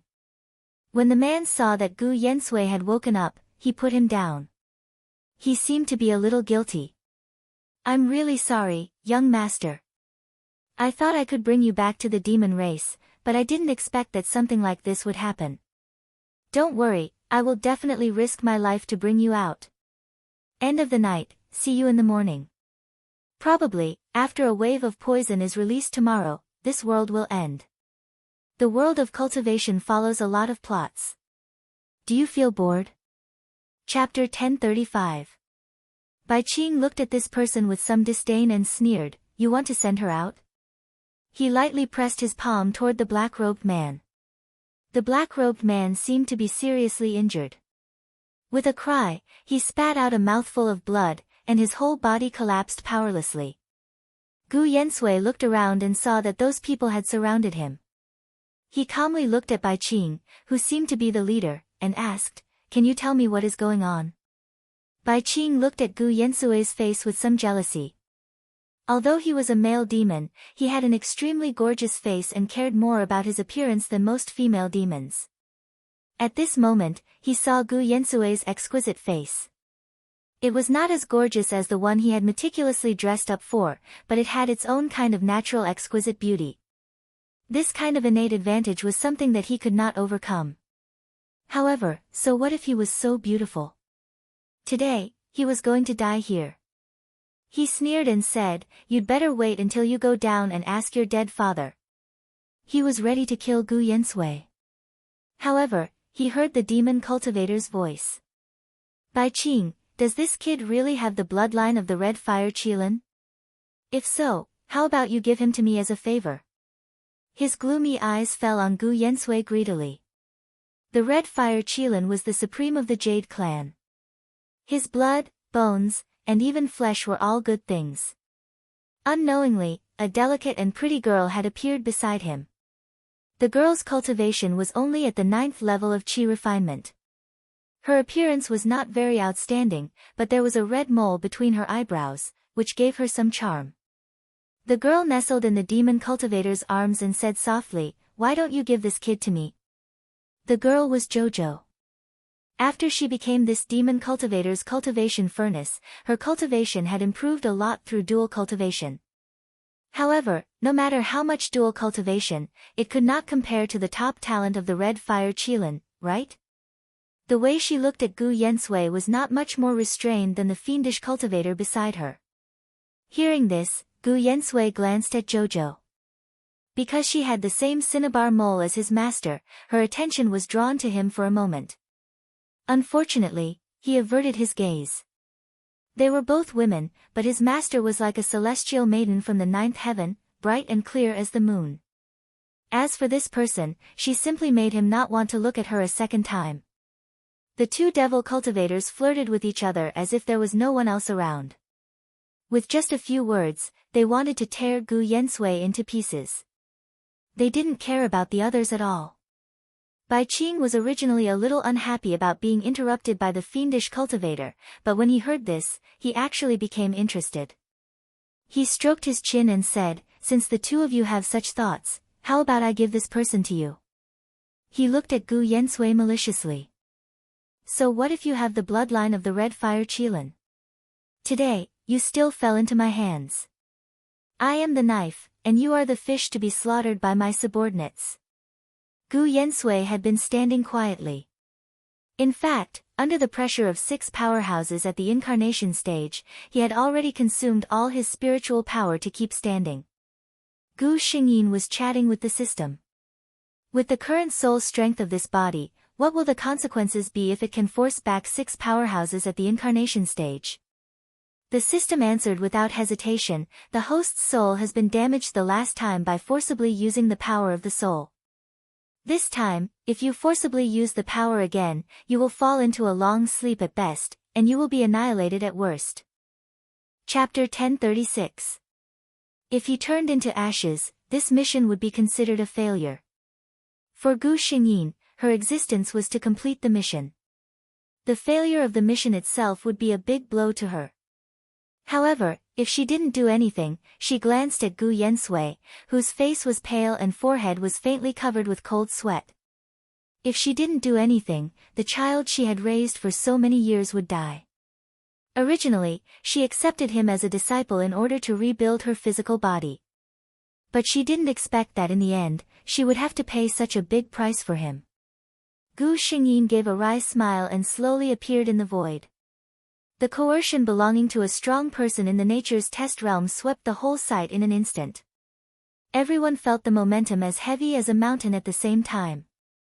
The strong people in the incarnation realm were a little better, but their bodies sank and they were a little breathless. Jojo, a cultivator in the Lianqi realm, directly spat out a mouthful of blood and lost consciousness. Who gave you the guts to point fingers at my disciple? Everyone looked at Gu Xingyin in midair in shock and horror. Her figure was suspended in midair, and her clothes were fluttering. She didn't look like a mortal. Was there such a master hiding beside the bloodline of the red fire Qilin? The moment Gu Xingyin appeared, Gu Yensui felt his body lightened, and the coercion that had been suppressing him disappeared. He hurriedly raised his head to look at his master, who was hovering in midair. However, he was more worried than happy. Last time, his master had fallen into a deep sleep for such a long time to deal with a single deity transformation cultivator. This time, there were 6 deity transformation cultivators. Bai Qing looked at Gu Xingyin's somewhat transparent figure, felt relieved, and suddenly laughed. It's just a soul. Everyone, don't be fooled. Soul. Gu Xingyin slowly glanced at the 6 people below, and an extremely contemptuous smile appeared on her white jade-like face. Bai Qing looked at him. The other party's disdainful look made him feel that he should be angry. But looking at the other party's face, he couldn't get angry at all. How could there be such a beauty in this world? He had never heard of it before. He had never wanted to see anyone who was prettier than him, but the moment he saw Gu Xingyin, all his jealousy disappeared. In his heart, he was thinking that such a beauty should be worshipped by others since she was born. In his mind, he was already thinking of what method he would use to make this beauty submit, and then, he heard the other party's cold voice. Even if I'm only left with my soul, it's still enough to deal with you ants. Gu Xingyin raised her hand. Her 5 fingers formed a claw, and purple lightning appeared out of nowhere from her hand. At the same time, the originally clear and cloudless blue sky was suddenly filled with dark clouds and fierce winds. Several bolts of lightning and thunder struck down, as if they wanted to split the world apart. To be able to affect the spiritual chi of heaven and earth to this extent, only the legendary strong people in the tribulation realm, who were only one step away from the immortal realm. Strong people in the tribulation realm hadn't appeared in the whole cultivation world for tens of thousands of years. Only in the few surviving historical records of the antiquity times, one could get a glimpse of their power. What this woman said was absolutely right. Judging from the power of her movements, they couldn't deal with a strong person in the tribulation realm, even if it was just a soul. Chapter 1037. They subconsciously wanted to escape. But how could they easily escape from the domain of a strong person in the crossing calamity stage?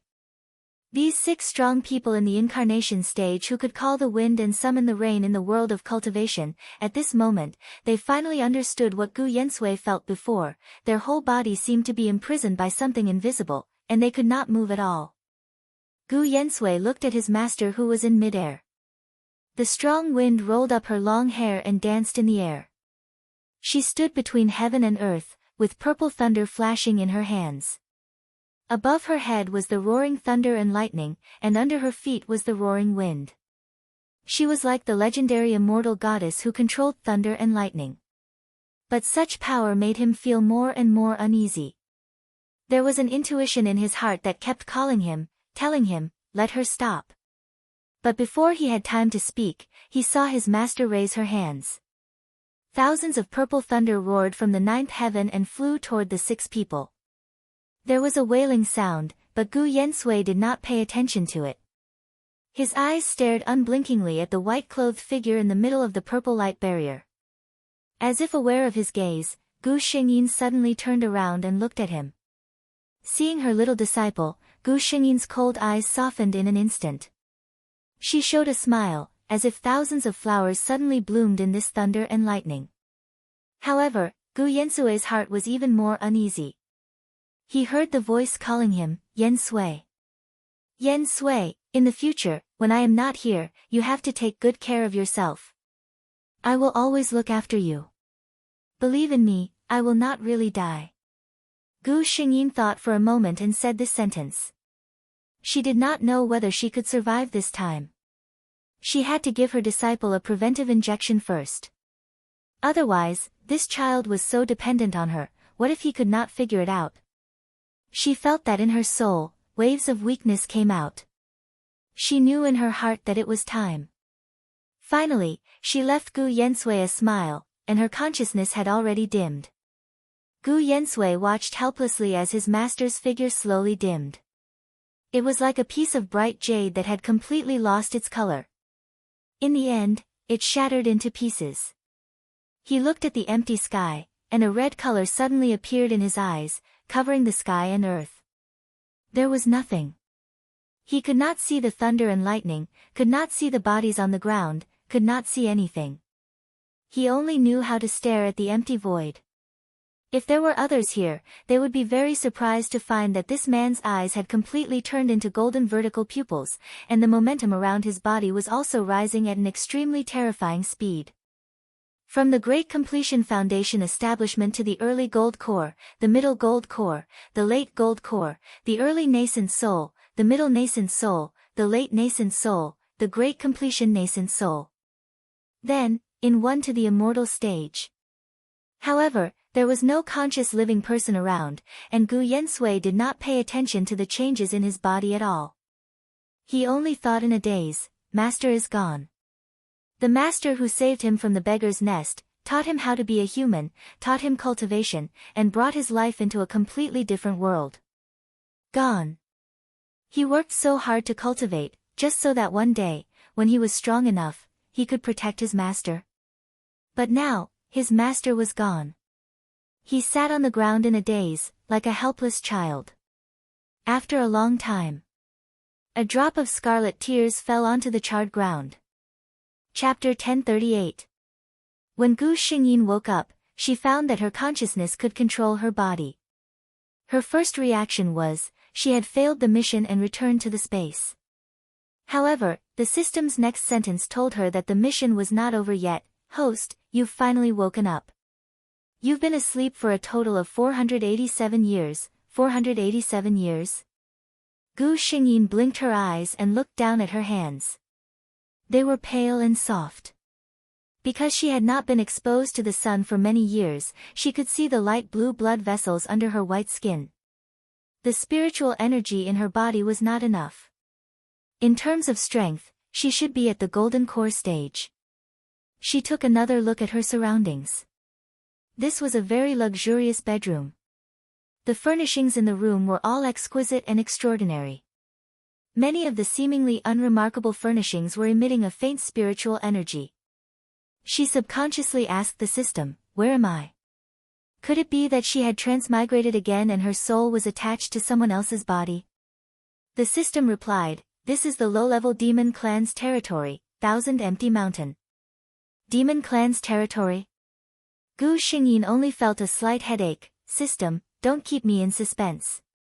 Quickly, tell me all the news from these years. The system obediently did as told. It turned out that on that day, after she displayed her invincible might and killed the 6 demigod cultivators and Jojo, her soul almost turned into ashes. Gu Yensui watched her master disappear in front of her eyes. Under the great shock, she actually awakened the Red Fire Qilin bloodline that had been sealed since birth. The Red Fire Qilin was a lucky beast. It was also his awakening that protected Gu Xingyin's true spirit.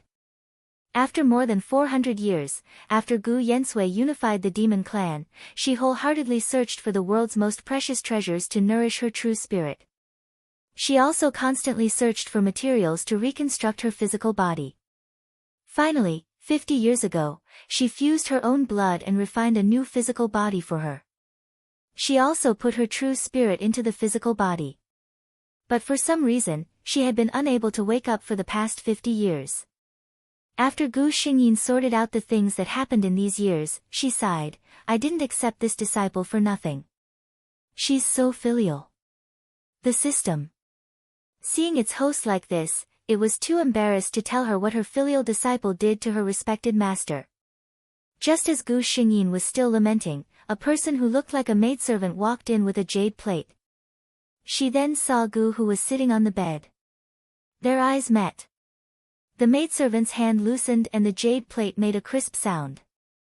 Then, Gu Xingyin watched the maidservant cover her mouth and ran out. Gu Xingyin, just how scary was she?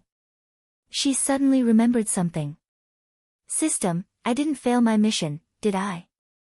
The system answered honestly, as long as the host is not dead, the mission is not over. Gu Xingyin was overjoyed. Jojo had died more than 400 years ago. Didn't that mean that as long as she passed down the lost techniques of the ancient times and benefited the entire cultivation world, the mission would be completed? Now that she had a physical body, it was only a matter of time before she regained her strength. Wouldn't completing the mission be a piece of cake? Gu Xingyin, who was immersed in her own thoughts, did not notice that a golden figure had silently entered the bedroom. Of course, it was also because her strength had declined. Or perhaps, the other party was too powerful. Chapter 1039. Gu Yensui greedily stared at the face that had appeared in his dreams countless times. This was his master. He had spent more than 400 years waiting for her to wake up. His mind had been paying attention to this side. When he heard the sound of the jade plate falling to the ground, he put down the things in his hands and rushed over. Then, he met the servant girl who looked excited. The news he heard from the servant girl made him think that he was dreaming. He had been waiting for this news day and night, but when he heard that she had woken up, he hesitated. What if it was just a false hope?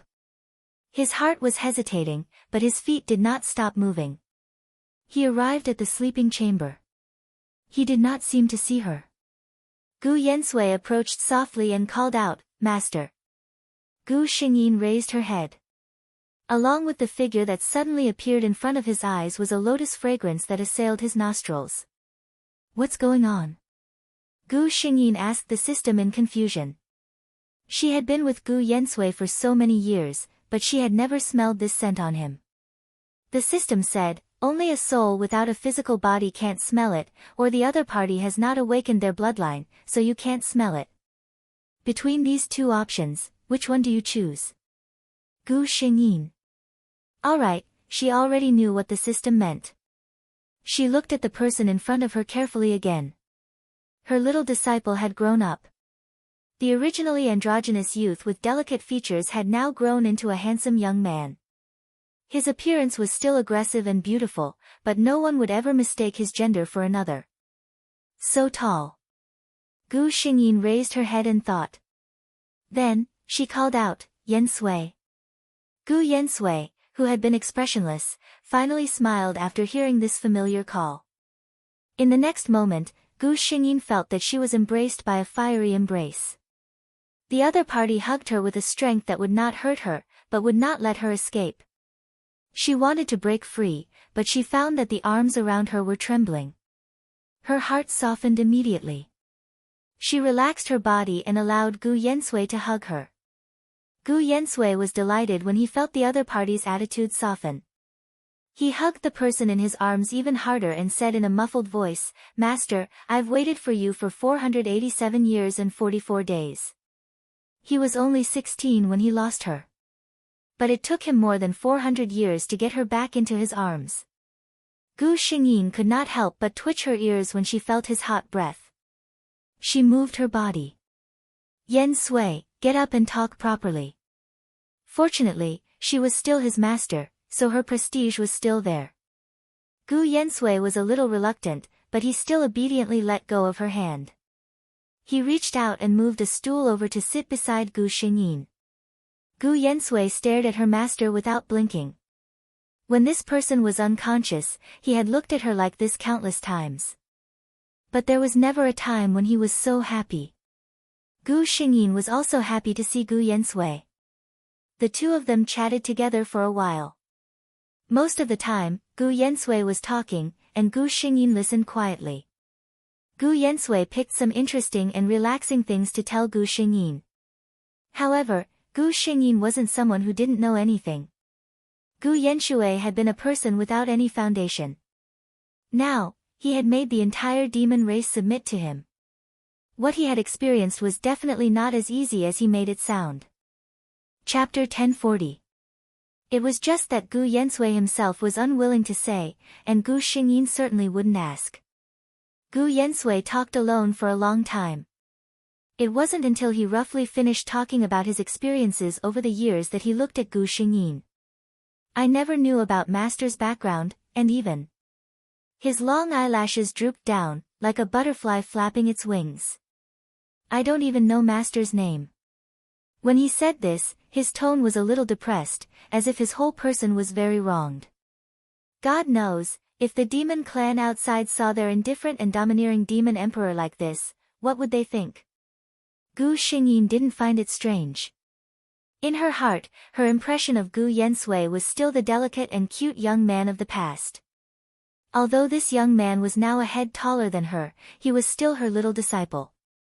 Looking at Gu Yensui's disappointed look, Gu Xingyin couldn't help but raise her head and gently touch his head. Gu Yensui instantly raised his head and looked at his master in surprise.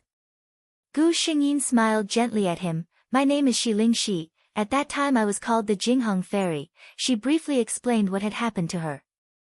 "A strong cultivator in the tribulation stage, no wonder Master is so powerful," Gu Yensui said with a smile. But the next second, he frowned. "But that's not right, Master, you said at that time that I was named after your surname."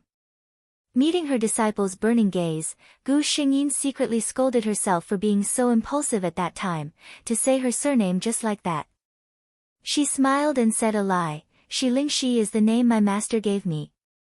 Before I became her disciple, my common surname was Gu."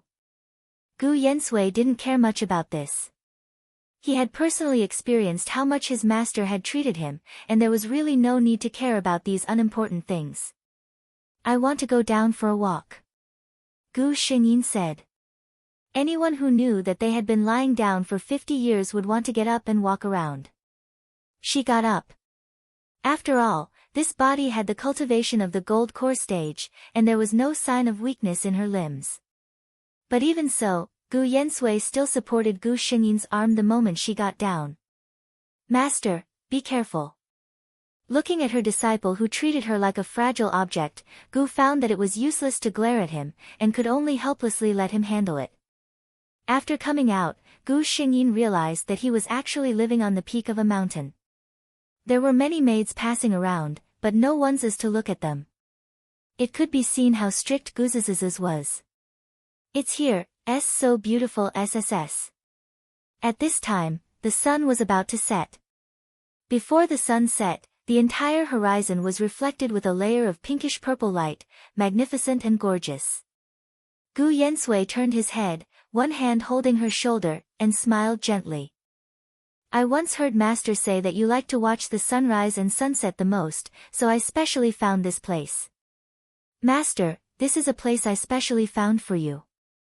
Gu Xingyin also turned her head to look at this disciple who had grown into a mature man. The afterglow of the setting sun shone on his chiseled and handsome face, showing off the advantages of his facial features. In his eyes, there was undisguised tenderness. An arm wrapped around her waist, and the distance between them was shortened. A warm breath brushed past her ear. Master, I have delusional thoughts about you. Chapter 1041. The physical body that Gu Xingyin reconstructed was simply heaven-defying. In addition, she had already confirmed her relationship with Gu Yensui. In the remaining days, she wholeheartedly focused on increasing her strength.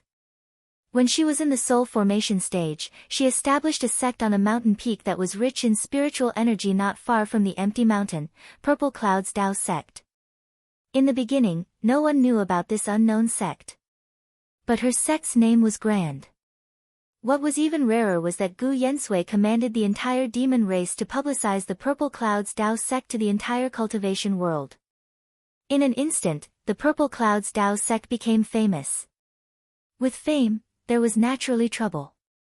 But those who came to find trouble openly and secretly were all slapped down the mountain by Gu Yensui. Thus, there were rumors that the Purple Cloud's Tao sect was built by the Demon King for his wife. Gu Yensui himself called it, for fun. No one had heard of the sect master called Jingheng Fairy. Even within the demon race, there were many people who had opinions about this. Those demon race had long heard that the Demon King had a lover who was like a treasure. None of them had seen Gu Xingyin's strength, but many had seen Gu Xingyin's face.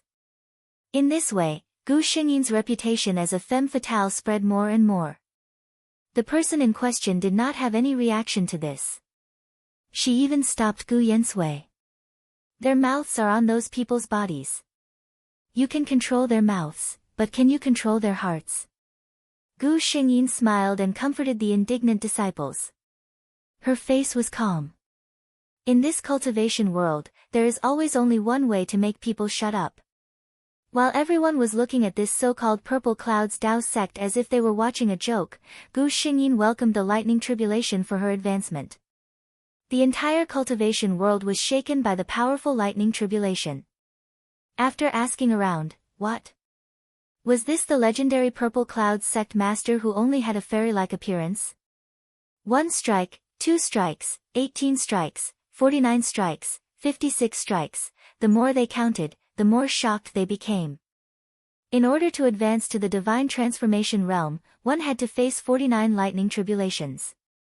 Advancing to the body integration stage required a total of 64 lightning tribulations. In order to advance from the form synthesis stage to the legendary crossing tribulation stage, one had to go through 81 lightning strikes. Looking at the number of tribulation lightning bolts, there were already more than 49 of them. Could it be that this man was progressing to the body integration stage? In the past 5,000 years, only one cultivator had successfully broken through the soul formation stage and reached the body integration stage. That person was the current ruler of the demon clan, Gu Yensui, who possessed the bloodline of the red fire Qilin. His strength was also the main reason why he was able to control the demon clan in such a short time. And now, was there going to be a second one? Those who had previously looked down on the Purple Cloud's Tao sect master felt an indescribable pain in their faces. The other party had already come this far. Regardless of whether they succeeded this time or not, they were already ahead of them. And those youths who were hesitant because of the recent rumors also stepped on the road to the Purple Cloud's Tao sect. Gu Yensui was the only one who had no doubts about his master's ability to survive the lightning tribulation. She was originally a crossing tribulation stage powerhouse. Even if her spiritual power was only at the body integration stage, her strength was not comparable to ordinary body integration stage powerhouses. In the rolling black tribulation clouds that no one saw, Gu Xingyin's hair fluttered in the wind. She faced the aggressive tribulation lightning calmly without any sadness or joy. Chapter 1042. Not only was the sect leader of the Purple Cloud's Tao sect the Taoist companion of the Taoist emperor, she was also a combined body fusion stage cultivator. In the cultivation world, it was not without reason that power decided everything. With their own power and the Daoist Emperor Gu Yensue's unconditional support, the Purple Cloud's Dao sect was developing at a terrifying speed. The cultivation world situation of being monopolized for thousands of years was broken. Those large sects wanted to stop it, because the rise of the Purple Cloud's Dao sect had harmed their interests. But they did not have the power to stop it. Another 500 years later, the Purple Cloud's Dao sect, which had become one of the top sects in the cultivation world, once again welcomed the Lightning Tribulation. 81 Lightning Tribulations. The only tribulation stage cultivator in the cultivation world in 10,000 years. Because of this, the Jinghong Fairy's name became famous, and the Purple Cloud's Dao sect became the only cultivation holy land in the cultivation world's eyes. Ding! Congratulations to the host for completing the mission. The system notification rang out. Gu Xingyin smiled. She took in a few nominal disciples and taught them the cultivation techniques that had long been buried in the river of time 10,000 years ago. The Purple Cloud's Dao sect's foundation made countless sects speechless, and at the same time, jealous. After successfully grooming the next generation of successors, Gu Xingyin retreated behind the scenes and became the Purple Cloud's Dao sect's pillar. With such a tribulation stage cultivator, no one could shake the Purple Cloud's Dao sect's position. And everyone knew that there were only two places to meet the Jinghong Fairy. The Purple Cloud's peak, which was covered in snow all year round, and the Daoist sacred ground, Empty Mountain. In fact, the frequency of her appearing in the latter was even higher. Everyone knew that the Jinghong Fairy and the Daoist Emperor were a pair of Daoist companions, and the two of them were inseparable. It was even said that when the Daoist Emperor was 3,000 years old, the Jinghong Fairy used her own blood essence to create a heart-connecting talisman for him. With this talisman, even if the two of them were in different places, they would still be able to communicate telepathically. She could even forcefully transfer the damage to herself when her Dao partner was fatally injured. In the past, everyone envied sect master Zi Shao for his good looks. He had caught the eye of the Demon Emperor, and from then on, he had a meteoric rise. But now, the target of envy was the Demon Emperor. What did he do to make the Jinghong Fairy, who was the best in the cultivation world in both appearance and strength, so loyal to him? However, some things would always happen between the two of them. The others were just making wild guesses while chatting. Gu Xingyin spent 10,000 years in this world with her little disciple. Until the blue sea turned into mulberry fields, and a new cycle of reincarnation descended. The two of them held hands, closed their eyes together, and stepped into a new cycle. This was an exceptionally luxurious room. The huge crystal chandelier overhead took up almost half of the entire ceiling, and the furnishings in the room were all the latest limited edition models from major international luxury brands. The entire room was pink in color. Whether it was the princess doll that was as tall as a person in the corner or the wardrobe that was full of girly dresses, it was clear that the owner of this room was a little princess who was doted on by everyone. Now, this little princess was lying on a big bed that was big enough for her to do a few somersaults on. She had mesmerizing big black eyes, long eyelashes that were like neat and fine brushes, a delicate little nose, and a pair of lips that were as beautiful as cherry blossoms. When she smiled, two cute little canine teeth would be revealed, and she looked quite harmless. However, that was just how it looked. Chapter 1043. Gu Xingyin knew that when this cherry blossom-like mouth opened, those two cute and harmless canine teeth would pierce deeply into one's flesh and suck out one's blood. The dark red tongue licked the corner of your blood-stained lips. It was a charm and danger that humans couldn't resist. This girl with an angelic face was called Weisheng Yingluo. During the day, she was a student of St. Rhodia High School. At night, she was a pure-blooded princess of the Weisheng family, a vampire who walked in the darkness and fed on human blood. Now, Gu Xingyin had arrived in Weisheng Yingluo's body. Gu Xingyin was a little surprised to know that she had once again received a mission about vampires. However, when she finished reading the plot seriously, she understood that this was completely different from the vampire world she had experienced before. The living habits of the vampires in that era were closer to the aristocrats of the Middle Ages.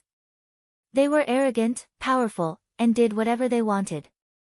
They disdained humans and existed arrogantly. They even clearly separated their lives from the lives of ordinary humans. But this world was different. Ordinary humans didn't know about the existence of vampires at all.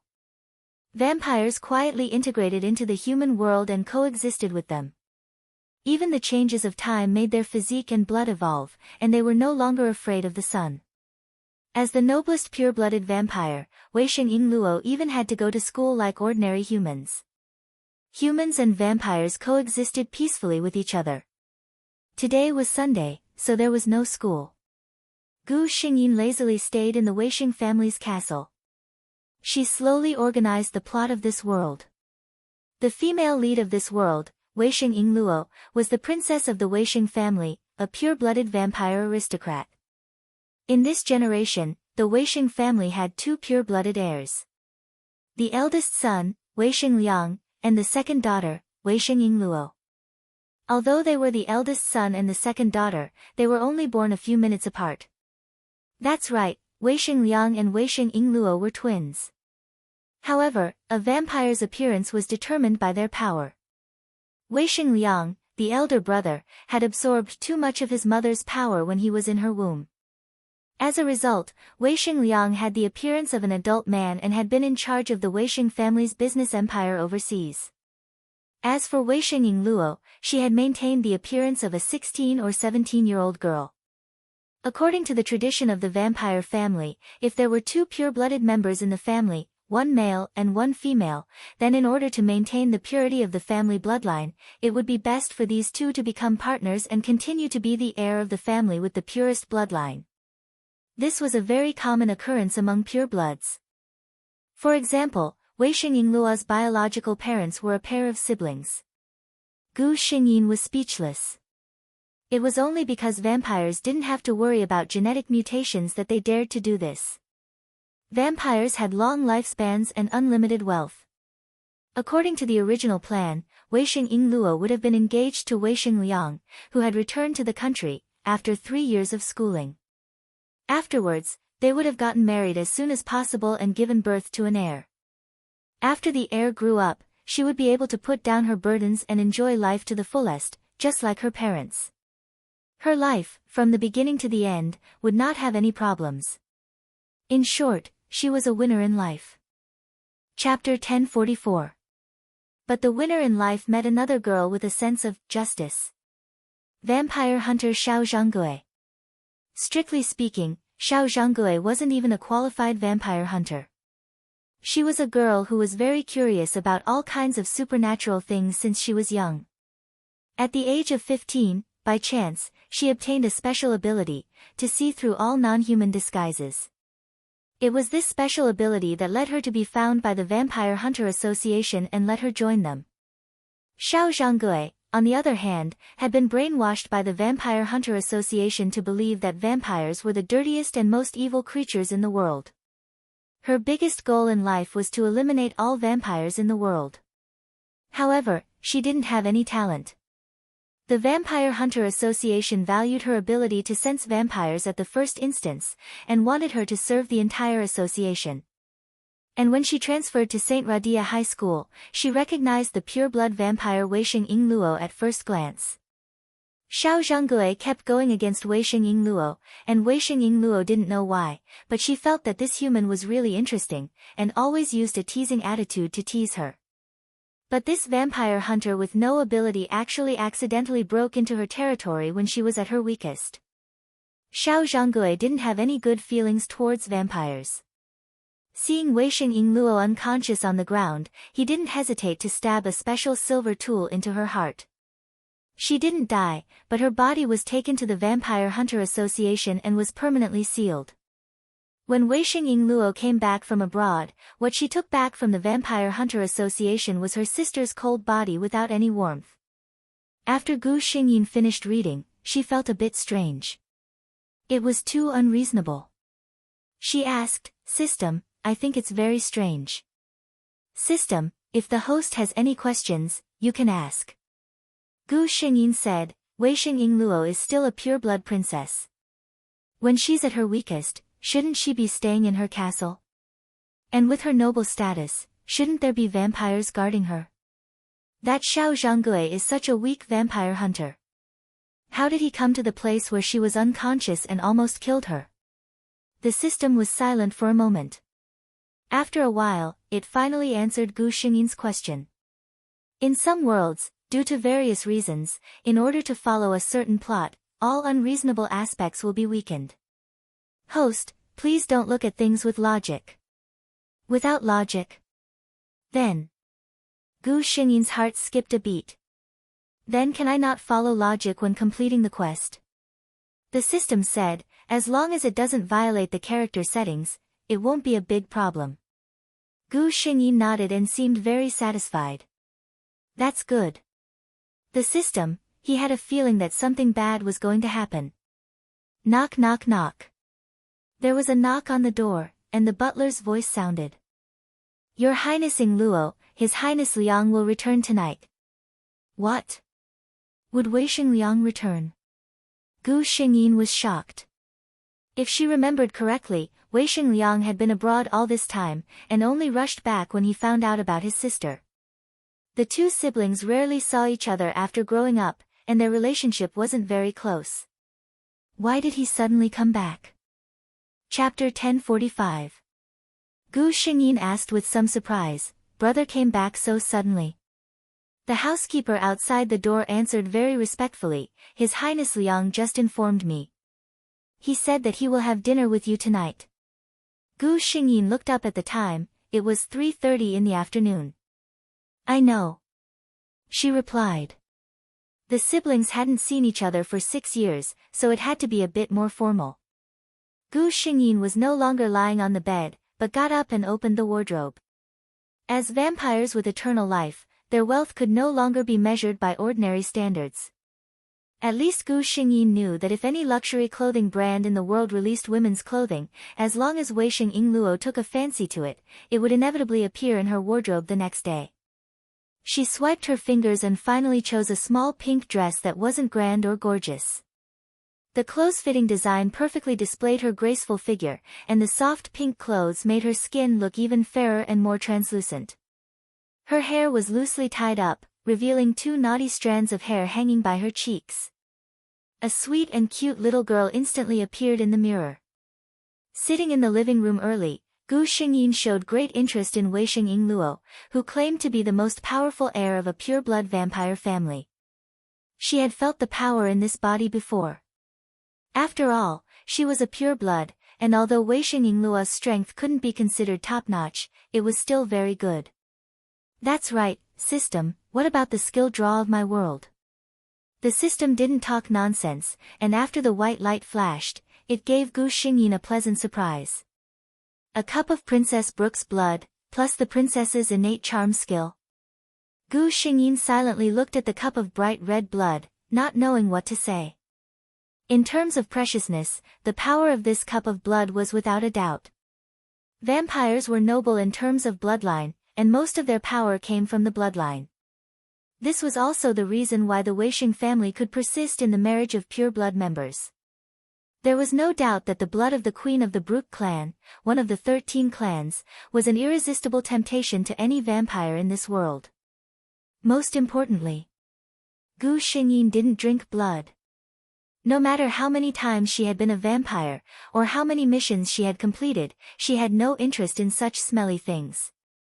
Unlike Gu Xingyin, the system could not understand why Gu Xingyin did not speak for so long. The system was still very straightforward, so it asked directly. Host, is there a problem? Gu Xingyin pointed at the cup of blood.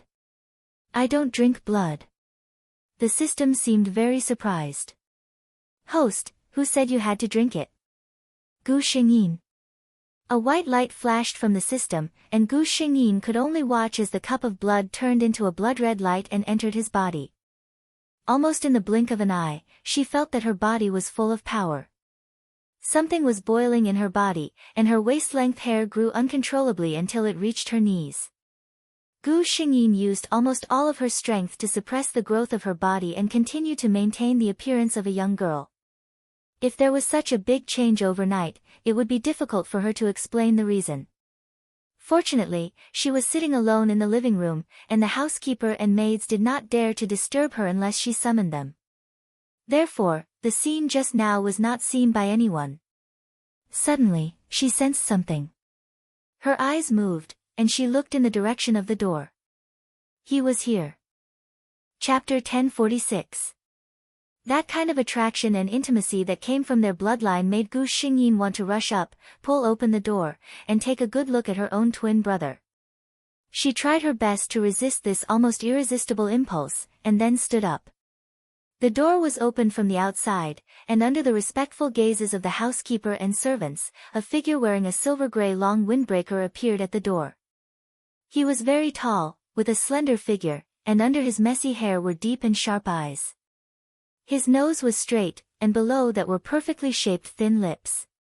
Wei Xingliang also immediately turned his gaze to the place that tugged at his heart. The intimacy of blood, especially for a pure-blooded, was the most irresistible feeling. Then, he saw a small pink figure rushing towards him at an extremely fast speed. Wei Xingliang subconsciously wanted to avoid it, he didn't like strangers getting close to him. But he immediately remembered that this wasn't anyone else, but his sister Ying Luo. Just as he paused, that soft figure crashed into his arms. Wei Xingliang's body reacted faster than his mind, and hugged the figure in his arms. Gu Xingyin hugged him tightly and took a deep breath of the familiar lotus fragrance. Then, she raised her head and looked at Wei Xing with her large eyes. She smiled coldly and said, "Big brother, you've finally thought of coming back to see me. I missed you so much." Her glass-like eyes were filled with undisguised joy and attachment. Wei Xingliang was startled. He hadn't spent much time with this sister. He vaguely remembered that the two of them had a very good relationship when they were young.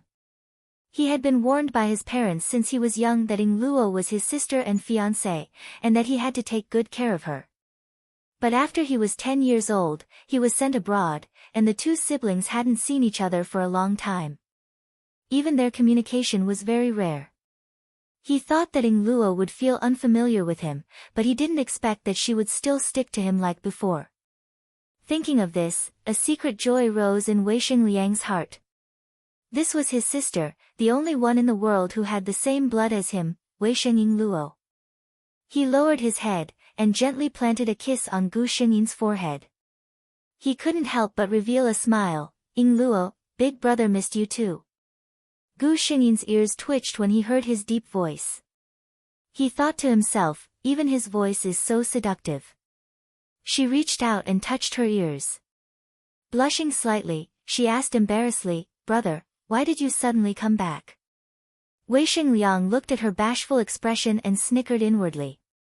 He got closer and closer to Gu Xingyin, lowered his voice and said in her ear, "There's nothing big going on in the company during this time, so I came back to stay for a while, and also came back to see my Ying Luo." He looked at his sister's ears with satisfaction. Because of his words, her ears were dyed with a thin layer of red. There was a layer of pink on her sparkling white skin. It was indescribably cute and seductive, making people want to take a bite.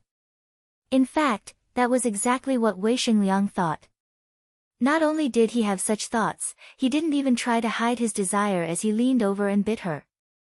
Feeling the tingling pain in her ears, Gu Xingyin looked at Wei Xingliang in disbelief. Was it really okay to act like a hooligan in front of his sister, whom he hadn't seen for several years? Oh, no, she wasn't just his sister, she was also his fiancée. Thinking of this, what he did didn't seem to be too excessive. Chapter 1047. Wei Xingliang reluctantly let go of the earlobe that had been rubbed by his teeth until it was bright red. Wei Xingliang reluctantly used the tip of his tongue to gently sweep the white earlobe. He felt the person in his arms slightly tremble because of his movements, and he laughed deeply. "Shy." He stretched out his finger and lifted Gu Xingyin's chin. Sure enough, the other's face was already completely red. He still felt it wasn't enough, and gently bit the corner of her lips. "Being so shy won't do, my Ying Luo." He laughed. "You are my fiancé, you have to get used to it." "Get used to it?" "Get used to what?" Gu Xingyin was a bit speechless. She knew that vampires had always been very indulgent with their desires, but she didn't expect the other party to be so open. Looking up and seeing the other's smiling face, Gu Xingyin resisted the urge to grind her teeth. She thought for a bit, and then smiled sweetly. She stood on her tiptoes and heavily bit Wei Xingliang's lips. She controlled the degree, and didn't break the skin and bleed, but the pain didn't lessen at all. Copying his actions, she licked the place she bit. Gu Xingyin raised her eyebrows and smiled at Wei Xingliang. Brother's taste is also much better than I imagined. Wei Xingliang's eyes instantly darkened. He laughed lowly. Is that so? Then Ying Luo, why don't you properly taste it again? His figure invaded Gu Xingyin's domain without any hesitation. His aura swept through Gu Xingyin's domain without restraint, until the latter was utterly defeated. This man was really petty. Gu Xingyin, who had recovered from her weak legs with great difficulty, glared at Wei Xingliang with some annoyance. Wasn't it just because he was stronger than her now? Just wait. She would pay him back one by one in the future. Wei Xingliang could only laugh out loud. His return to the country was originally a temporary plan, but he didn't expect to receive such a big surprise. Ying Luo was much more interesting than he had imagined. The next morning, Gu Xingyin woke up on time. She opened her eyes and immediately realized that she was sleeping in a man's arms. Her head rested on his arm, and her waist was tightly held by a large and powerful hand. Her entire body was almost lying in his embrace. The memory of last night came back to him. Just as she was about to go to bed, Wei Xingliang called her to his room. What? Sleep here. Her eyes widened. Wei Xingliang said seriously, you and I are engaged. Is there a problem? Gu Xingyin was speechless. What he said made sense. She was speechless. What made her even more speechless was that the vampire butler, who had watched her grow up, did not object at all. He even seemed to be very happy as he moved her daily necessities into the cool room. Anyway, the place was big, and it would not be crowded with one more person. As a result, Gu Xingyin successfully lived with her brother under everyone's delighted gazes.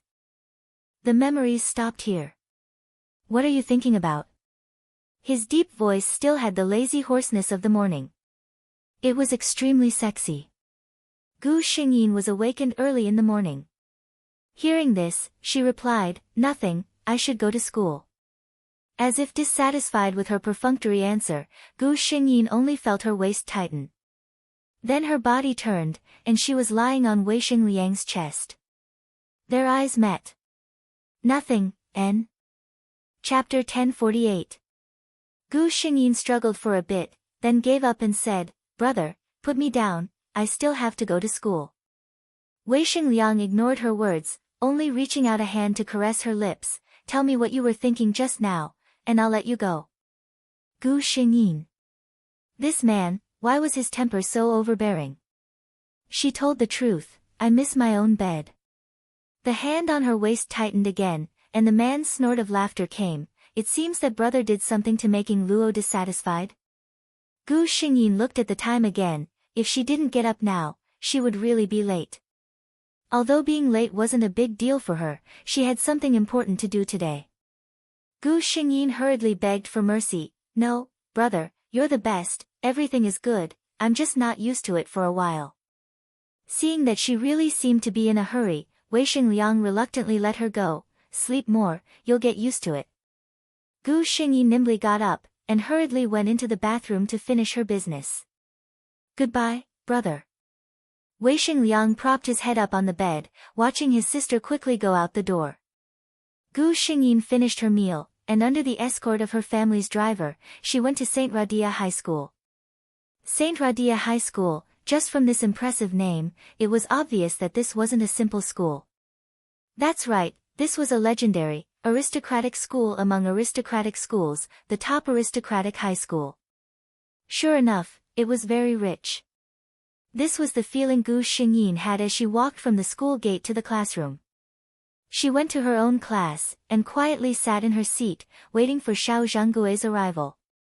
That's right, Today was the day that Onmyoji Xiao Zhonggui transferred to St. Radia High School. Although Xiao Zhonggui's family background wasn't bad, she didn't have the ability to go to St. Radia High School.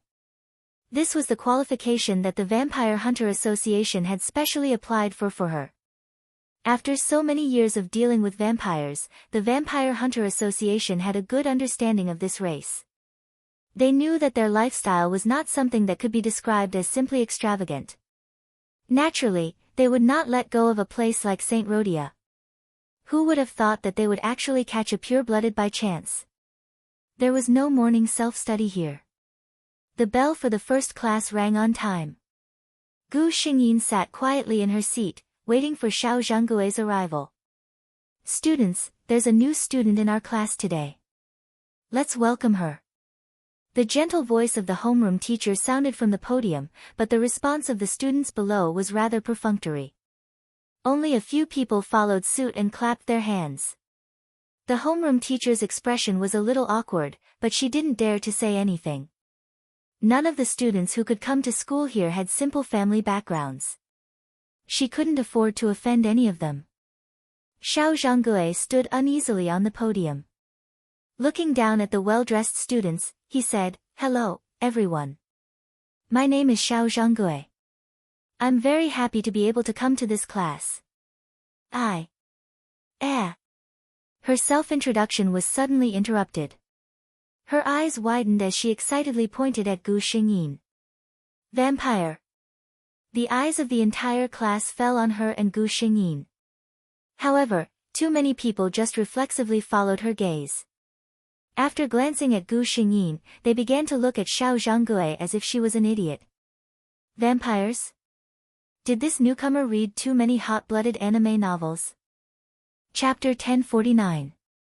Gu Xingyin looked around in surprise, then confirmed that the person Xiao Zhonggui was pointing at was her. She pointed at herself very strangely. This student, are you talking about me? Seeing her like this, Xiao Zhonggui knew in his heart that she was pretending, but his face was cold. Evil vampire, don't pretend anymore. I don't know what your purpose is in lurking in this school, but I, Xiao Zhonggui, will never let you succeed. The class teacher who had been standing on the side and didn't understand the situation, the students who were dumbfounded the whole time, Gu Xingyin, who knew the truth. Although she knew the plot and understood that Xiao Zhonggui's EQ was a shortcoming, she really didn't find it challenging at all to be this stupid. Gu Xingyin held her forehead. The whole class seemed to feel a strong sense of powerlessness from her movements. Xiao Zhonggui still felt that the other party was frightened by his momentum and was about to continue. The class teacher next to him couldn't bear it anymore and said, "Enough. Student Xiao Zhonggui, there should be a limit to your jokes." Xiao Zhonggui was stunned. What joke? She looked at the class teacher and said, "I'm not joking, what I said is true, that girl is really a vampire. Vampires feed on human blood. She'll kill you." The class teacher endured, and stopped herself from looking at Xiao Zhonggui as if she was looking at a psychopath. Ying Luo has been studying here for more than a year and hasn't seen anything happen to our St. Radia High School. But student Xiao Zhonggui, if you continue to disturb the order and spread rumors like this, I will personally report the situation to the Academic Affairs Office. Xiao Zhonggui looked at the class teacher in disbelief. She was clearly saving them, why didn't she believe it? She looked at the students below the stage and found that they were all looking at her with strange and mocking eyes. As if she was the monster that would eat people. And that vampire, she looked at Gu Xingyin. That vampire looked at her expressionlessly, but Xiao Zhonggui saw the mockery in her eyes. See, so what if you're telling the truth? Not a single person will believe what you say. She took a deep breath and said resolutely to everyone, just wait and see. I will prove what I said. Because of what happened to Xiao Zhonggui just now, the homeroom teacher didn't have a good impression of this student. She randomly pointed at a spot far away from Gu Xingyin and left the classroom. Gu Xingyin thought that Xiao Zhonggui would not be able to resist coming to her during the break. She did not expect that Xiao Zhonggui was more patient than she thought. She didn't come over to look for her. She just kept staring at her with a creepy gaze. Gu Xingyin knew that she was afraid that he would run away. But in the eyes of others, Xiao Zhenggui's behavior was very suspicious. Ing Luo. Gu Xingyin's deskmate came over quietly and whispered, "Is that newcomer Xiao Zhenggui a pervert? I saw him staring at you. You have to be careful when you go home from school. I'm afraid that this kind of person's brain is not clear and will find trouble with you." "Thank you, Lily, I'll be fine." Gu Xingyin smiled and shook her head. Of course she would be fine. The one who would be in trouble would be Xiao Zhenggui. After school, Gu Xingyin went out of the classroom alone with his backpack. Xiao Zhenggui followed. Chapter 1050. When Gu Xingyin went out today, she specifically told the driver not to come out to pick her up today, just to give Xiao Zhenggui a chance to approach her alone. She walked slowly, as if she didn't notice that someone was following behind her. Until she reached a deserted alley. Xiao Zhenggui finally had a chance to appear after following her all the way. Wei Xingyin Luo, stop. She appeared from behind the wall and shouted at Gu Xingyin. Gu Xingyin stopped in her tracks. "Student Xiao Zhenggui, why are you looking for me?" Her expression was very innocent. Xiao Zhenggui said coldly, "There's only the two of us here, don't pretend anymore." "Damn vampire, I'm here to deal with you." "Damn vampire?" Gu Xingyin repeated softly. At the same time, an invisible barrier slowly enveloped the alley, and the pedestrians outside would temporarily forget about this place. Gu Xingyin put away the smile on her face, "So what if I'm a vampire?" "Student Xiao Zhenggui." Xiao Zhenggui's eyes lit up, and with a shake of her hand, a silver chain appeared in her hands out of nowhere. Gu Xingyin's heart flashed with a trace of disgust. That was silverware. Gu Xingyin said, "You've heard the teacher talk about it, haven't you? I've been at St. Rhodia High School for 2 years, and nothing has ever happened in the school. It's even because of my existence that those monsters don't dare to come to this school to look for food. I've never killed any humans. Pure bloods like them also had dignity, and didn't need to look for humans themselves." Xiao Zhenggui didn't listen to her at all. "You're just quibbling by saying so much, you can't hide the nature of a dirty vampire at all." Gu Xingyin laughed softly, "Then, what do you want?" Xiao Zhenggui took out the chain in her hand, "Of course it's to kill you." Gu Xingyin could clearly see that the chain was aimed at her heart without any hesitation. Xiao Zhenggui really wanted to kill her. Shua! The chain instantly pierced through her chest. Gu Xingyin seemed to be stunned for a moment. Success! Xiao Zhenggui's eyes lit up. However, before she could rejoice for too long, a soft whisper entered her ears. "Oh! What succeeded?"